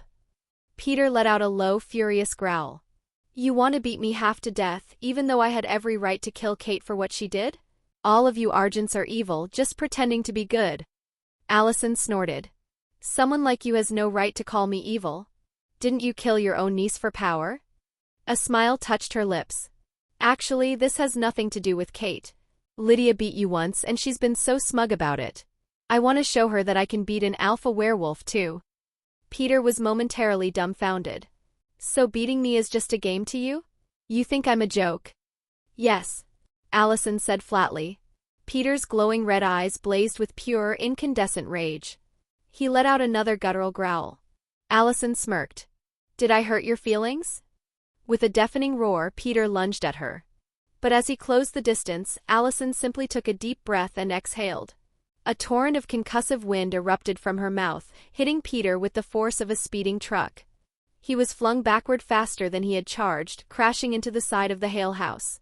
He smashed through a weakened wall, tumbled inside, and finally slammed to a stop against an interior wall. Peter pushed himself up, shaking his head to clear the ringing. He grabbed his dislocated shoulder and shoved it back into place. Then he walked back out of the house, his expression now deadly serious. Allison said, I said I won't kill you. But if you don't use all your strength and fight back, you will end up dead. So show me how strong you really are, Peter Hale. Peter glanced at Jacob one more time. Jacob merely shrugged. Don't look at me. You can go all out. I won't help her and I won't do anything to you even if you win. Hearing that, Peter didn't hesitate. His body twisted and expanded, bones cracking and reforming as he shifted into his full alpha werewolf form, an 8-foot-tall beast of muscle, fur, and fangs. He dropped onto all fours and charged Allison, his speed turning him into a blur. Allison didn't panic. She opened her mouth and unleashed another blast of wind. This time, the attack struck Peter but only slowed his charge, forcing him to skid back a few meters before he dug in and surged forward again. Allison waved her hands, sending razor-sharp blades of compressed air slicing toward him. One caught him across the torso, tearing through fur and muscle to the bone beneath. He roared in agony, but the wound began to knit itself closed almost immediately. He dodged the remaining slashes. Deciding to take the offensive, Allison coated her body with wind and crackling electricity. Her speed skyrocketed, surpassing Peter's. Peter couldn't track her visually, she was too fast. Refusing to be a sitting duck, he broke into a frantic run, weaving and dodging as he desperately evaded her attacks and sought any opening to strike. It was futile. Allison appeared at his flank and delivered a thunderous, electrified punch. The force sent Peter rolling violently across the ground until a tree halted his momentum with a sickening thud. For a few seconds he could only twitch against the bark. Then, fury burning through the pain, he stood up and charged at her again. Allison simply raised a hand. A shimmering, translucent barrier of energy snapped into existence around her. Peter slammed snout first into the barrier with all his momentum. The rebound sent him flying backward, landing hard on his back. He got up, snarling, and began savagely pounding on the barrier with his claws. Instead of breaking, the barrier repelled the force back into him, and his claws cracked audibly with each blow. Lydia, Malia, Stiles, Scott, Cogman, and Erica walked from the darkness and stood next to Jacob. Stiles said, "I didn't know Allison was this strong. She is toying with Peter." Jacob said, "You haven't seen anything yet. If she uses all her strength, Peter will surely die." Inside the barrier, Allison frowned slightly, looking at the fading sparks of electricity around her knuckles. "My electrokinesis is still too weak. I need to work on that." Her gaze shifted to the enraged alpha circling her. "For now, let's stick with wind and try my new techniques." She took a steadying breath and shifted into her fairy form. Her hair turned dark green, her ears became long and pointy, and freckles bloomed across her nose and beneath her glowing eyes. She deactivated the energy barrier. Peter saw the shimmering wall vanish and immediately lunged. Allison raised her hand, index finger pointed at him like a gun, and a small, compressed bullet of air shot from her fingertip. It struck Peter in the shoulder, punching a neat, bloody hole straight through the muscle. He flinched but kept charging. Allison distanced herself and fired 3 more air bullets. They hit his thigh, his side, his forearm. Peter snarled, staggering under the barrage, fresh blood welling from the punctures. Then she brought her hands together in a sharp, thunderous clap, unleashing a blast of focused sound and air pressure. The wave hit Peter, stunning him and leaving his ears ringing. While he was vulnerable and disoriented, Allison clenched her right fist. The air around it compressed violently, swirling and condensing into a gauntlet of shimmering, pressurized wind. She didn't step forward. She simply threw the punch from several meters away. A spectral fist of air shot across the clearing and hammered into Peter's chest. A visible shockwave erupted on impact, and the sickening sound of cracking ribs echoed through the air as his chest visibly caved in. He was launched off his feet like a cannonball, crashing back first into the thick trunk of a massive oak with enough force to shake the tree. He slid to its base, collapsing as he coughed up a thick spray of blood. He pushed himself up on trembling limbs, raw panic now etching itself into his bestial features. What kind of monster is she? The only way to win is to get close, but she's too fast. You really can take a beating, Allison observed, her voice calm. Then how about this? She cupped her hands together before her, palms facing each other. The air from the surrounding forest seemed to be sucked toward her, pulled into the space between her hands. It condensed, whirling faster and faster into a small, unstable sphere that glowed with a dangerous green light. As Peter turned to flee, Allison hurled the sphere. The wind sphere streaked across the clearing and struck him squarely between the shoulder blades. It didn't push him. It detonated. A localized whirlwind of 1,000 microscopic, razor-sharp wind blades. It shredded through Peter's thick skin and muscle in an instant. A raw, agonized howl tore from his throat as the explosive force threw him forward, sending him crashing face-first into the dirt. He lay there, body twitching involuntarily, as his accelerated healing fought a desperate, losing battle against the countless lacerations. Allison didn't press the attack. She simply watched and waited. The pain was one thing. The utter humiliation was another. It ignited a final fury in Peter's core. With a guttural roar that was more pain than power, he shot to his feet, ignoring the blood streaming from dozens of wounds. He focused every last shred of his strength and speed into one final desperate charge, claws extended for a killing slash aimed at her heart. His claws passed straight through her torso. But he felt no impact, no resistance, only empty air. It was just a visual afterimage, a phantom. She had moved with such impossible speed, assisted by her wind, that she left a perfect, lingering illusion of herself behind. Peter spun around, panting raggedly, and saw her standing calmly several meters away, a faint smirk on her lips. He knew. It was over. He couldn't win. Survival was all that remained. Using the last dregs of his strength, he turned and bolted away, a wounded animal fleeing the hunter. Allison didn't chase him.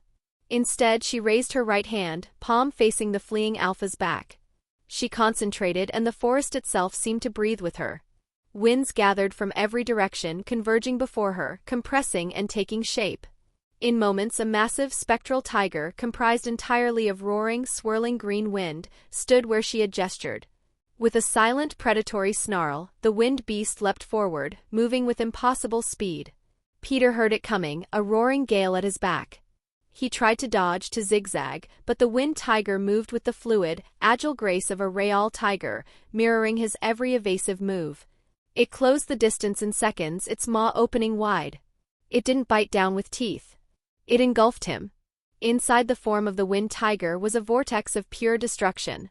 Countless blades of concentrated air slashed at Peter from all sides. His remaining skin was flayed, his muscles were sliced into ribbons, and even his bones were scored with 1,000 tiny, agonizing cuts. Then, as suddenly as it had formed, the wind tiger dissipated, scattering back into a harmless breeze. What fell to the forest floor was not the mighty alpha werewolf, but a broken, barely recognizable figure. Peter lay motionless in a crimson circle of his own blood. His skin was peeled and torn, revealing glints of bone in places. He had reverted to his human form, naked, mutilated, and clinging to consciousness by the faintest, most fragile thread. Allison stood over the broken, bloody form of Peter. "That's for slitting Kate's throat," she said. Stiles swallowed audibly. Note to self. He whispered. "Never ever anger Allison." Cogman walked over to Allison. "That was fantastic, my lady. I thoroughly enjoyed your fight." As he spoke, he subtly positioned his foot and brought his heel down on one of Peter's outstretched, mangled hands, grinding it into the dirt. A weak, guttural groan of pain escaped Peter's lips. Allison rolled her eyes. "That's enough, Cogman. I see what you're doing with your foot. Let him be." Cogman smirked, gave Peter's hand one last vicious twist and then stepped away. Jacob turned to Chris and Victoria, who were still standing in shocked silence. "You should call your people to deal with the bodies of your hunters," he advised. "The town is still crawling with all kinds of people because of the Wendigo case. You'll want to be gone from here before anyone else shows up." He then walked over to Allison, followed by Lydia, Malia, and Scott. Erica made a move to follow, but Stiles caught her hand gently. "Don't," he said softly. "You can't see Peter clearly from here, but I can. He's a bloody mess. I really don't think you want to see him up close." Jacob stopped beside Allison and looked down at the miserable Peter. Then he raised his voice. "Derek, it's time to take what you want." Derek emerged from the shadows, his expression grim. He gave Jacob a short nod, then knelt beside Peter's ruined form. Peter managed to tilt his head, a bloody, ugly smile stretching his split lips. "So," he rasped, each word a struggle. "This was, your plan all along. You used me to kill Kate and asked them to beat me down, cough." His eyes glowed crimson. "Do it." Derek didn't hesitate. His claws flashed in the moonlight, a clean, deep slash across Peter's throat. Peter choked, a wet, bubbling sound as his own blood filled his airway. The red glow in his eyes faded. In the same moment, a new, fierce crimson light ignited in Derek's eyes. Seeing Peter was dying fast, Jacob moved quickly. He retrieved an expired senzu bean from his pocket dimension. But instead of feeding it to Peter, his own dragon claws extended. He drove his hand straight into Peter's abdomen, shoving the bean deep into his stomach. Withdrawing his bloody hand, he stood and ignited it with his fire ability to burn the gore away. "What are you doing?" Scott asked, horrified. He's already dying. He's not dying anymore, Lydia said calmly. Jay saved him. Scott and Derek spoke in unison, stunned. What? Why? They looked down and saw the horrific wounds on Peter's body were knitting themselves together at a visible rate. The vacant dimness in his eyes was replaced by a blue glow. Jacob turned toward Stiles and Erica. Stiles, get your phone out and get ready to film the birth of another Rocket Man. Stiles's eyes went wide with instant comprehension. He fumbled for his phone, a huge grin spreading across his face. Erica, let's go. This is gonna be fun. Jacob took out a powerful flashlight, a daily reward from his pocket dimension, and tossed it to Scott. Point this at him. He then covered his own nose and mouth with his sleeve, pulled out his own phone to record, and called out, Girls, you might want to take a few steps back. Allison, Lydia, and Malia wisely retreated. Stiles left Erica with them and walked over to Jacob's side, phone at the ready. Derek, though bewildered by why Jacob would save Peter, shrugged. He'd gotten what he wanted. Good thing they didn't film me when I had to eat that healing medicine. He thought and pulled out his own phone to join the recording session. Soon all of Peter's wounds had sealed. He sat up, looking at his intact body in utter confusion. He turned to Jacob. Why help? Then he felt it. A deep, ominous rumbling in his gut. His eyes went wide with panic. What's going? He never finished the sentence. It started. A loud, prolonged, trumpeting fart erupted, echoing in the clearing. It was followed immediately by another and then another. Peter scrambled to his feet, his face a mask of horror and humiliation. He didn't say another word.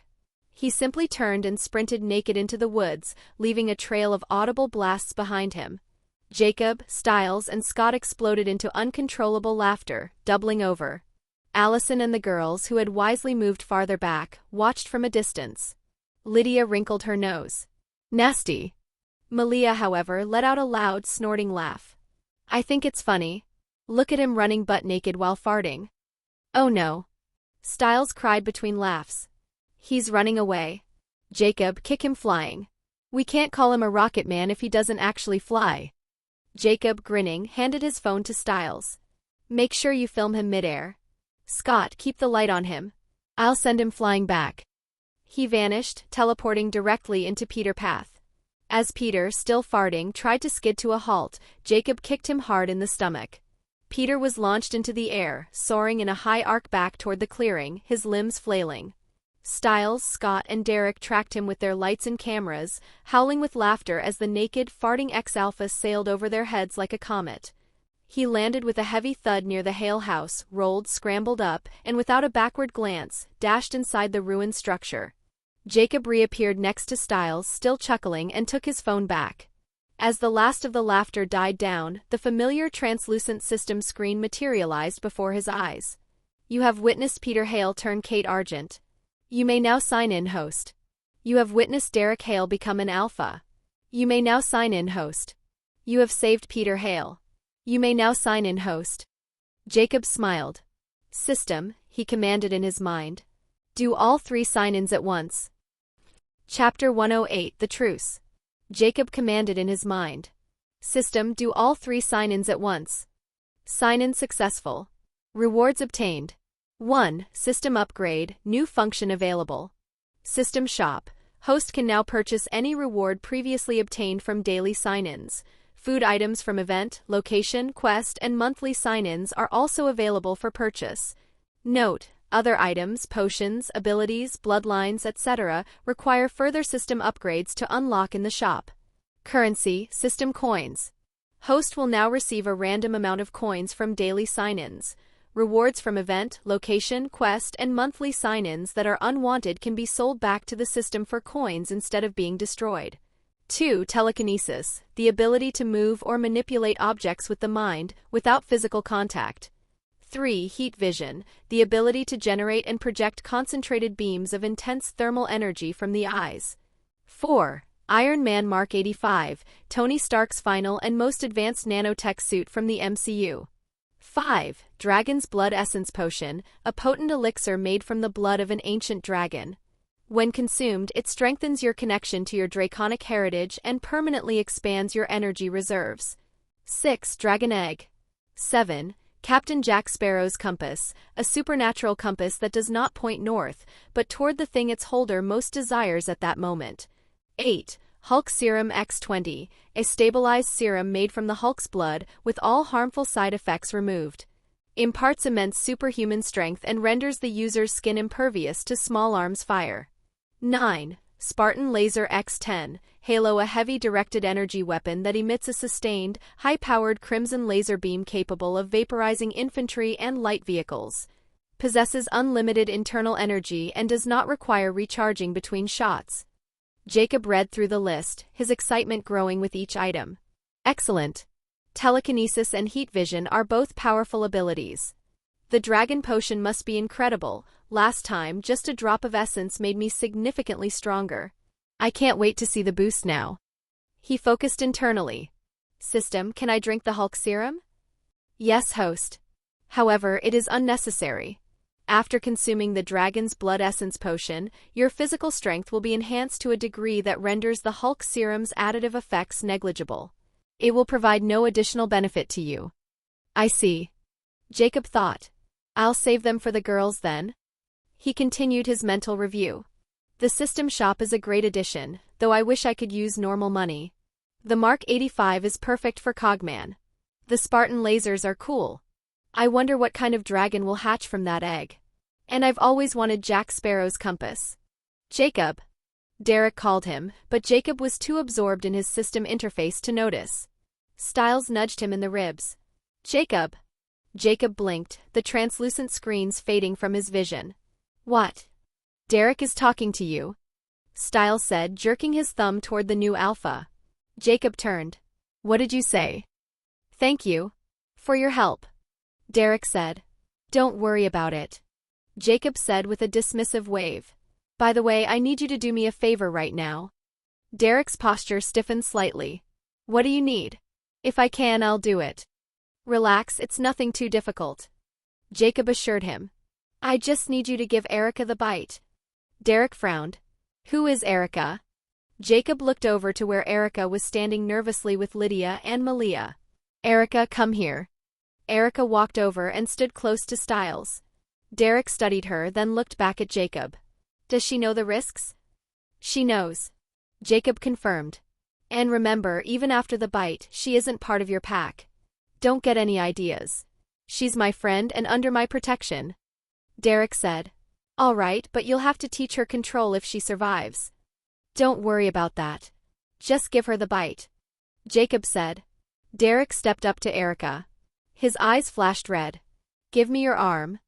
Erica extended her arm, trembling slightly. Derek's fangs lengthened and he bit down firmly into her forearm. Erica winced, sucking in a sharp breath but didn't cry out. As soon as Derek released her, Jacob took out a roll of bandages from his pocket dimension. Stiles immediately took them and began gently wrapping the bleeding wound on Erica's arm. Not far away, Allison was standing with her parents. Victoria watched the scene with clear disapproval. Allison, why is Jacob helping that girl become a monster? Doesn't he know the boy Peter turned ended up killing his own parents? He knows, Mom. Allison said patiently. But Erica has epilepsy. Becoming a werewolf will cure her. Besides, don't worry. We'll teach her control. Chris studied his daughter's face, his own expression troubled. You don't seem very upset about Kate's death. Allison stepped closer, lowering her voice. She hugged both her parents and whispered directly into their ears. Kate isn't dead. Jacob says she's still alive. She's changing. Both Chris and Victoria stiffened, their eyes widening in shock. Chris's voice dropped to a hushed, urgent whisper. You mean Peter turned her? With his claws. Allison nodded, still whispering. Yes. Tomorrow she'll wake up, healed and as something new. And we all know she isn't the type to follow the hunter's code and take her own life. She pulled back slightly, looking her father directly in the eyes. So the choice is yours now, Dad. You can kill her or let her live. But I think you should let her live. I'll talk to her. Hopefully she can change and use her new powers for good. Let's give her a chance. What do you think? Chris didn't need to think long. The grief of believing his sister was dead had been a tangible weight. The possibility of her survival, however complicated, lifted it.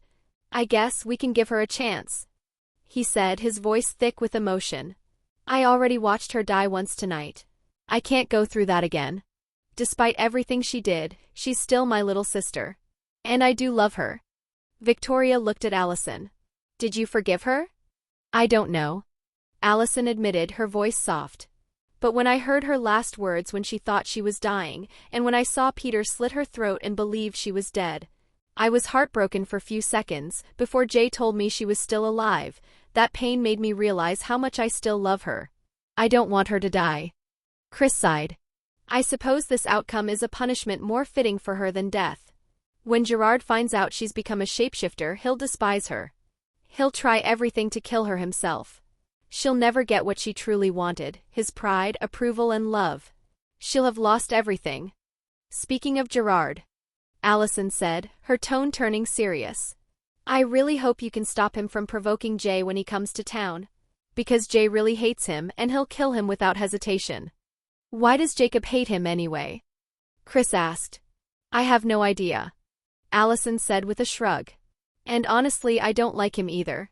He's the one who made Kate into the monster she became. I hate him for that. Despite their hushed tones, Derek's enhanced hearing picked up every word. His gaze drifted to Kate's motionless form, still lying on the ground covered by Allison's jacket, a mix of old hatred and new conflict in his eyes. Jacob's voice cut through his thoughts. If you want to live longer, don't even think about killing her now. Allison already gave you and Peter your chance for vengeance. Instead of killing her, stupid Peter, like an amateur alpha, slashed her throat with his claws and turned her. So drop the thought. Allison won't stand aside this time, and I won't help you. Derek let out a frustrated sigh. As long as Kate doesn't come after me, I won't attack her. I just hope Allison won't blame me for defending myself. Allison isn't unreasonable. Jacob reassured him. She understands self-defense. By the way, Derek asked, his curiosity getting the better of him. Why did you save Peter? Jacob grinned. Just a whim. I might need a high-quality punching bag someday. That's why I saved his life. And since we're on the subject, watch yourself, he'd stab you in the back without a second thought the moment he gets the chance. Derek nodded grimly. I won't trust him. He then looked toward the Argents, his posture tensing. I need to talk to them. Can you help? Sure. Jacob said. Let's go. They walked over with Lydia, Malia, Scott, Stiles, and Erica trailing behind them. As they approached, Chris immediately raised his gun, aiming it at Derek. Derek raised his hands. I'm just here to talk. Before Chris could speak, Allison stepped forward. We're listening. Derek met her gaze. I want your family and Kate to stop hunting me. You know she's still alive? Allison asked. Derek gave a single, stiff nod. Yes. And as I told Jacob, as long as she doesn't attack me, I won't attack her. After what happened tonight, let's consider the debt between the Hales. And the Argents paid. We're even. Even? Chris snapped, his grip tightening on his gun. You killed 20 of our people tonight. And your sister burned my entire family alive. Derek shot back, his voice cold. Allison placed a gentle hand on her father's arm. Dad. Be reasonable. Chris glared for another moment, then the fight seemed to drain out of him. Fine. Derek continued, his tone earnest. I give you my word. I won't harm innocent people. I intend to protect this town like my mother did. Victoria studied him, her eyes sharp. So you're planning to build a pack? Yes. Derek confirmed without hesitation. I will teach them control, and if one of them takes an innocent life, I'll kill them myself. Allison held up a hand. First, answer me one thing truthfully. Why were your eyes blue before? If you're not a cold-blooded killer, I'll guarantee my parents won't attack you. Derek's eyes narrowed slightly. Are you sure you can guarantee that? If you don't trust me, Allison said, a hint of a smile touching her lips. Then you should trust Jacob. He's kind of your friend. Jacob, who had been watching the tense exchange with detached amusement, suddenly found himself in the spotlight. Whoa, hey, Allison, don't drag me into this. He protested, holding up his hands. Look at your mom. She's definitely planning to kill Derek and Peter and maybe even Kate. And if she could, I think she'd try to kill me too. So I can't exactly give Derek my word that I'll protect him from a mean woman like her. Victoria narrowed her eyes at Jacob, then a slow, dangerous smirk spread across her face. "Since I'm so mean," she said sweetly. "Then Allison, you are not allowed to stay with Jacob at his house anymore. You will come home before dark every single day." Jacob's playful demeanor vanished. "You can't do that. Allison is my wife. My house is her home. You can't keep her away from me." Victoria's smile widened. "I can and I will. Unless you kill Derek for me. Right now." Jacob nodded, his expression turning eerily serious. "All right."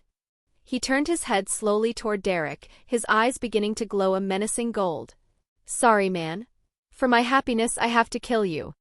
Derek panicked, stumbling back a step. Jacob took a predatory step forward, a wicked smirk playing on his lips. Scott suddenly jumped between them, his arms spread wide. "Jacob, you can't kill him." Jacob's glowing eyes shifted to Scott. "So you want to stand in the way of my happiness too? I don't mind beating you before I kill Derek." Scott paled, his bravado crumbling. Just then, Allison reached out and smacked Jacob firmly on the back of the head. "Stop scaring them, you idiot." Jacob's sinister expression melted into a grin, and the golden glow faded from his eyes.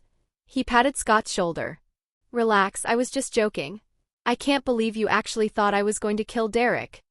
Scott scratched the back of his head, his face flushing with embarrassment. "Sorry, you sounded really serious." Stiles, who had been watching the whole exchange with glee, complained. "Allison, why'd you stop him? If you'd let him scare them a little longer, one of them might have actually peed their pants." Allison rolled her eyes at Stiles, then turned back to Derek. "Mom and Jay were just joking." Derek let out a long, shaky breath he hadn't realized he was holding. The tension in his shoulders eased slightly. He met Allison's expectant gaze and finally gave her the truth she'd asked for. "My eyes turned blue because I killed an innocent person." "That's not the whole truth," Lydia said, her voice holding the certainty of a banshee. "I can feel it." Allison's expression softened from suspicion to something more probing. "Tell me what really happened." Derek closed his eyes for a moment, the forest around him fading as he was pulled back into the past. "I was about your age," he began, his voice low. "I was in love with a girl. Paige was her name. But Peter convinced me that she would hate me if she ever found out what I was. And because I was young and stupid, I let him talk me into a solution, turning her. I knew my mother would never allow it, but Peter had a plan for that too." His jaw tightened. "I tried to stop it. I realized it was wrong, but I was too late. An alpha bit her. Her body, it rejected the bite. It caused her unimaginable agony. In the end, she begged me to end her suffering. So I did." "I'm sorry," Allison said, her earlier sternness gone, replaced by genuine sympathy. "I'm sorry for making you remember that. My parents won't attack you, Derek. Not as long as you keep your word and don't hurt innocent people. But you should be wary of Gerard when he comes. And if he attacks you." She met her father's gaze briefly, then looked back at Derek. "You have every right to defend yourself. You can even kill him." "Allison," Chris interjected, shocked. "What?" Allison shot back, her tone firm. "Gerard is a monster who deserves to die. If you really want him to live, Dad, you'll tell him to never set foot in Beacon Hills." Jacob stepped forward. "All right. That's enough. Derek is under my protection as a friend. Chris, Victoria, the hunting stops here." He turned his golden gaze on the new alpha. "Derek, don't let your new powers turn you into a monster. And keep an eye on Peter and make sure he doesn't do anything stupid." Just then, a figure emerged from the shadow of the Hale house. Peter, now clad in scavenged clothes from one of the fallen hunters, walked toward them. Derek walked to meet him halfway. "Where are Mike and Oliver?" "Dead," Peter replied flatly. "Both of them got shot in the chaos." "Then let's go," Derek said, turning to leave. Peter stopped, a cold, mocking smile touching his lips. "Did you forget? You just slit my throat and stole my power." "No, I didn't forget," Derek said, turning back to face him, his crimson eyes glowing faintly. "I took back what was always meant to be mine, and lucky for you, Jacob saved you. You should be thanking him." Peter's gaze flickered past Derek to where Jacob stood with the others. "Why did he save me?" Derek shrugged. "He said he might need a high-quality punching bag someday. So he saved you." He gestured toward the woods. Now, are you coming with me, or are you staying here to see if the Argents feel like finishing the job? Peter said. No. I'm leaving. I'll thank Jacob some other time. With that, the two of them left. Jacob tilted his head, his enhanced hearing picking up distant engines. Let's go home, everyone. I can hear vehicles approaching. Who is it? Allison asked. The cleanup crew I called. Chris answered. All right, we should go. Allison said, walking over to where Kate's body lay. I'm taking Kate with me. I need to talk to her when she wakes up and teach her to control herself. Chris nodded. Okay. We'll come visit tomorrow. Allison slung Kate over her shoulder, and with a final nod, she and Jacob's group left. Chapter 109, Powering Up PT-1. While Jacob and his group were walking through the woods, heading back to the mansion, Lydia suddenly stopped, her head tilting as she stared intently into the deeper, darker part of the forest. Everyone halted. Jacob followed her gaze, and a deep, instinctive unease settled in his gut. Allison noticed the serious looks on both their faces. Lydia, what's wrong? I sense dead people that way. Lydia said, her voice barely above a whisper, yet it carried clearly in the quiet night. Several of them. And I can also feel something else, something coming. Something evil and dangerous. If we don't stop it, a lot of people are going to die. Malia said. How dangerous? Lydia looked directly at Jacob, her expression grave. Very dangerous. As if there's a creature there as strong as Jay. Malia blinked. As strong as Jay? That's impossible. I don't know if I'm right or not. Lydia admitted. But that's just how I'm feeling. I can feel it too. Jacob said. I don't know if there is a strong creature there or not, but I can sense a massive concentration of energy building deep in the woods. He turned to the group, his expression turning stern. Guys, go home. I'll go see what's there and deal with it if I can. If I can't, I'll just escape. No, Allison said firmly, stepping closer. We're going with you. It's too dangerous. Jacob said. Please, just go back home. Lydia crossed her arms. We're going. And even if it is dangerous, we can always teleport to Serendel. Stiles, who had been listening with wide eyes, raised his hand. What's Serendel? Our other home. Jacob explained, not taking his eyes off the dark tree line. It's hidden in another dimension. Stiles's eyes lit up with excitement. Really? Then why haven't you invited us? I want to see it. Jacob was in no mood. Maybe I'll take you there some other day. Right now, let me get you, Erica, and Scott back to the mansion. Stiles saw the deadly serious look on Jacob's face, and his own expression sobered. I'm going with you guys. Scott, please take Erica back to Jacob's palsy to rest. She looks exhausted. Jacob turned to him. Stiles, this isn't a joke.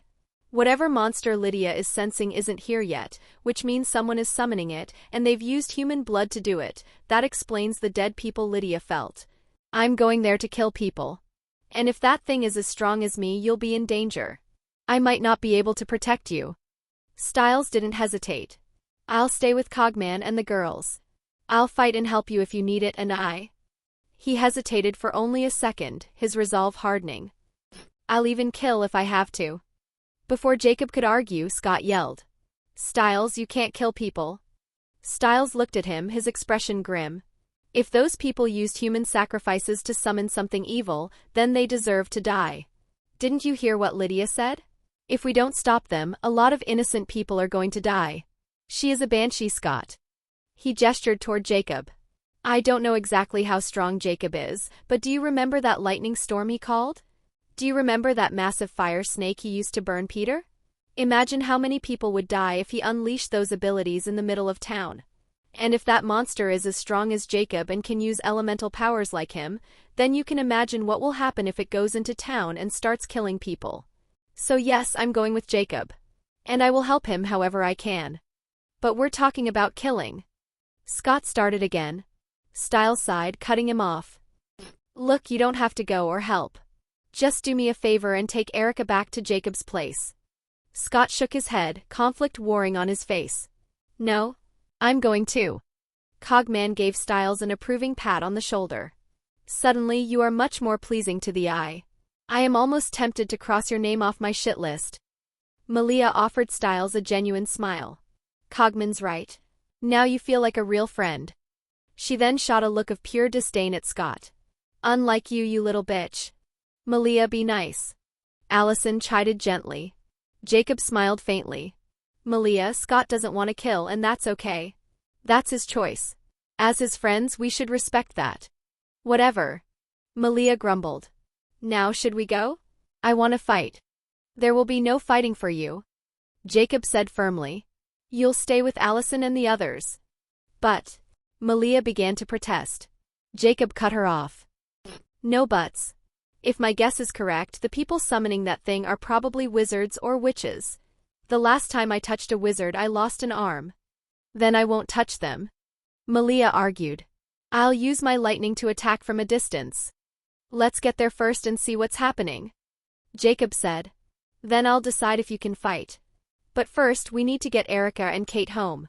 Everyone, put your hands on me. Why? Stiles asked. Just do it and you'll understand. Jacob said. Allison, put Kate's hand on me too. Everyone placed a hand on Jacob.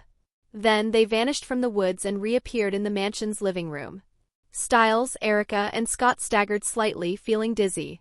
How? Stiles breathed, looking around in awe. I can teleport. Jacob said simply. Just how many abilities do you have? Stiles asked. Jacob smirked. A lot. Now take Erica to your room to rest. My room? Stiles said.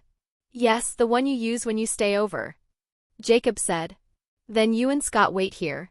I'll be back in. He paused and thought. System, how long will it take to absorb the dragon's blood essence potion? And how long for the girls to absorb the Hulk serum? It will take you between 40 to 50 minutes to fully absorb the potion, host. For your mates, absorption of the Hulk serum will require approximately 40 minutes. Then the girls and I will stay inside Serendel for an hour, which is 12 minutes outside. Aloud, he said. I'll be back in 15 minutes. Stiles didn't ask more questions. He took Erica's hand and led her to his room. Jacob said. Cogman girls, let's go to Serendel. Go ahead. Allison said. I'll put Kate in a guest room and follow you. She headed off with Kate's unconscious form. Jacob, Malia, Lydia, and Cogman teleported, vanishing from the living room, leaving Scott standing alone in the sudden silence. He sighed and sank onto the couch, lost in thought. Serendel? The group appeared on the soft grass of the garden outside the palace. Moments later, Allison joined them, having settled Kate in a guest room. After I consummated the bond with Malia. Jacob said. My strength started growing faster and some new useful things were unlocked in my pocket dimension. Lydia's eyes lit up with excitement. Really? Hurry, show us. Jacob smiled and retrieved 3 elegant bracelets from his pocket dimension. He handed one to each girl. These are concealment charm bracelets. They can completely mask the wearer's supernatural nature. When worn, any supernatural creature will appear as a normal human to other creatures. Your true nature and energy will be completely masked. The effect only breaks if you voluntarily shift or actively use your powers. Drop a bit of your blood on them to bond them to you. The girls bit their fingers, letting a drop of blood fall onto the bracelets. Each bracelet shimmered briefly, and they instantly felt a connection to the magical items before putting them on. Next, Jacob took out a red and gold metal box and handed it to Cogman. This is the Mark 85. Tony Stark's nanotech suit from the MCU. It's yours. Cogman accepted the case with his usual casual air. Thank you, sir. But the moment his internal systems connected with the suit's AI and accessed its schematics, his demeanor shifted. His eyes widened fractionally. I can't believe this is man-made. The power, the complexity, it's incredible. He looked at Jacob, his usual mockery replaced by genuine, solemn respect. Thank you, sir. This will make me far more effective in helping you and protecting my ladies. A familiar, wicked smirk finally returned. And more importantly, it provides many new, creative options for dealing with enemies. I intend to fuse it with my body. How long will that take? Jacob asked. Not long, sir. 30 minutes should suffice. Jacob nodded. Then get started. Cogman moved a short distance away and started fusing the Mark 85 with his body. Jacob then took out 3 test tubes filled with a vibrant translucent green liquid from his pocket dimension. He handed one to each girl. This is the Hulk serum. It's derived from the Hulk's blood. Drink it. It will grant you immense physical strength and make your skin highly resistant to small arms fire. It should also enhance your existing healing ability. Lydia examined the glowing liquid. Any side effects? Turning green? Losing control? A small smile touched Jacob's lips. Although I would love for one of you to have the ability to shift into a She-Hulk, there is sadly no such good thing. The serum has no side effects, he said. And once you drink it, the serum will take about 40 minutes to absorb completely. We'll stay for 75 minutes in total, use the remaining time to get used to your new strength. The girls sat on the soft grass and drank the serum. Almost immediately, their skin flushed a deep red, and their veins became prominent beneath the surface. They grimaced, waves of intense heat and minor pain washing through them, but it was nothing they couldn't handle. Jacob watched them for a moment, ensuring they were stable before teleporting away. He reappeared atop one of the distant mountains far behind the palace. He took a deep breath and retrieved the dragon's blood essence potion. The vial glowed with a deep pulsating crimson light. Without further hesitation, he uncorked it and drank the contents. At first, a soothing warmth spread through his limbs. Then he felt like something unlocked deep within him, as if a dam had burst deep within his soul. His body temperature skyrocketed. His veins bulged, glowing faintly beneath his skin with a red light. A sharp pain coursed through his body, but it was eclipsed by the sensation of his power swelling, expanding at a rate that was almost alarming. He sat immobile for 45 minutes as the transformation took hold. Then his body began to change of its own accord. His frame expanded, bones cracking and lengthening. Black scales, harder than steel, rippled across his skin, replacing it entirely. His face elongated, reshaping into a powerful draconic muzzle filled with sharp fangs. His arms and legs thickened, claws erupting from his fingertips and toes. A long, powerful tail sprouted from the base of his spine, and leathery wings unfurled from his back. The final change was in his eyes. The familiar gold deepened to orange, then finally turned red. When the transformation was complete, Jacob stood as a true dragon. He was not yet a behemoth of legend, but he was formidable, standing 6 meters tall at the shoulder, a creature of gleaming black scales, razor-sharp claws, and huge leathery wings. Raw, ancient power hummed in every fiber of his being. Feeling the immense, surging strength within him, Jacob threw back his draconic head and roared. The sound was primal, a wave of thunderous power that rolled across the mountains and valleys of Serendel, shaking the very air. Chapter 110, Powering Up PT2. Allison, Lydia, and Malia, who had finished absorbing the Hulk serum and were testing their new, incredible strength by lightly punching boulders into gravel, froze at the sound. They turned as one toward the distant mountains, from where the earth-shaking roar had originated. Lydia smiled, a sense of awe in her expression. It seems he got stronger too. Malia nodded. If I didn't know that was Jay, I'd be running for the deepest hole I could find right now. And that's just from the sound of him. A fierce, proud grin spread across her face. But luckily, I'm his wife. That roar, instead of scaring me, it just makes me feel stronger. Me too. Allison and Lydia said in unison, feeling an unexpected surge of confidence and power resonate within them, a reflection of their bond. As they spoke, a dark shadow appeared in the sky of Serendel, growing larger as it descended. With a rush of wind, Jacob landed before them, his massive claws digging into the soft earth. He folded his wings against his scaled back, his crimson eyes looking at them. "What do you think, girls?" he asked, his voice a deep, resonant rumble that vibrated in their chests. Allison's eyes were wide with admiration. "Wow. You look majestic." The girls approached, circling him. They ran their hands over his hard scales, marveled at the size of his claws, and stared up at his powerful draconic form. Cogman descended from his flight around Serendel to hover at their side. He gave Jacob's new draconic form an appreciative once-over. "Now you look like a proper dragon, sir. A little small perhaps, but you look good nonetheless." Jacob's voice rumbled deeply. "My full dragon form will grow larger. By the way, did you manage to fuse the Mark 85 with your body, or are you just wearing it?" "Completely fused, sir." Cogman confirmed. "Show me," Jacob said. "As you wish."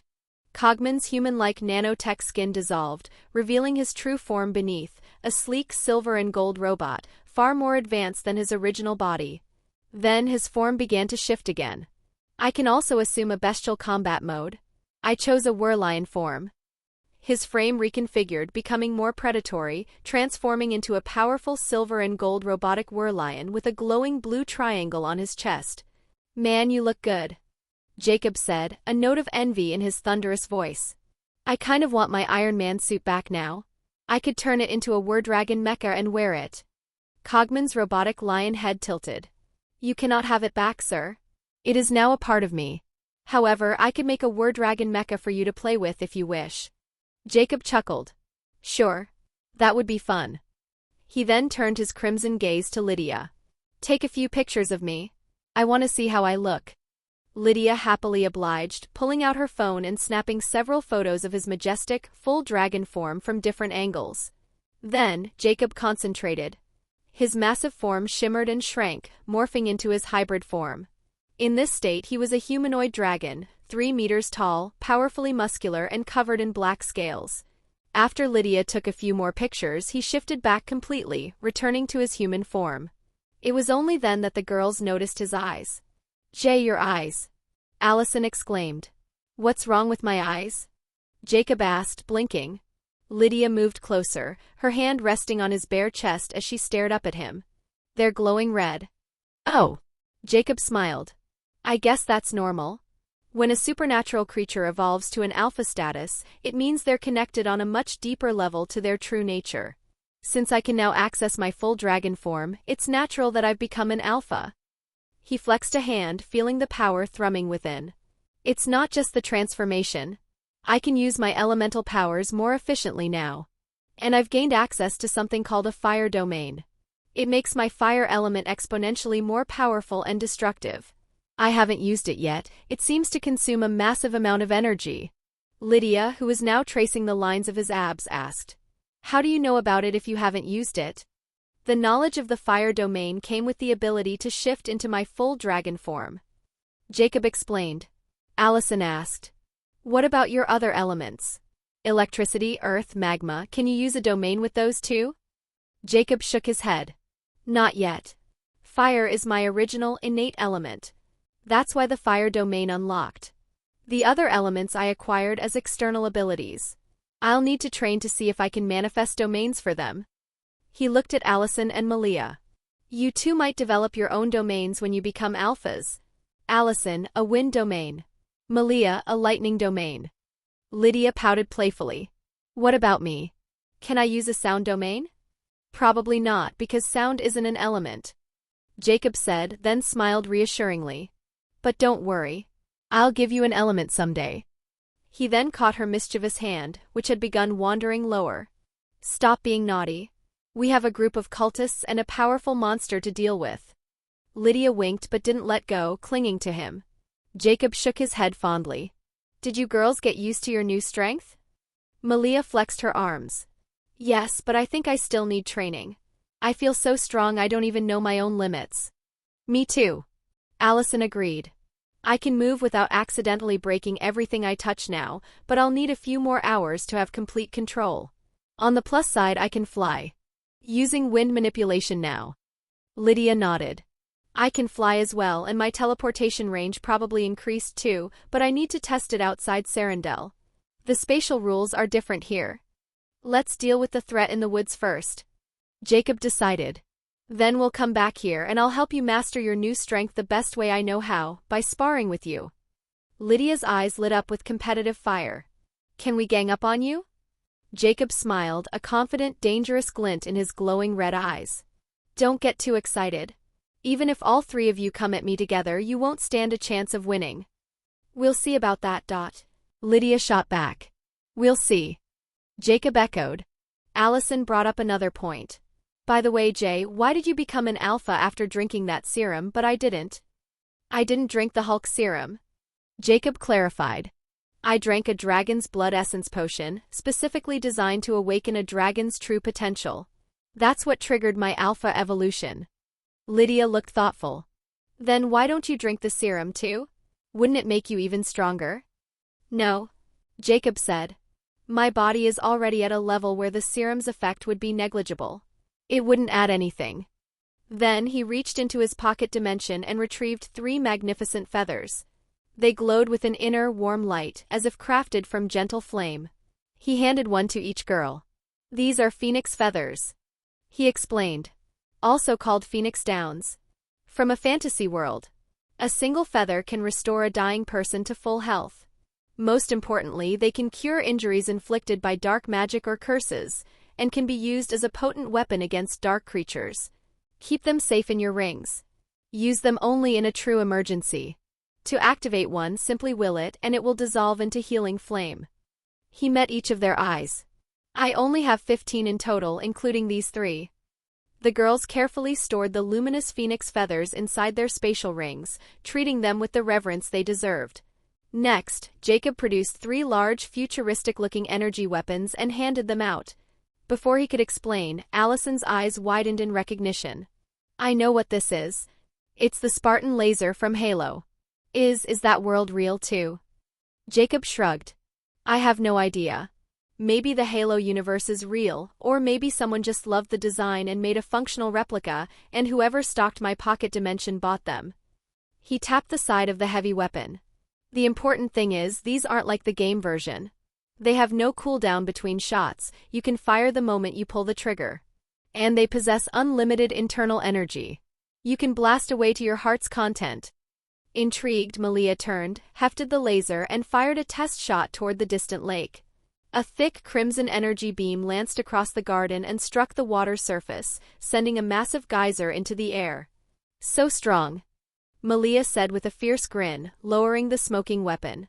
"I like it." "All right, put that away for now," Jacob said, amused. "Let's take a quick shower. We're all a bit sweaty from the power-ups." With that, the girls vanished, teleporting directly to their respective rooms in the palace to wash off the lingering effects of the serum. Jacob didn't bother with the palace. He simply teleported straight to the vast lake and plunged into the cool, clear water. As he swam, he focused internally. "System, merge the telekinesis and heat vision abilities into my body." "Are you sure, host?" "Yes." The process began. First, he felt the telekinesis ability integrate into his mind. A sharp, splitting headache bloomed behind his eyes, lasting for a few minutes before subsiding. Next came the heat vision. A sudden burning ache filled his eye sockets, making him grit his teeth. It lasted for a full minute before fading. Telekinesis and heat vision abilities merged successfully. Jacob treaded water for a moment, getting a feel for the new powers. He closed his eyes, focused, and then opened them. 2 thin, concentrated beams of brilliant red thermal energy shot from his pupils, streaking up into the serene sky of Serendel before he quickly shut them off, leaving faint trails of heated air. "Cool," he thought with satisfaction. Next, he turned his attention to telekinesis. He focused on his own body. With a gentle mental push, he lifted himself out of the water, hovering several feet above the lake's surface. A grin spread across his face. He flew smoothly toward the palace, reveling in the effortless movement. As he approached, he spotted Cogman standing near the grand entrance. A mischievous idea struck him. With a casual wave of his hand, he enveloped the butler in a telekinetic field and lifted him off the ground, spinning him gently in a slow circle. "Sir," Cogman's voice came, laced with dry annoyance. "Is this your doing?" "Yes," Jacob called out, laughing. "It's fun, right?" "No, it is not," Cogman stated flatly. "It feels as though a giant, invisible hand is gripping my entire body. I cannot break free. Release me. Use all your strength and try to break free," Jacob challenged, increasing the grip slightly. Cogman used his full strength. He activated the powerful thrusters in his palms and feet, glowing blue energy flaring as he pushed against the unseen force with all his mechanical might. Jacob felt the resistance strain against his mental hold. Intrigued, he poured more power into the telekinesis, tightening the grip. After a moment of intense struggle, Cogman went limp. "Sir, stop. I give up." Jacob immediately released the telekinetic hold. Cogman dropped unceremoniously to the ground, landing face first in the soft grass with a dull thud. "Sorry," Jacob said, not sounding very sorry at all, and then he flew into the palace, a thought crystallizing in his mind. This telekinesis is insanely strong. What a fantastic ability. He dressed in practical dark clothes, black cargo pants, a black hoodie and sturdy hiking boots. Ready for action, he teleported out of Sarandel. He reappeared in the mansion's living room, startling Stiles and Scott, who were sitting in tense silence. "Where did you come from?" Stiles yelped. "My other home," Jacob said calmly. "I had some final preparations to make." Stiles said, "When are you going to invite us there?" "Let me think about it," Jacob replied. "What's there to think about?" "In case you've forgotten," Jacob said, raising an eyebrow. "I have 3 wives. I have to ask their opinion first." He smoothly changed the subject. "Is Erica asleep?" "Yeah," Stiles said, his worry returning. "The moment she lay down, she just managed to tell me to be careful before she passed out." "Are you sure she'll be okay? What if her body rejects the bite? Like Derek's girlfriend?" "Don't worry," Jacob reassured. "She'll be fine." He then turned his gaze to Scott, who looked deeply troubled. "What's wrong with you?" Stiles answered for him. "He's stuck in a moral loop, trying to decide if he can help us kill people or not." Jacob walked over and placed a steadying hand on Scott's shoulder. "Scott, you don't have to kill anyone. I'll handle it. If I can't, the girls and Cogman will help.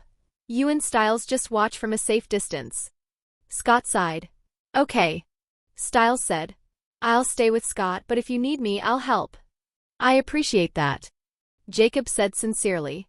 Just then the air shimmered.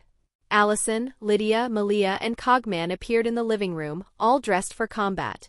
Jacob straightened up. "All right. Time to move. Everyone, put your hands on me." They all gathered close, placing a hand on Jacob. In a blink, they vanished from the mansion. They reappeared at the edge of the Beacon Hills Preserve. Jacob said, "Lydia, lead the way." Without a word, Lydia took off, sprinting into the deep woods with supernatural speed.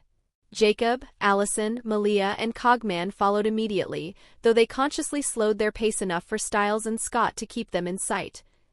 Chapter 111, Witches in the Woods. Jacob and the others followed Lydia deep into the woods. Lydia suddenly stopped, but she didn't need to say anything. Everyone could see it, a blue light glowing half a mile ahead, pulsating between the dense trees. "Let's get closer," Jacob said, his voice a low murmur.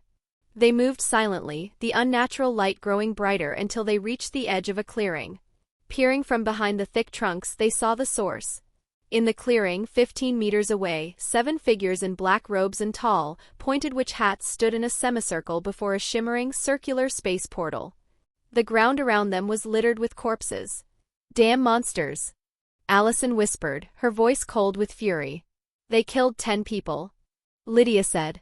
"And whatever they're summoning, I can feel it. It's dangerous." Scott stared in horror and fury. Stiles, though angry, was more fascinated by the swirling space portal. Cogman observed the scene with indifference. Jacob's eyes scanned the clearing. He looked for the Nemeton but didn't see it. "I thought they might be using the Nemeton." "Let's go kill them," Malia said, her claws itching to extend. "No," Jacob said firmly. "You girls are not going to fight them. They're witches. They can teleport and use dark magic. You shouldn't get close to them. I'm going to kill them quickly." "Then let us help you from here," Allison argued. "We'll use the guns you gave us," Jacob said. "Actually, I can kill them all at once from here. But I want to kill one too." Malia pouted. Jacob focused on the figure in the center of the 7. "Fine. But first let me kill the one in the middle. She's the strongest. The moment I kill her, you girls can open fire." The girls retrieved their Spartan lasers from their spatial rings. Stiles saw the weapons and forgot himself, his voice rising in an excited shout. "That's the Spartan laser." Lydia quickly waved her hand, creating a sound-dampening field to stop his voice from reaching the witches. Although she succeeded, the witch in the middle sensed the use of energy and turned toward their hiding place, shooting a quick ice spell at them. Jacob waved his own hand, using telekinesis to deflect the attack. The spell veered off course and slammed into a cluster of trees 10 meters away, instantly freezing them into grotesque sculptures. Cogman smacked Stiles on the back of the head. "Imbecile." "Sorry," Stiles hissed, rubbing his skull. All 7 witches now faced their hiding spot, fear etched on their faces beneath the wide brims of their hats.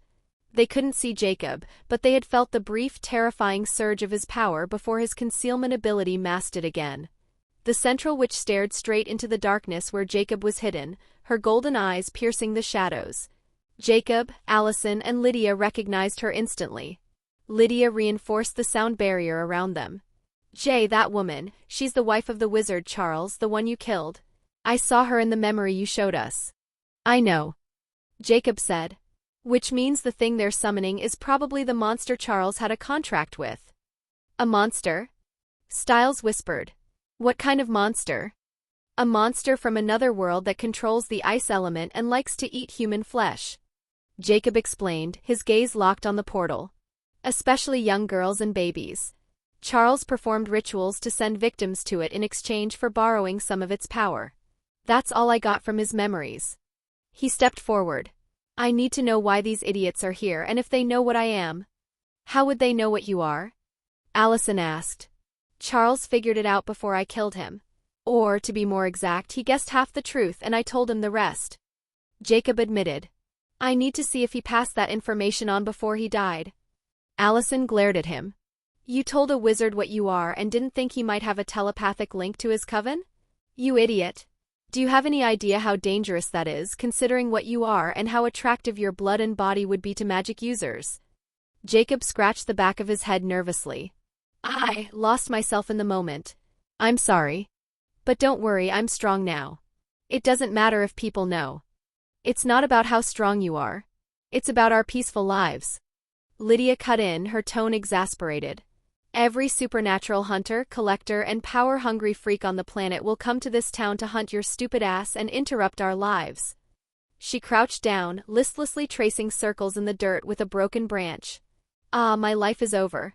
Will I ever be able to go shopping again without some idiot trying to kidnap me to get to my stupid husband?" Malia rolled her eyes. "Stop acting like you're weak. They can't catch you." A fierce smirk played on her lips. "And I think it sounds fun. We can fight every day." Cogman nodded in agreement. "Lady Malia is correct.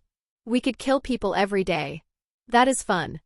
"No, it is not fun," Allison snapped. "My parents and this whole town will be in constant danger." She fixed a sharp glare on Cogman. "And you don't get any ideas about spreading information about what Jacob is just so you can have your twisted fun with the people who come hunting. We don't even know if Charles told anyone." Cogman looked away, an expression of feigned innocence on his face. "I would never do that. I would never put Sir in danger." Allison snorted. "I'd believe you if I didn't know you so well." Jacob opened his mouth to defuse the situation, but Scott interrupted, his voice urgent. "Guys, now is not the time to argue. That portal is getting bigger, and those witches are casting another big spell." Jacob turned his attention back to the witches. "Okay, girls. Let's get serious." Ignoring the lingering glares from Allison and Lydia, he stepped out of the shadows and into the clearing. Two of the witches had joined hands, their voices rising in a unified chant. A massive sphere of swirling frost and razor-sharp ice shards began to form above their heads. Jacob's eyes glowed red, and two beams of concentrated thermal energy, his heat vision, shot from them. It struck the first witch in the head, exploding it in a burst of gore. In one fluid motion, he shifted his gaze slightly. The beam swept through the second witch's neck, cleanly severing her head. The spell they were casting fizzled into a harmless mist. Stiles shook Scott's arm, vibrating with excitement. "Did you see that? He used heat vision. Like Superman." Scott pried his friend's fingers loose. "I saw it. Could you please stop shaking my arm?" Jacob's gaze settled on the leading witch, his expression cold. "I know you. Your name is Edith, right?" Edith stared at the terrifying teenager before her. She didn't mind talking, it would buy time for the monster's arrival. "Who are you and how do you know my name? Didn't Charles tell you about me?" Jacob asked, his tone casual. Edith's eyes widened. "You knew Charles?" "I got to know him quite well a few weeks ago," Jacob said, a smirk playing on his lips. "You're the one who killed him?" Her voice was a low growl of anger. "Yes, I am. Is that why you're here?" "For revenge." In answer, Edith teleported behind Jacob and hurled a dagger at him with blinding speed. But Jacob was already gone, reappearing instantly between her and the spot where Allison and the others hid. With a wave of his hand, he froze the dag in midair. It was black and emanated a foul, creeping energy. Another flick of his wrist sent the dagger shooting toward another witch. The woman teleported, reappearing 3 meters to the side, but the blade, still under Jacob's control, instantly changed course and stabbed her in the back. The witch collapsed instantly. Dark veins spiderwebbed across her skin before her flesh and muscles dissolved, leaving behind a skeleton in a black robe. From their hiding place, Stiles said. That dagger was cursed? Obviously. Lydia said. So stay close to me. They don't know we're here because I put a sound barrier up after you screamed. If they find us, they could teleport next to us and use us against Jay. Couldn't you have used the sound barrier the moment we arrived here? Stiles asked. Lydia glared at him. I didn't know you were going to scream, you idiot. Back in the clearing, Jacob waved his hand. The dagger flew from the skeleton, and with his other hand, he unleashed a hot flame that reduced the cursed weapon to ashes in an instant. Edith teleported back beside the other 3 surviving witches, her gaze locked on Jacob in horror. His casual display of brutality left her trembling. She stumbled backward, her voice a shaken whisper. What kind of monster are you? Jacob's smirk returned. Don't act like Charles didn't tell you. He told me, but I didn't believe what he said. She said, her voice trembling. I want to hear it from your own mouth. Jacob listened to the frantic rhythm of her heartbeat and thought. She's lying. Charles didn't tell her anything. Then he said, Is that so? Fine, I'll tell you. I'm a hellhound. With some special abilities. Edith said. So Charles was telling the truth, you're a hellhound, that explains why your fire could burn my dagger. She glanced at the portal, which had grown larger, and a smirk of her own twisted her lips. But you're going to die tonight, hellhound. To avenge Charles, I did something he warned me never to do. I summoned the Master to our world for the first time. He will kill you and turn this town into a frozen hell. Too bad I won't be here to see you die. Jacob sent a telepathic message to the girls. She has no idea what I am. You can kill them now, they're about to run. Edith turned to the 3 remaining witches behind her. We can't kill this monster. Let's run. Before she could finish her sentence, her survival instincts screamed. She teleported, appearing 10 meters away and preparing to vanish again. But Jacob was ready. He took a banana peel from his pocket dimension and tossed it a few meters in front of him. Edith, for a reason she couldn't comprehend, spun around and began sprinting directly toward the discarded peel. The 3 remaining witches froze, bewildered, as their leader charged back toward Jacob. From the shadows, Allison, Lydia, and Malia took aim. 3 thick, crimson laser beams lanced out from their Spartan lasers. Each beam found its mark, blowing the heads off the 3 stunned witches. Yes. Headshot. Stiles shouted, pumping a fist. He turned to the girls. Can I borrow one of those? Lydia didn't even look at him. That's a no. In the clearing, Jacob pointed a hand at Edith, who was still mindlessly running toward the banana peel. He clenched his fist and his telekinesis clamped down. With a sickening, wet crunch, Edith's body was compressed into a bloody pulp. A follow-up burst of flame from his other hand incinerated the remains. Seeing all the witches dead, Stiles ran over to Jacob. Jacob, please give me a Spartan laser to play with. You have more, right? Maybe, but... Jacob's eyes were fixed on the swirling portal, his expression deadly serious. Now is not the time to play. Allison and the others joined him. Jay, can you close that portal? She asked. Jacob shook his head. No, I can't. Now all of you get back and watch from a distance. That thing is about to come out. Remember to use your energy shields to protect yourselves. Okay, Allison said. But don't play with it. Just go for the kill. She turned to the others. Let's go. Are you just going to leave Jacob to fight alone? Stiles asked. Aren't you worried? Worried? Lydia gave a small, knowing smile. You have no idea how strong Jay really is, Stiles. But I think you're about to find out. And if you're lucky, you'll finally learn what he is. Really? Stiles's eyes sparkled. Then I can't wait. Scott frowned. Didn't he say he was a special hellhound? Stiles looked at his friend as if he were stupid. Did you believe that? Sure, hellhounds use fire, but they definitely can't use lightning. He was just testing to see if that witch really knew what he is. A ground-shaking roar erupted from inside the portal. The air temperature plummeted, and the dead bodies nearest the portal began to crackle with a layer of frost. Everyone stared as the shape of a monstrous head pushed against the dimensional gate, a head crowned with two massive horns and lit by two glowing red eyes that fixed on them with hunger. "Guys, hurry up and leave this place," Jacob commanded. Allison and the others used their super speed, blurring away to a safer distance, leaving Jacob alone to face the monster emerging from the portal. Chapter 112, Fire and Ice. Allison and the others ran, not stopping until they were 100 meters away from Jacob. Lydia, Allison, and Malia immediately activated their Quen shields, combining their individual barriers to form a large shimmering energy dome that encased the entire group. From within its protective glow, they watched as the monster finally emerged from the portal. It stood 3 meters tall, an ape-like behemoth with thick blue skin. White fur covered its chest and shoulders like a frozen mane, and a long white beard hung from its jaw. Above its head, 2 large sharp horns curled upward. Its eyes burned with an ancient insatiable red hunger as it fixed its gaze on Jacob. The air cracked. A wave of intense cold radiated from the creature, flash freezing the ground and the trees in a 50-meter radius. The monster bent down and snatched up one of the frozen witch corpses. It bit into the torso, consuming the frozen flesh with a sickening crunch, then tossed the remains aside like rubbish. Its glowing red eyes returned to Jacob.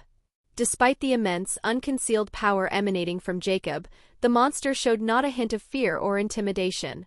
Its hunger only seemed to grow, focused entirely on Jacob as if he were a feast of pure energy.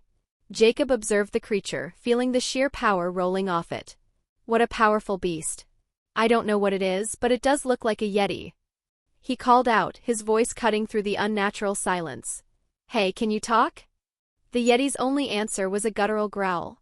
It opened its maw and a torrent of freezing breath, thick with shards of ice, blasted toward Jacob. "I guess not," Jacob sighed. Then he vanished. He reappeared right beside the yeti, his fist a blur of motion as he aimed a crushing blow at its temple. The yeti's reaction was terrifyingly fast. It raised a massive furred arm, blocking the punch with a sound like a hammer striking an anvil. The counterforce sent Jacob flying across the frozen clearing. Jacob flipped midair to land gracefully on his feet. He looked down at his arm, which was now covered in a layer of frost. The creature's icy power had tried to flash freeze his flesh. With a thought, he let a wave of heat radiate from his skin, the frost melting away in an instant. Jacob opened his mouth and unleashed a torrent of dragon fire. The yeti responded in kind, blasting a concentrated stream of its own freezing breath from its jaws. Fire met ice in the center of the clearing. The collision created a massive plume of superheated steam and a concussive shockwave that shattered frozen trees, but neither attack gained ground. They were locked in a stalemate of raw elemental power. Jacob cut off his fire breath. In the same instant, he teleported behind the creature. He raised a hand and his telekinesis flared. An invisible giant hand of pure psychic force clamped around the yeti's body, squeezing with enough power to crush a tank. A grunt of effort escaped Jacob. "Oh, he's tough. I thought I could squeeze him to death." The yeti roared, a sound of pure pain and fury that shook the ice from the trees. Then it unleashed its full power. Dark clouds materialized overhead. Snow and hail the size of fists began to pummel the earth.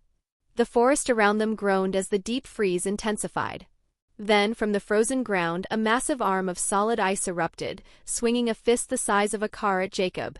Jacob waved his free hand, erecting a shimmering telekinetic barrier that stopped the ice fist cold. But then another arm grew and another. 3 more glacial limbs sprouted from the permafrost, all hammering against his psychic shield. A blizzard tornado, swirling with razor-sharp ice, formed and roared toward him. Jacob felt the strain. Maintaining the telekinetic grip on the yeti while defending against this onslaught was draining his mental energy fast. He released his hold on the creature and teleported away, avoiding the converging ice arms and the vortex of the blizzard. Freed, the yeti slammed both fists into the frozen earth. A visible shockwave of absolute zero temperature erupted from the point of impact, racing outward in an expanding ring, turning everything in its path into a sculpture of pristine ice. Its trajectory was headed straight for the dome shielding Allison and the others. Jacob teleported again, appearing inside the girl's Quen shield just as the wave hit, and unleashed his fire domain. A sphere of controlled silent inferno erupted from him, contained just within the bounds of the energy dome. The world outside turned a blinding, crystalline blue as the freezing wave passed over and around them. Inside, it was an oasis of shimmering gold and red heat. Stiles and Scott flinched, surrounded by swirling fire, but to their shock they felt no heat, only a comfortable, protective warmth. Allison looked out through the fiery barrier at the frozen wasteland that had once been a forest. Her voice was tight with worry. "Jay, can you really kill that thing?" Jacob turned, pulled her close, and gave her a quick, reassuring kiss. "Relax. That Yeti is strong. But I haven't even used 40% of my power yet." Stiles squinted at the hulking blue creature. "You think that thing is a Yeti?"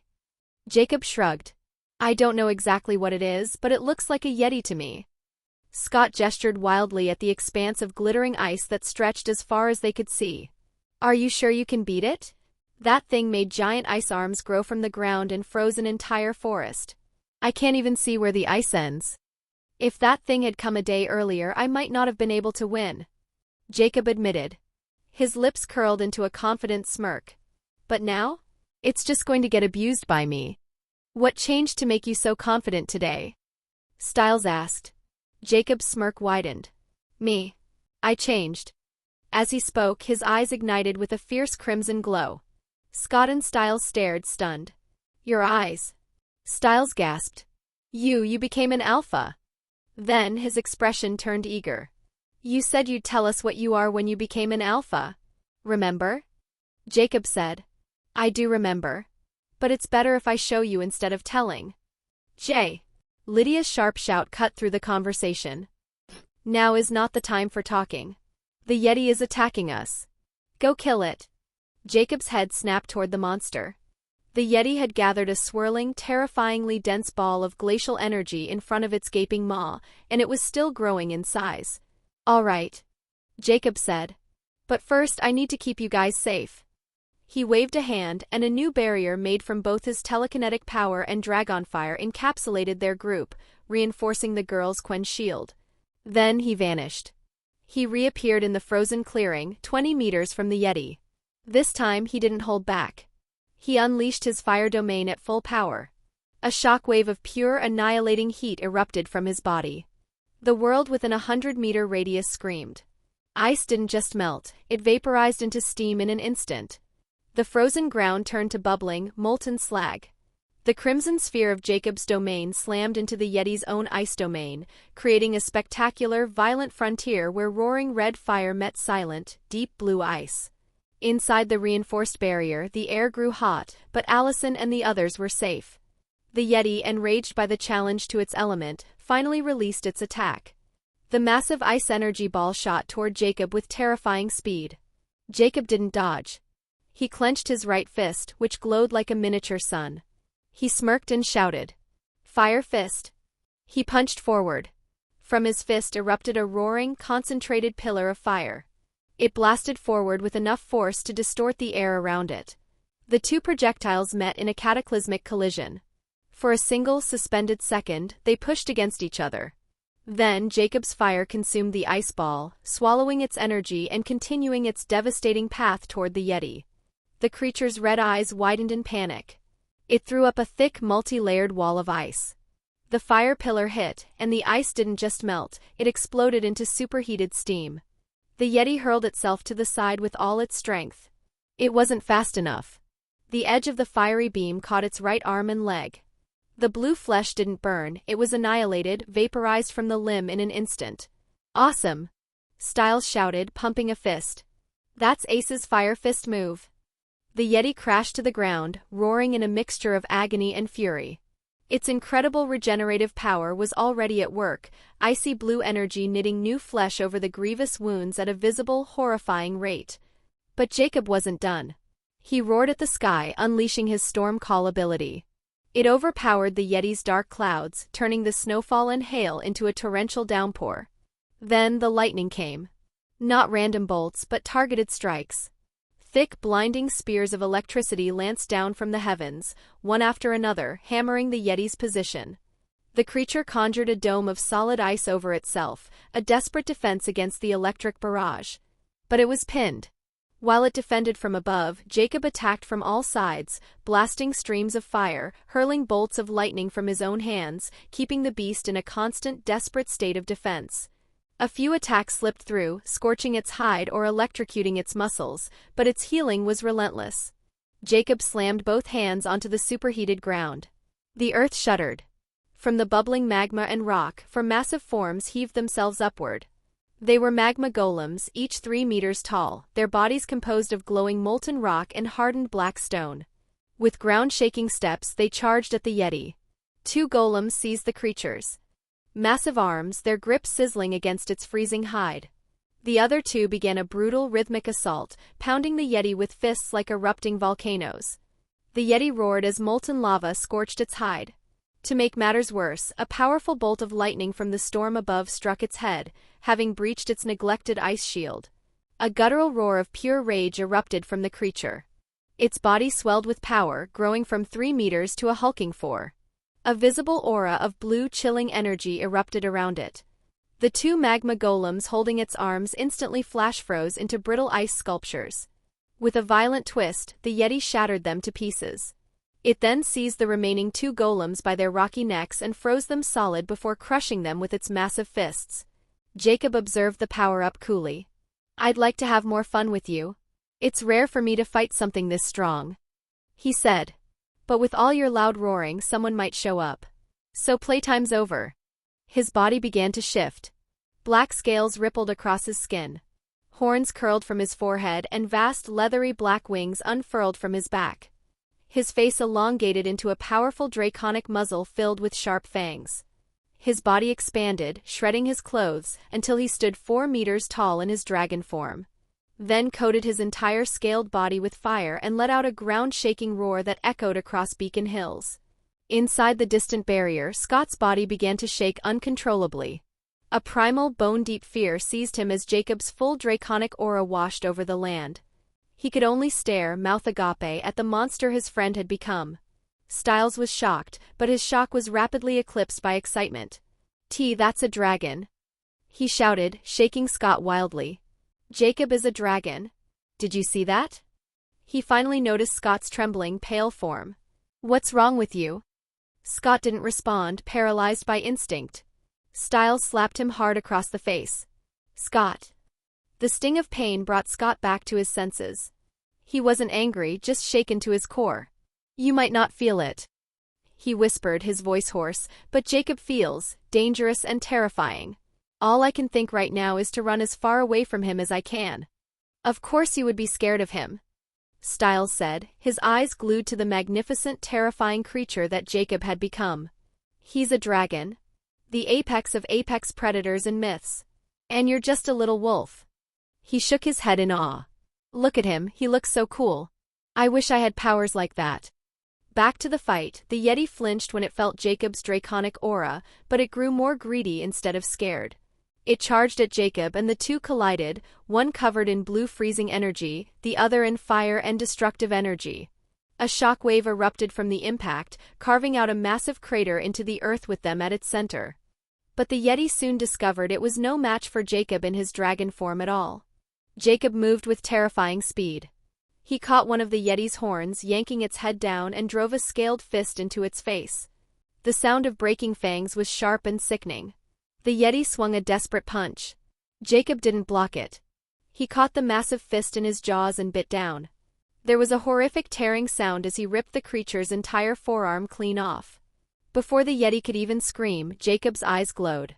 Twin beams of searing heat vision lanced out, slicing through the monster's shoulder and severing the remainder of its arm. The Yeti roared in pain and tried to use its ice breath to attack Jacob. But Jacob responded with his lightning breath, hitting the Yeti squarely in the chest. The impact sent the beast crashing hard into the ground and blasted a hole through its chest. Jacob stood over the fallen beast, watching as it writhed and seized, electricity arcing across its body, black blood and viscera vomiting from its maw. It began to crawl away, a pitiful, desperate attempt to escape. Jacob raised his draconic head and roared triumphantly at the stormy sky. Then he looked down, his burning red eyes fixing on the crippled Yeti. Miraculously, the creature's regeneration was still working. The chest wound was sealing, and a new arm was already sprouting from the ruined shoulder. Seeing Jacob's gaze, it did not attack him. Instead, with a final, cunning act, it turned its head and unleashed a powerful ice breath, not at Jacob, but at the distant barrier protecting Allison and the others. Then it scrambled to its feet and fled toward the slowly closing space portal. Jacob didn't even turn.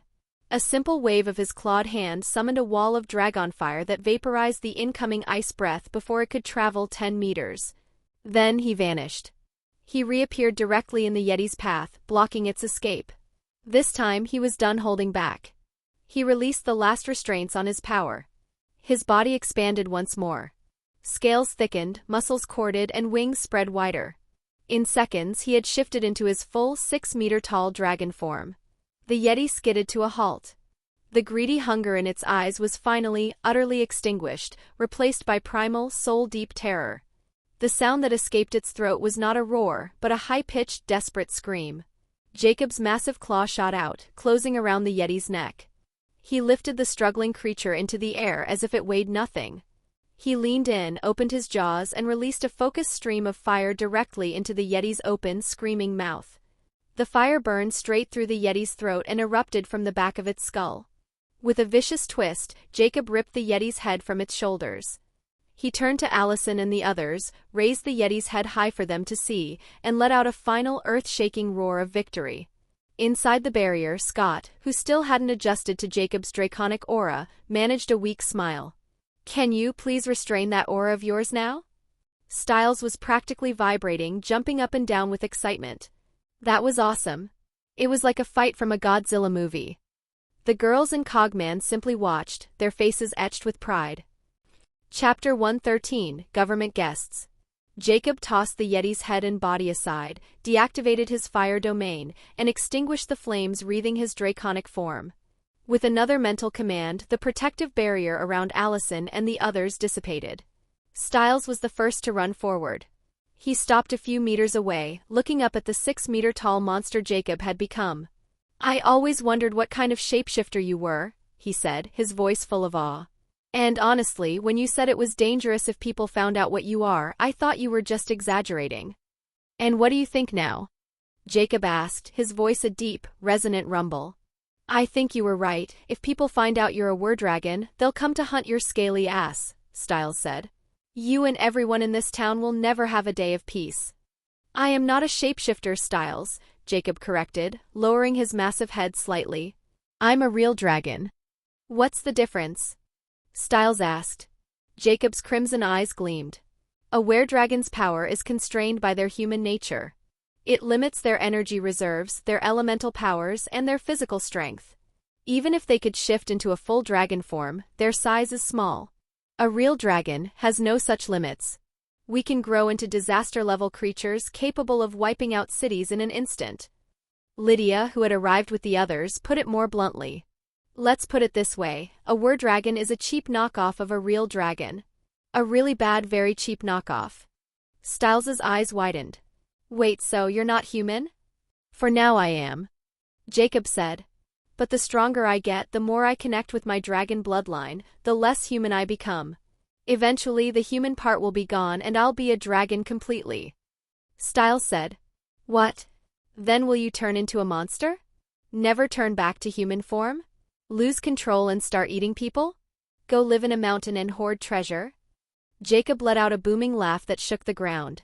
Lydia reached over and smacked Stiles sharply on the back of the head. "Are you cursing him, you idiot?" She snapped. "Ouch. I was just asking." Stiles protested, rubbing his head. Jacob, still chuckling, shook his massive head. "No. Even when I become a dragon completely, I'll still be me. Just more powerful, I guess." Stiles let out a breath he didn't know he was holding. "That's good to hear. Because if you ever did lose control, I doubt there's any creature or weapon in our world that could stop you, especially since you can teleport. You'd become a living nightmare." Scott, who had been pale and shaky, finally spoke up. "Jacob, can you please turn back to your human form and restrain your aura? I'm about to faint." "Oh, sure," Jacob said. "Wait," Stiles interrupted, holding up a hand. "Before you do that, can I get a picture?" He shoved his phone toward Lydia. Please take a picture of me and Jacob. Lydia took the phone. Fine. But don't show the pictures to anyone and don't lose your phone. I won't show anyone, Stiles promised. And even if I lose the phone, no one can unlock it. Cogman made it after all. Lydia snapped a few pictures of Stiles standing and looking very small next to Jacob's colossal form. Stiles even convinced Jacob to hold him gently in one giant claw, pretending he was about to eat him for a particularly dramatic shot. Afterward, Jacob's form shrank. In moments, he stood before them in his human form, quickly putting on fresh clothes from his pocket dimension. Just then, Stiles's phone rang. He answered. Hey, Dad. What's up? Noah's worried voice came through the speaker. Stiles, where are you? It's 2 a.m. I'm with Scott and Jacob. Stiles said. Do you have any idea what those loud roars were? Noah's voice was tense. People all over town are panicking. And to be honest, I'm panicking too. Those roars were terrifying. As Stiles began explaining about the witches and the Yeti, Scott's, Allison's, and Lydia's phones also started ringing. Their parents were all calling with the same fearful questions. After they'd each calmed their families down, giving carefully edited versions of the truth, Stiles also called Erica's mother to assure her that Erica was safe and asleep. He hung up and looked at Jacob. Dad says the whole town is in a panic after hearing your roars. Did you have to roar like that? Jacob smirked. I couldn't help myself. His expression suddenly shifted. He held up a hand. Wait. Shoo. I hear something. He turned his head, listening intently. Allison tensed. What is it? Jacob retrieved 7 Venetian masks and 7 black robes from his pocket dimension, old daily sign-in rewards. Quickly, put these on. Some people are coming this way, moving fast. I think they're cops. Stiles frowned. It can't be my dad, right? He's at the station. No. They're supernatural, Jacob said, his voice low. I can sense their energy. Should we leave? Allison asked, already pulling on a robe. No.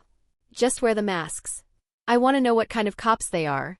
How do you know they're cops? Scott whispered, struggling with his mask.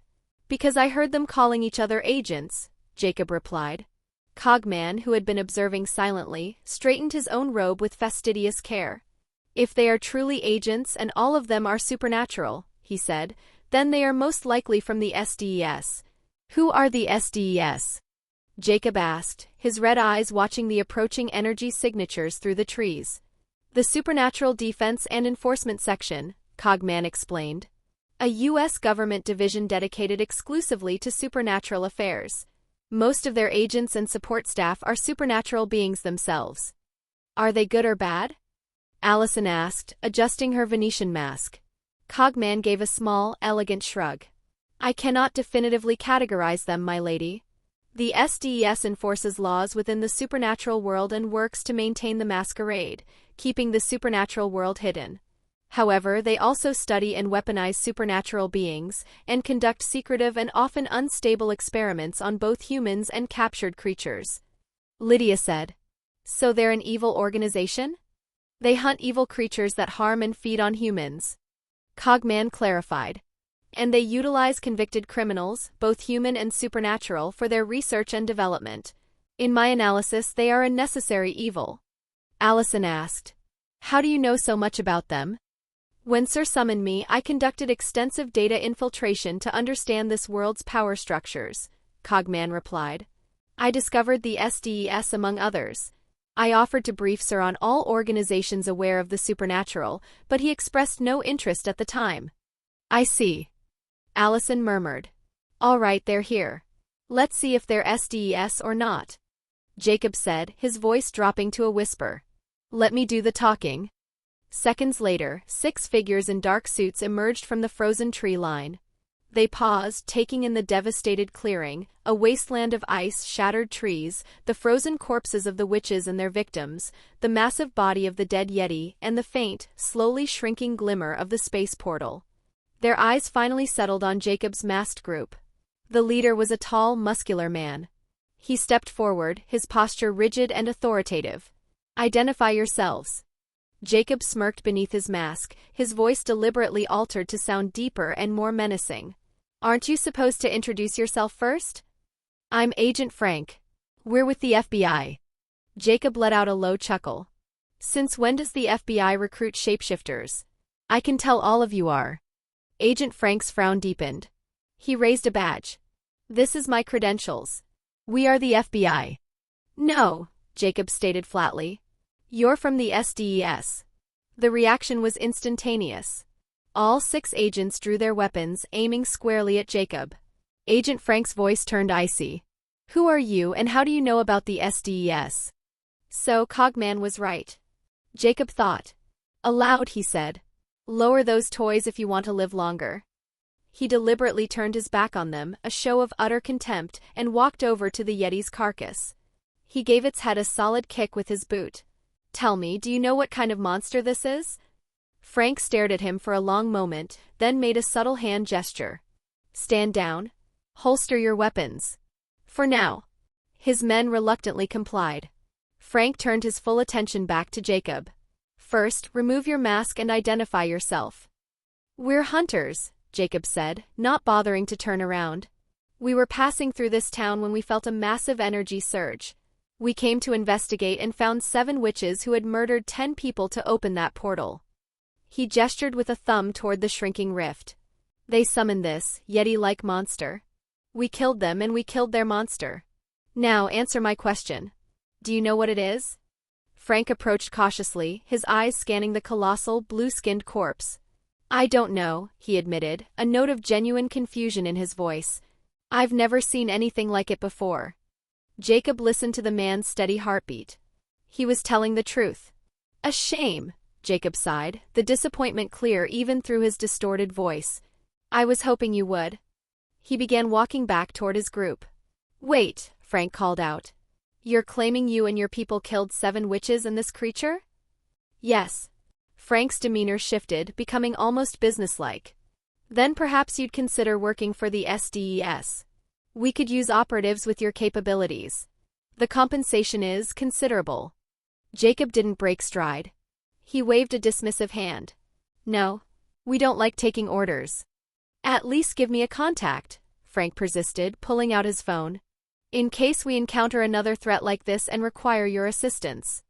Jacob didn't respond. He rejoined Allison and the others. Let's leave, he said quietly. Then, with a subtle flex of his will, he enveloped his entire group in a telekinetic field. They lifted smoothly off the ground, flying swiftly away from the agents and Beacon Hills, heading deeper into the wilderness.